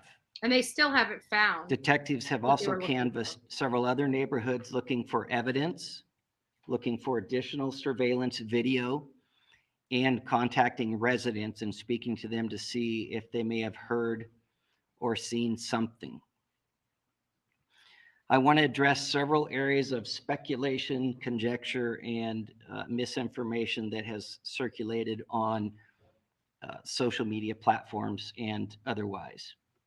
We do not believe the following individuals are involved in this crime: the 2 surviving roommates, a male seen at the grub truck food vendor downtown, specifically wearing a white hoodie. And these were all accurate information. They cleared these people. Now, I've never heard law enforcement, and I still stand behind it, coming out and clearing so many people up front. They told us these people weren't, and nobody would listen to them. They're not going to come to us and tell us that these people have been cleared if they have not been cleared, because there were several people that he did not bring up that were actually being talked to about at the time, including Jake, one of the bartenders at the bar, the corner club.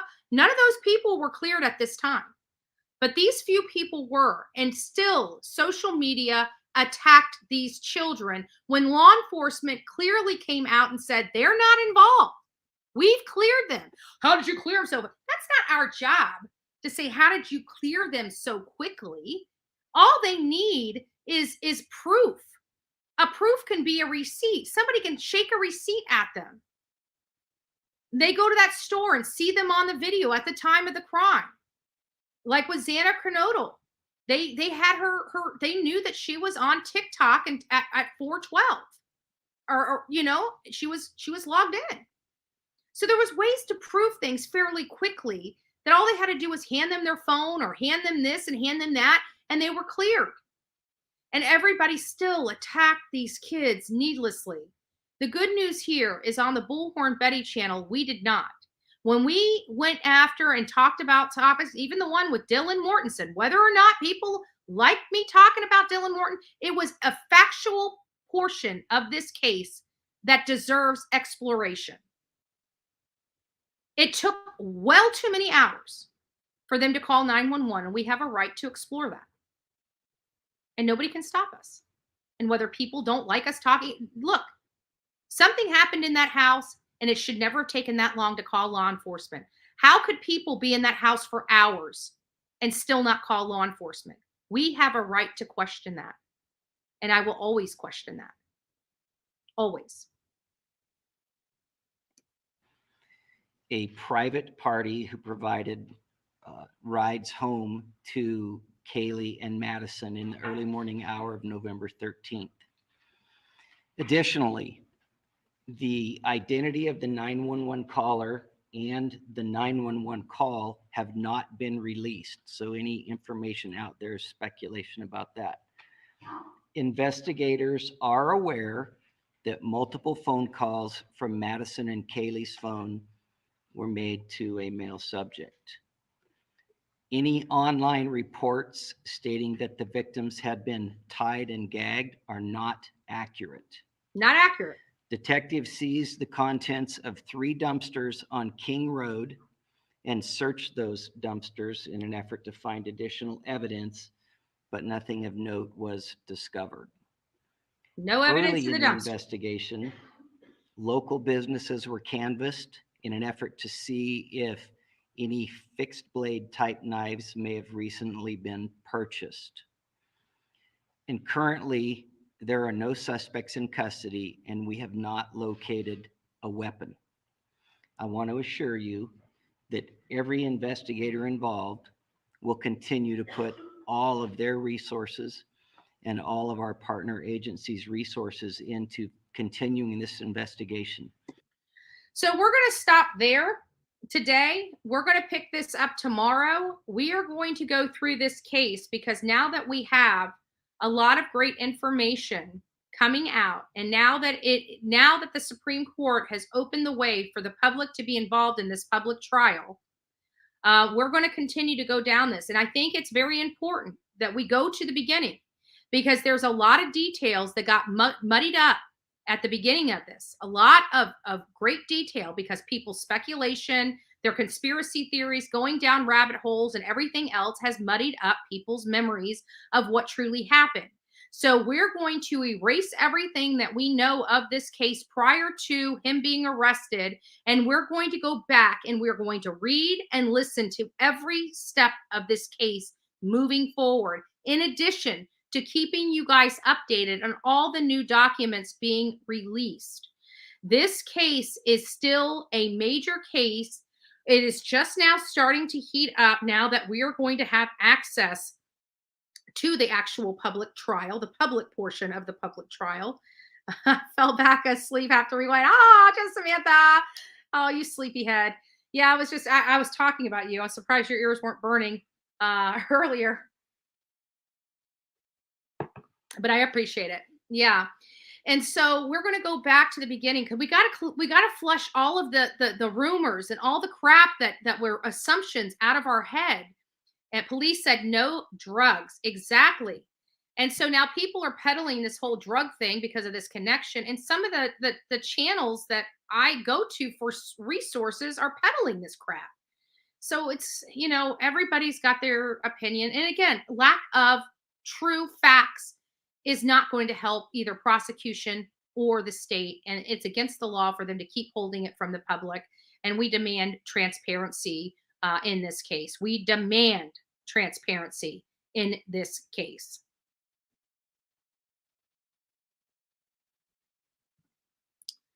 I would have brought it up for her. She would have reached out when she went to Minnesota. What am I in trouble for now? Like, go with the Robert girl. Yeah, and the camera is a big deal. The camera is becoming a big deal.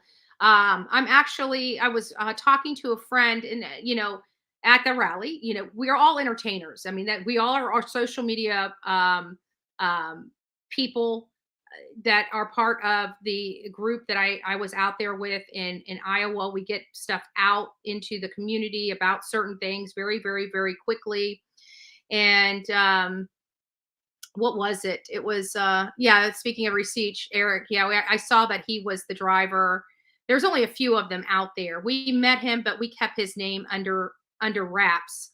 The Eric guy, because he didn't want to be known. The Gonzalez family asked us, that he didn't have anything to do with it and shouldn't be broadcasted. But, there are other people that go with the stories.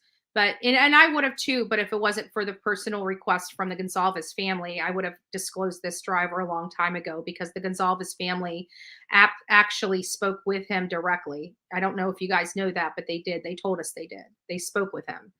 So I'm sorry that his name is now starting to come out, because he had nothing to do with it. And now his phone's probably going to be blowing up like crazy. And he's in such a small community. It is what it is. Be careful, don't give any defense ideas. Well, the defense, believe it or not, she's a pit bull. She's going to have all these things. This is not, a lot of this stuff is not ideas. These are, there's books that give you all your defenses, and you kind of pick and, over the years you put down, like we had our, in my office, we prepared, it was something like 100 or 200 page a document that had all of our arguments, all of our defenses, all of our case law and everything. It was like a template, a working template that we had, because a lot of our cases, there were some cases that were the same. So we were able, instead of having to constantly redo the work for each case, there were certain factors that we could just cut and paste from our master template into the case. And so that does happen. But again, I'm still trying to find Robert's girl, but the camera is going to be a big deal. But anyways, I was out there in Iowa, and one of my friends gave me an amazing idea. So he's now on the road full time, doing, he's an entertainer he's a political entertainer that goes around and does a lot of events as this particular, whatever. So he just recently got an old news camera van. He said it cost him about 10 grand, but he got an old news camera van with an actual, he had the antenna and everything. And he pulled out because he doesn't need it for what I need it for. He pulled out all the TV equipment from inside that van, so he could make it into his work van for the all of his stuff, his shirts, his costume, his everything is in this van. And I'm like, where did you get that van? Like, and where's the equipment you took out of the van? I said, I want the equipment out of the van. So I might actually be getting the equipment out of the van, but even if I don't get the equipment out of the van, he gave me a great idea. Like, I need to be looking for a news van. It'll have already all the equipment built into it. I mean, I'll have to probably modify it or use some stuff because it'll be older equipment until we build the channel up, or we can pull that that equipment out and start replacing it with better equipment and updated equipment. But I never thought about that. I never once thought about look for a used news van. So it gave me this whole new idea with the whole news van and everything else. So, obviously we don't have broadcasting, like authentic broadcasting equipment, but believe it or not, we're only going on 2 years now. I am looking at it. I am looking at this to be broadcasted. We are building this channel for something much bigger than just YouTube. I promise you guys that. This is only a stepping stone to where this channel will eventually go. And so this is all new, to me as far as the broadcasting, because we're YouTubers and stuff like that. But as you know, I don't make resolutions, I make goals. And I made some really large goals, but they're not yearly goals. The larger goals are more in the line with a 5-year or 10-year plan, as opposed to a 1-year plan or a 2-year plan. And so some of these things are 1-year goals. Some of these are 2-year goals. Some of these are 3-year goals, because they're my metrics that help me build and make sure that we're going where we need to go. But there's a lot of cases going on, and we want to be, the next time we have another Moscow, Idaho, we want to be there, and we want to be able to bring you guys legit production of those cases.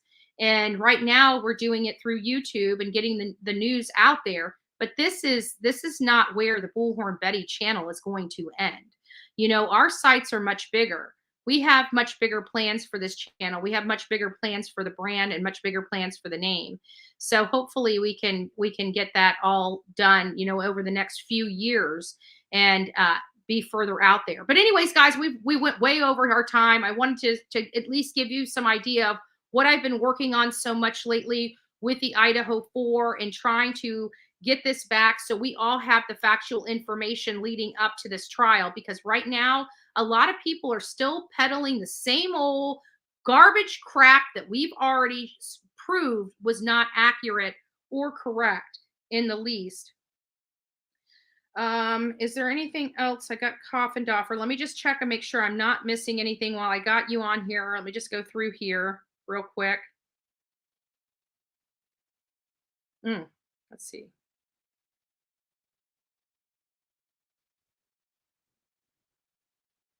Perfect. Thank you.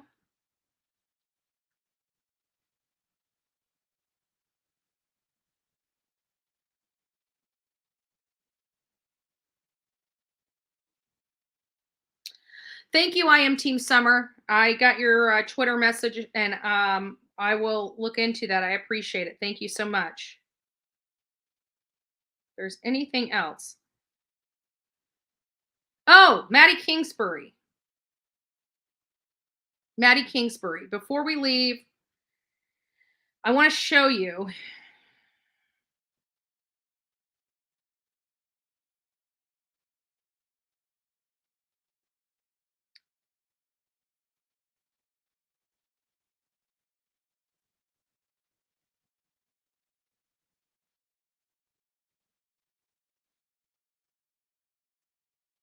I think it's this one. It's going to take a few moments, so just bear with me. It's a 15-minute video. And I want you guys to see this because this is Maddie Kingsbury. And if you guys know anything about her case, she disappeared on March 31st, 2023 from her home in Winona, Minnesota, and she was never seen again. And there was a couple things that happened there. One is that she went and dropped her children off. It seems like it's a known fact. So I was also saying, is it possible the husband lied and said that he went to the daycare with her and didn't? But it seems like it's a well-known fact that she actually went to the daycare with him to drop the kids off. They arrived back at the house around between 8 and 8:15. They dropped the kids closer to 8. Even though Adam said it was 8:15, but when they looked at everything, it looked like it was closer to 8, and that they actually arrived back home by 8:15, as opposed to them being at the daycare at 8:15. So there's that 15 minutes there. So he arrived back home approximately 8:15. And about an hour and 45 minutes later, apparently he backs the van up to the house. He backs the minivan up. This is odd. You kind of like the Letitia Stout. So it is my belief that from the time they arrived home to the time he backed that car up to the time he left at 10, he killed her and put her in something and transported her into that minivan. So if there's no blood or fluids or anything in that minivan, then he put her in something that was sealed, something like a Tupperware or something that would have collected that biological fluid or biological material and evidence would have been pooled. So it really depends on what types of forensics they get back from the car. Again, he had over an hour. We know, look at Alec Murdaugh. He was able to go out there, shoot his wife and his son, clean up and start heading to his mother's house literally within minutes.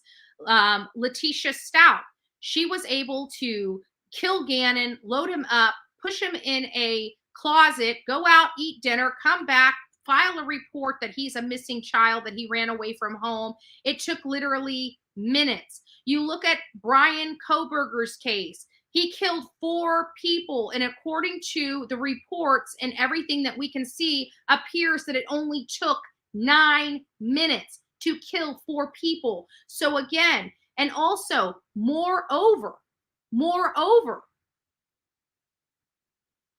it only takes, we watched the man in the subway, right? It only took 2 minutes and Jordan was dead. 2 minutes. So you're talking about minutes, seconds and minutes to kill somebody. Okay? It's not the killing that takes forever. It's the cleaning up. It's not the killing that takes the length. It's the cleaning up, covering up, and fixing up that takes the time.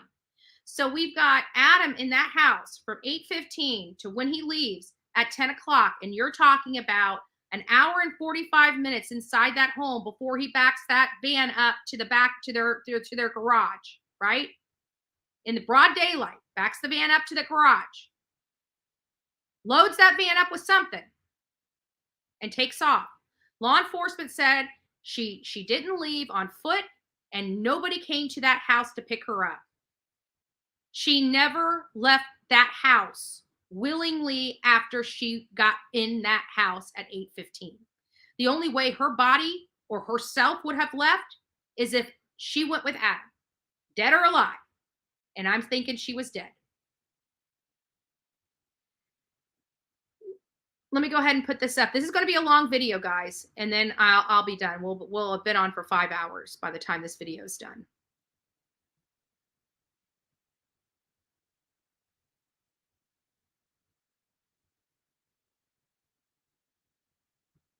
Find on the recents. Where did it go? 2650. So it's 2650. 2650. Let me put it in date. 2650. There it is. So I wanted to show you this because one of his, after he left the house at 10, he said he had to run errands, and he ran errands from 10 a.m. to 1:30 p.m. And so you're talking about 3.5 hours. So when we read through the timeline that law enforcement has provided to the public, it seems that he was at certain places.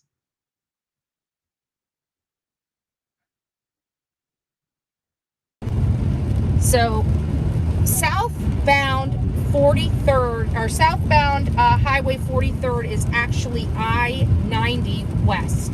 I-90 West. You're seeing the signs come up here right over to the side. It says 43rd. See? State 43rd South. This is the road that Adam Fravel traveled. And he traveled this road all the way to eastern Fillmore County. which again is about 30 more minutes away. 30 more minutes away.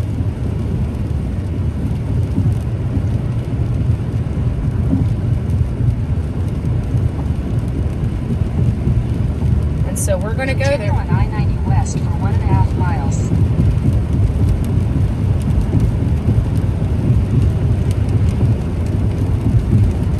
So we're going to follow his travel. So it looks like we're going to wherever follow his travel. He was about 43 minutes away from his house.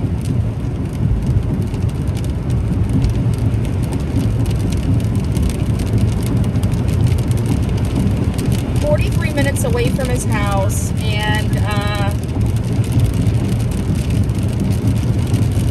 so you're talking about, what is that? That's 80 minutes, so about an hour and 20 minutes. Take exit 249 from Minnesota 42 south from Rushford, Minnesota 76. So you're talking about potentially 40, but he said he had to run errands. I don't know what errands he had to run. There's nothing out here. Take exit 249. There literally is nothing out here.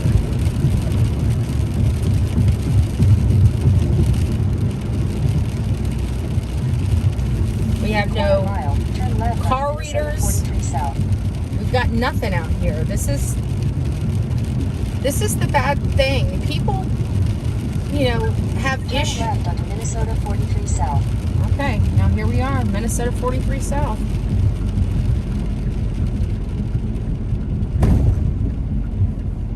I haven't seen signs for Fillmore yet. We might be in Fillmore already, we might not, I'm not Continue sure. on Minnesota 43 south for 24 miles.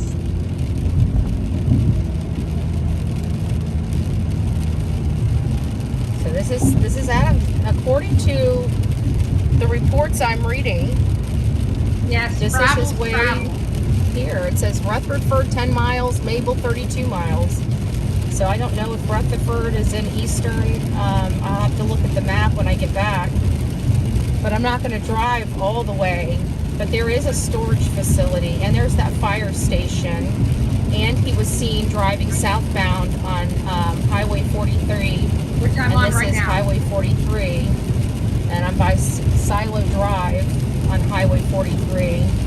But again, I'm very curious. I was expecting to see banks, because I'm not from this area. I didn't know really what to expect. But this is farmland. This is desolate. And I'm sorry, but those shoulders that I just drove through between the mountains, they had deep ledges off those mountains. And I don't know.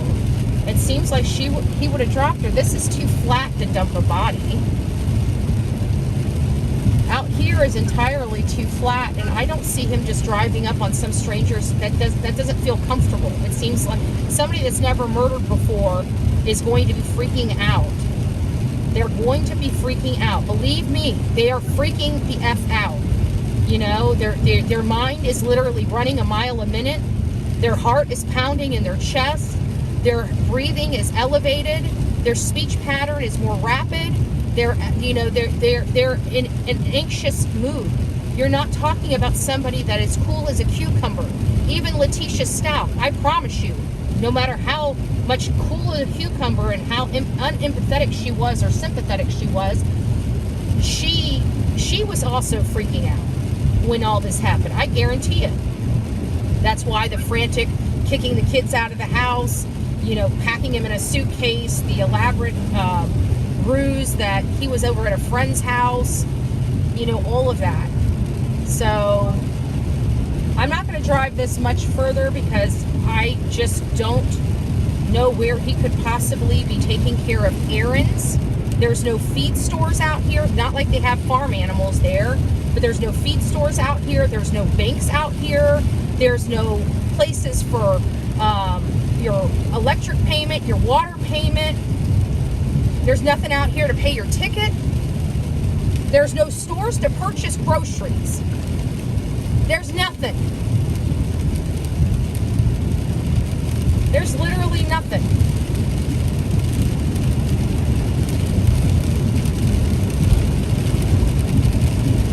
We'll keep going.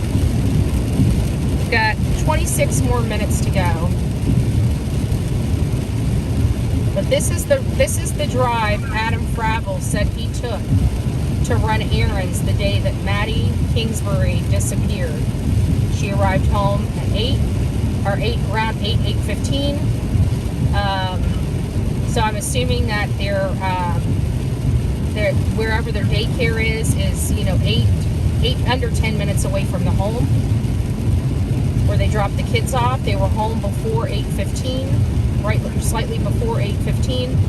According to Adam Fravel, he left at 10 a.m., give or take. I don't know if that's an exact. And didn't return until 1:30. And when he returned, she was not there, according to what he stated. The family knows he did it. Law enforcement is pointing the finger at him publicly without saying his name.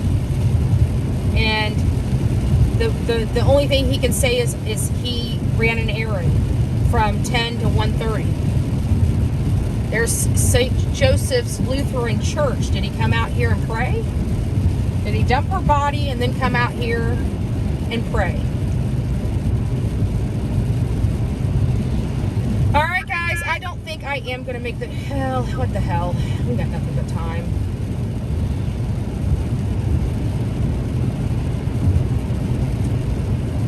But I'm sorry, just looking at this, I've seen a lot of places, and this is not conducive for dumping. It's too flat. Getting here down those roads, to get here, before we turned on 43rd or on Highway 43, there were large drop-offs on both sides of the highway. Major drop-offs. I mean, more than 5 feet. More than 5 feet. So that would be, and it was obscured. It was like a little creek that ran in the bottom of it, kind of like the Wells property, but deeper. And it had a lot more lush landscape and trees and obscuring foliage from the drop-off. And there was a place that you could literally turn the car, pull the car over. There was a parking spot at one of those ledges that I saw. I wish I would have gotten out, because it's probably going to be my first and last time being able to get out here, unless we have a couple events out here, and then I might be able to cover a case further out here. But this is so hard to get to. But this is not where she's at. He wouldn't have taken her this far. He might have. Remember, when we're dealing with areas, you always want to start from the house and work your way out. And in this case, this is a rural area, so that whole 5-mile, 2-mile radius, it doesn't work in this one. Their radius for finding her is at least 20 miles. Fillmore. We are in the eastern part of Fillmore right now. We are in the eastern part of Fillmore right now. So this is definitely the path of travel for Adam Fravel. And there's some embankments on the side of this, but there's rails here. The other place around further closer to their house, before you got on I-90,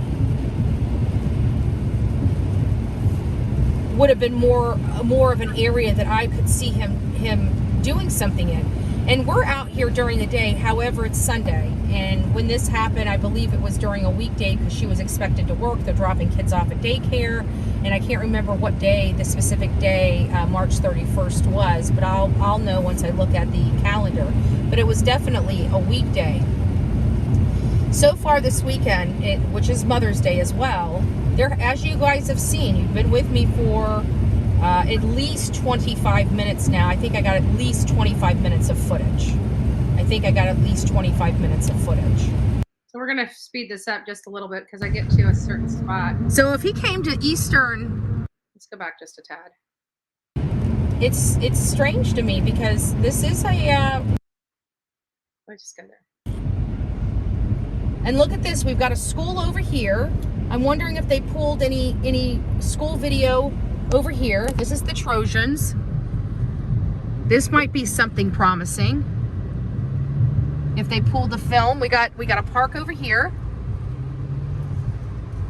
We got more parks and stuff over there. And this is the area. So if he came to Eastern Fillmore, this here is this right here looks a lot like Winona in their area, except Winona is much bigger. It's got 24,000 people and a lot more facilities. It has more churches, it has more restaurants. There's nothing over here that this man could have needed that he couldn't have gotten right in Winona. I know, because I was just there. And there's nothing here. So there you have it, folks.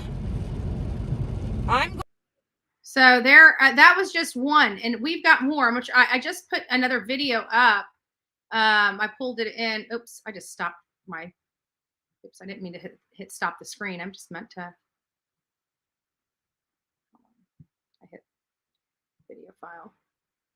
I don't know which one's which. Oh, here's their house. So we'll go over that one more in depth, but we did go out there. I did cover the case. I did have an opportunity to meet with a few people. I had an opportunity to speak with a law enforcement person out there that I can talk about our conversation a little bit, but only just a little bit of information.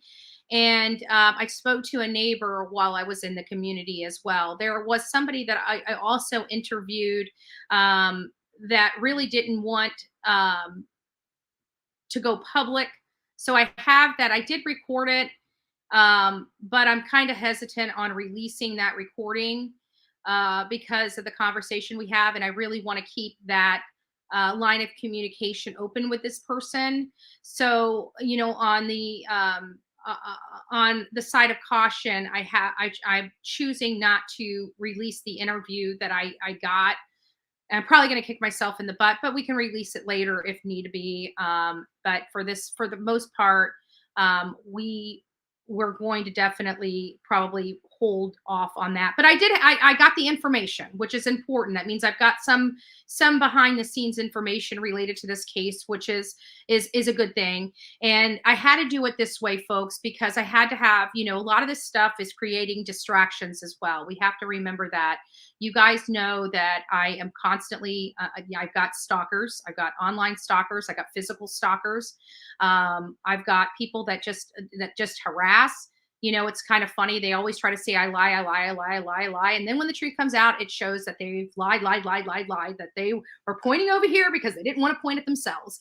And so I have to do things in a creative way. And I think my audience, at least the audience that supports me and supports this channel, especially financially, they understand what we deal with here on the Bullhorn Betty channel. But it's constantly having to create. Again, these people are very predictable, and I understand their personalities. I understand their psychology. I understand what makes them tick. And so I have to use that to create distractions so I'm able to do my job. For example, if they knew that I was going into Minnesota to cover this case, they would have already called all these people, already did all this crazy nonsense. That just it doesn't really do anything but create problems. I mean, I overcome them, but you know, there are times that I just don't feel like dealing with them. So I create these major distractions, you know, to take their focus away. They're complaining more about me being a Trump supporter than they are about the case I'm doing. And I was able to go and do my job. Do you know how much easier this job was without all the chaos that was involved with it? And it's because they were so busy looking over here, right? Thanks for teaching me a few things. They were too busy looking over here instead of looking over here. So we were able to get the job done. And we were able to do it well. I would love to go back there. There's so much more to the story that I could not cover in the 4 hours that I was out there. But we did cover quite a bit. We were able to cover quite a bit. And we were able to at least prove that he wasn't running errands for 3.5 hours. That is what I was able to prove to my audience and to myself, quite frankly, with this story. Because you guys know that I when I do accuse somebody of something like this, I want to be on the right side of that. I never just aimlessly accuse people. And that's what keeps our batting average so high. We never got into the fighting of all these children, all these kids that were friends with these Idaho 4. I went out there to find out information to decide for myself, because I felt so bad seeing what all these creators were doing to these kids. I didn't want to be part of that. When I said Don Wells and Candace Wells were involved with their child, I meant that. I absolutely meant that. And I still, to this day, sitting here after everything, 2 years later, still believe in my hearts of hearts, they know exactly where she's at, and they are the ones that put her there. So it's one of those things where I don't like to directly accuse without coming and fact finding. I went out there and I fact found. And I'm going to state here on the Bullhorn Betty channel that I truly believe that Adam Fravel killed his wife, girlfriend, whatever, lived in mama of her kids, baby's mama, whatever you want to refer to her as. I believe Adam Fravel killed her. I believe Adam Fravel killed her between the time that they arrived home and the time that he left. I believe he packed her up in that car and took her to some other place. I truly believe she's in a Tupperware Rubbermaid container, a suitcase, something. She is in something that's transportable. So you're not looking at necessarily sheets or bedding or anything like that. And the reason why I say that is I think that they would have now she may be, we don't have the forensics back from law enforcement yet, or they've been keeping it really close to the chest. But I feel that if this to me feels more in line with maybe a strangulation or maybe a beating of some sort, but more in lines with a strangulation, because we're not hearing the presence of a whole lot of blood. We haven't heard that this was a gruesome, violent crime scene inside that home. And had it been a really bloody, gruesome crime scene in that home, I feel that Adam Fravel would have already been arrested on something related to that, even just lying to law enforcement about the whereabouts of his wife, some stupid charge. I feel that he would have been charged with if they found the necessary blood evidence. And I think they would have been able to do the presumptive test and get at least the presumptive results back in line, and enough to know whether there was a violent crime scene inside that home.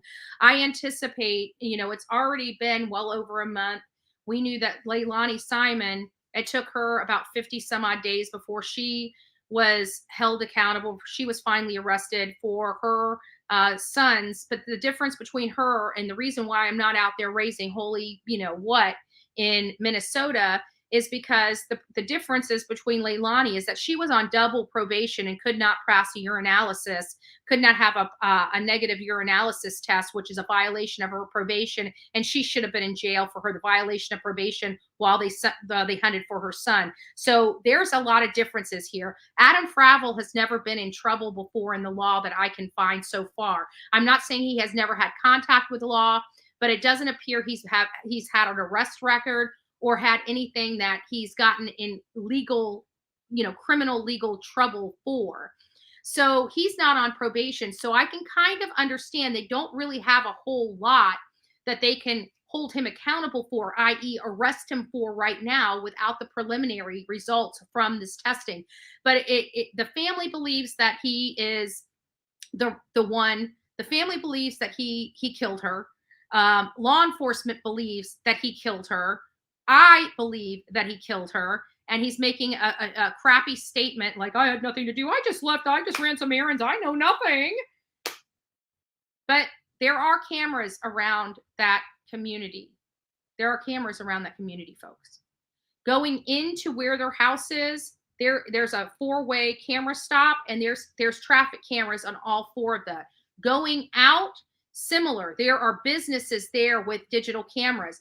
And when you go into his community, right out in the front, or our restaurants and stuff, such as Mango's. Mango's is right outside of the turn for the road that gets down to Cary Drive.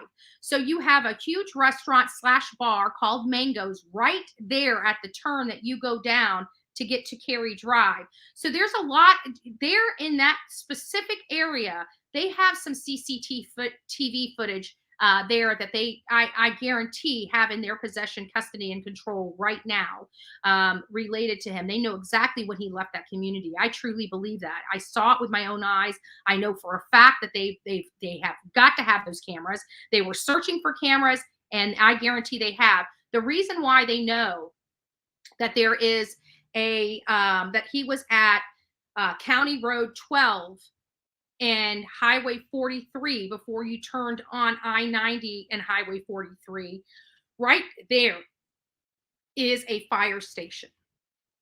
It's an old fire station, but it's a fire station. Let's see if I can pull it up so I can show you. And I think and it has cameras on it. So I do believe that's the reason why they knew that that van was at that location before it went south on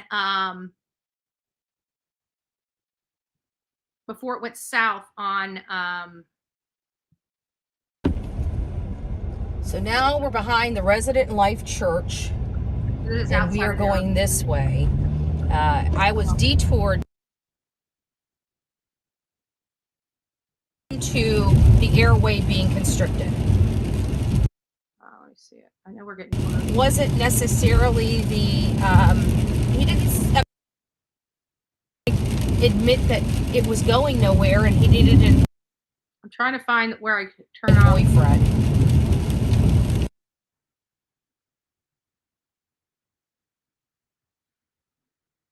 Okay, here it is. Highway 12, County Road 12. There it is, right there. And then I had to go up and turn around.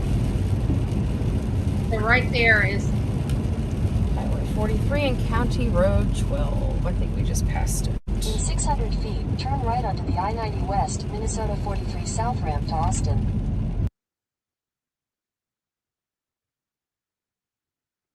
Okay, should be for a second. Hush for a second. Okay. We'll go up here and do a UE. And then he was still southbound. So here it is. So Take the next this onto County Highway 12, County Road 12. This right here is County Road 12 and Highway 43.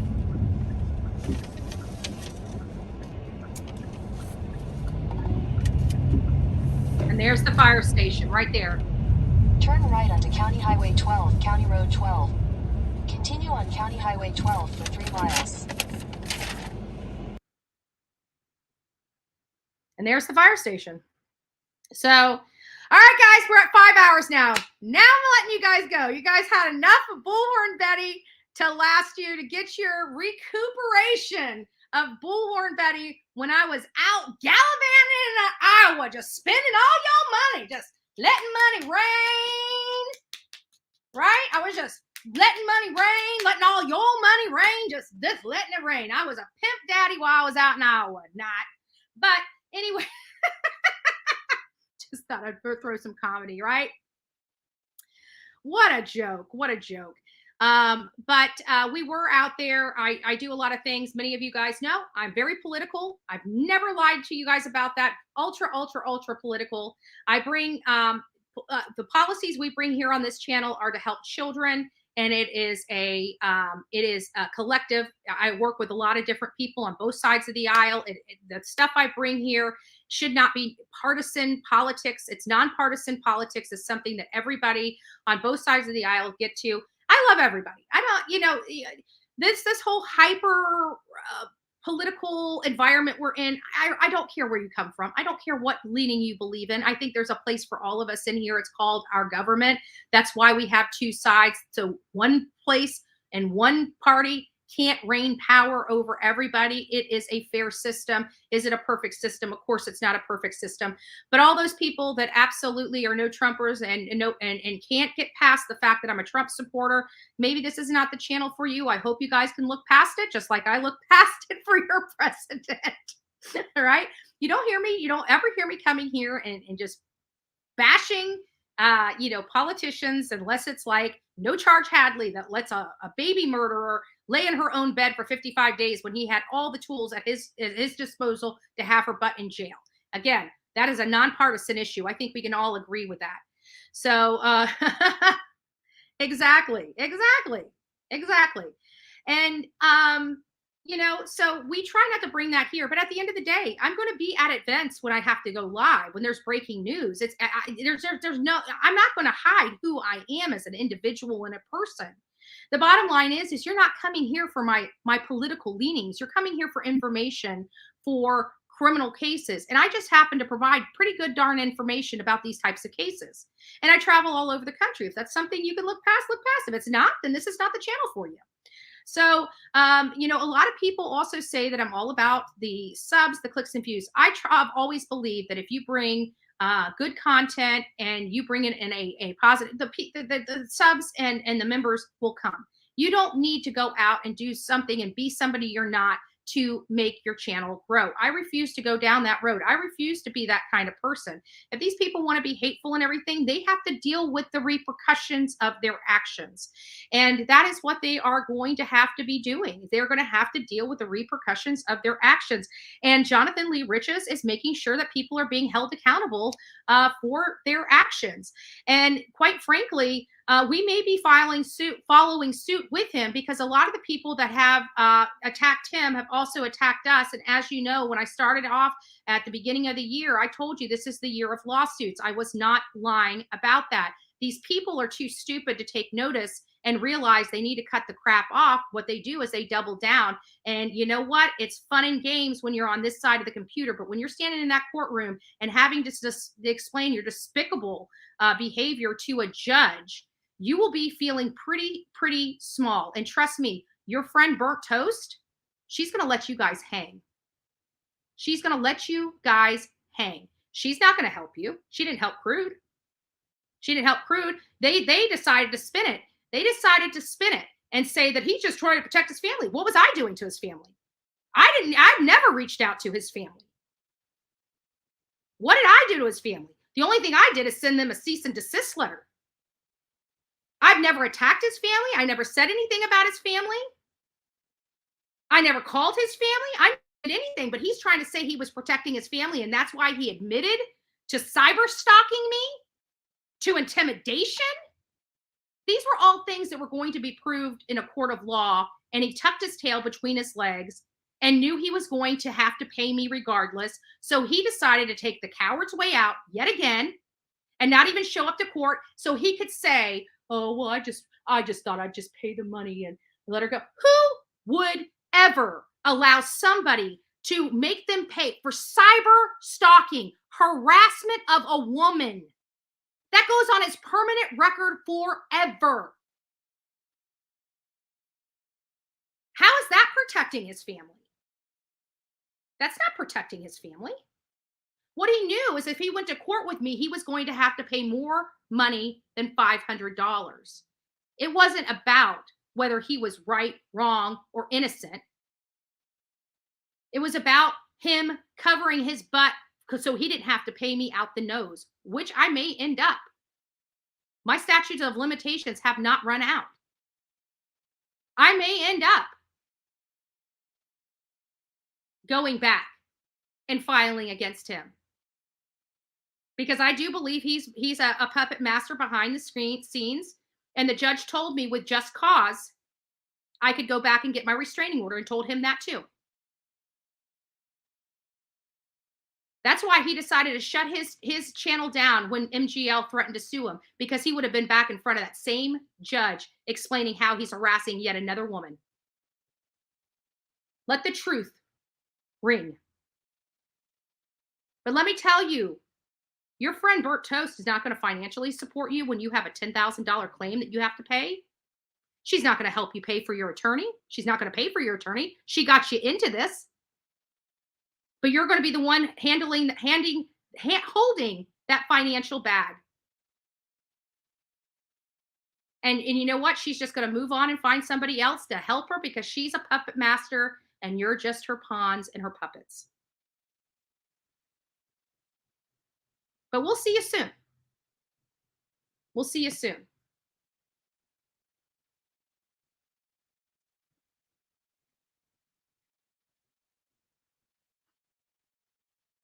So you, really? Okay. Show your receipts, Judge JR, because I've got a list. I just did my accounting, and you have never been on not one super chat, not one super sticker, not one Venmo, one Cash App. Go love your president. You know what? You can love him right to the poorhouse. Go file bankruptcy because that's where you're going. Oh, no, just take your entire paycheck and send it over to Pakistan so it can go back into the Biden pocketbook, because that is what it is. This is how the world works, whether you want to believe it or not. You want to know why they're sending billions of dollars over to these weird countries that will never use it? Because those countries take that money, they basically clean it, and then they put it out, they give it back. That's how our politicians are able to have the $100,000 politicians. That's how they're able to have 5 and 6 houses, is because that money is funneled back. It's washed. It's the biggest money laundering scheme I have ever seen in my life, in my opinion. So I don't get doxxed by YouTube, because I am allowed to have my First Amendment rights to an opinion.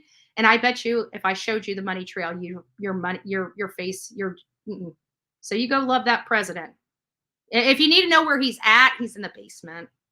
Sorry. If you knock on the door and he doesn't answer the door, yeah.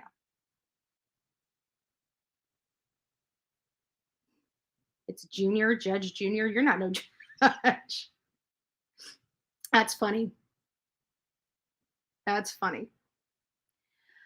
I'm new here. Can anyone tell me who she's talking about? Oh, Lisa. Well, I'm glad that you were here. So we were just going over a new case. We were talking about the Brian Koberger case, but I was wrapped up with that. We're going to be talking about that a little bit later today. But I was talking about the Maddie Kingsbury case. It's out of Winona, Minnesota. You should look into it. It's actually a pretty sad case. A woman was leaving her on again. Well, they were together. I wouldn't say on again, off again. They've been together for a really long time. She's recently graduated from college. She was working for the Mayo Clinic as a clinical researcher from her home. She worked from home, and they had just dropped their children off at daycare. And the husband said they got back at the house about 8:15. He left around 10 in her van and went on some errands and returned home from those errands at 1:30, and she wasn't there, but all her stuff was. And that's the story that kicked this off. And law enforcement has come out several times. They're looking at all the areas that blue minivan traveled. They're saying that she never left that house, that there's no camera, there's no any evidence that she ever left that house after returning by foot or by another car, i.e. if she's gone, she left in that van. And then you got her family that's saying that they don't want anything to do with this man. They know that he did something to her because she was supposed to be leaving that week, moving away from him and moving in with her sister or another place near her sister or something to that effect. But she was leaving him. And all of a sudden she disappears. Law enforcement said she never left the house. So if she never left the house and she's not in the house, and there's only one vehicle that has left that house from the time she got there to the time she was reported disappearing, and it's a blue minivan, guess what? She was most likely in that blue minivan. And so Adam said that that in that hour and a half, he went, he ran errands. He was just running errands for 3.5 hours, which I find odd. Like, I run errands. Even back in the day when I ran all over this place, I ran errands, and it didn't take me 3.5 hours to run errands. And the place that he went was desolate. It was desolate. It has nothing to do whatsoever. Like, Winona is much, much bigger. It has food, it has restaurants, it has grocery stores, it has Home Depot, it has Walmart, it has everything. You go over here to Eastern Fillmore, you get like 3 or 4 churches, 1 school, and a Family Dollar. That's it. What errands was he running over there? But he clearly was there, and they've been trying to track his movements in that blue minivan. And so, he, in my opinion, I'm going to say it, Adam Fravel, your days are numbered. If you really want to talk about it, your days are numbered. We know you did it. I can tell you, you either put her in a box, put her in a sheet, put her in something plastic, put her in a Tupperware dish, put our Tupperware container, one of those big Rubbermaid Tupperware containers, a suitcase. We know you dumped her on the side of the road. I know you didn't bury her because you didn't have enough time to bury her. Well, you might have, because you probably did have enough time to bury her, as a matter of fact, with 3.5 hours at your disposal. But the problem is I can't figure out where that would be because everything was open and flat. The only thing I can think is he dumped. But my question is, what did you do? You either shot her, you strangled her, you stabbed her, or you bludgeoned her to death. So what was your prescription? That's what I mean. Seriously, the idea that Adam didn't do this is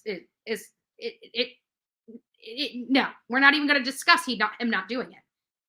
There's too much that's going right back to that house. Entirely too much. He absolutely has a hand in her disappearance. Absolutely. I will say it emphatically. Sue me. Look me up. Sue me if you say, but you know what? You have to prove my statement is a lie. That means you're going to have to tell me where the hell you were. So come sue me because I say you're guilty. Adam Fravel, you are guilty of sin. Now the hate channels can say, she's pointing that finger without any information. Well, you know what? I have a lot more than you do because I actually did my due diligence. I went out there and looked into the case.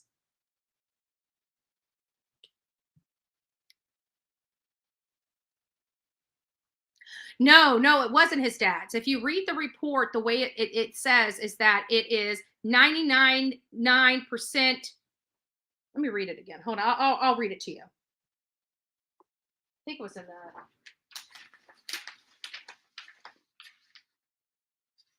Yeah, it was 99.9998% that it was the biological father of the suspect profile.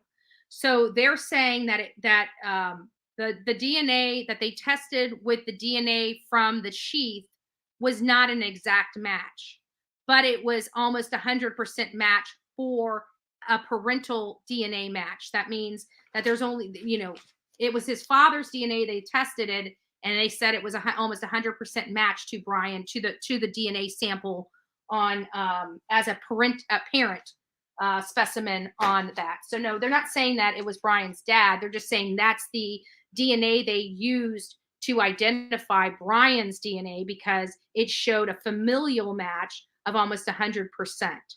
So the DNA was a familial match, not an exact match, if that makes sense. All right, guys, I'm done now. Officially done. I love you. You guys have had enough of me today. And I'll never have enough of you, but you had enough of me. I love you guys. Go make it a great day. Don't forget to be fearless. If you see something, say something. An ounce of prevention is worth a pound of cure. And until next time, be kind to one another. And God bless you and your family.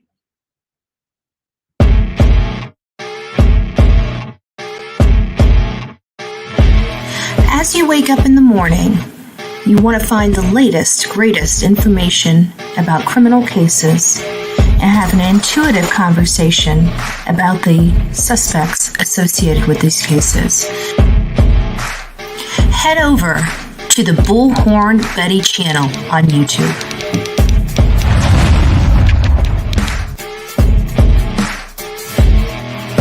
Get breaking news right here on the Bullhorn Betty channel. Welcome to the Bullhorn Betty Coffee Club. Enjoy your stay and enjoy your day.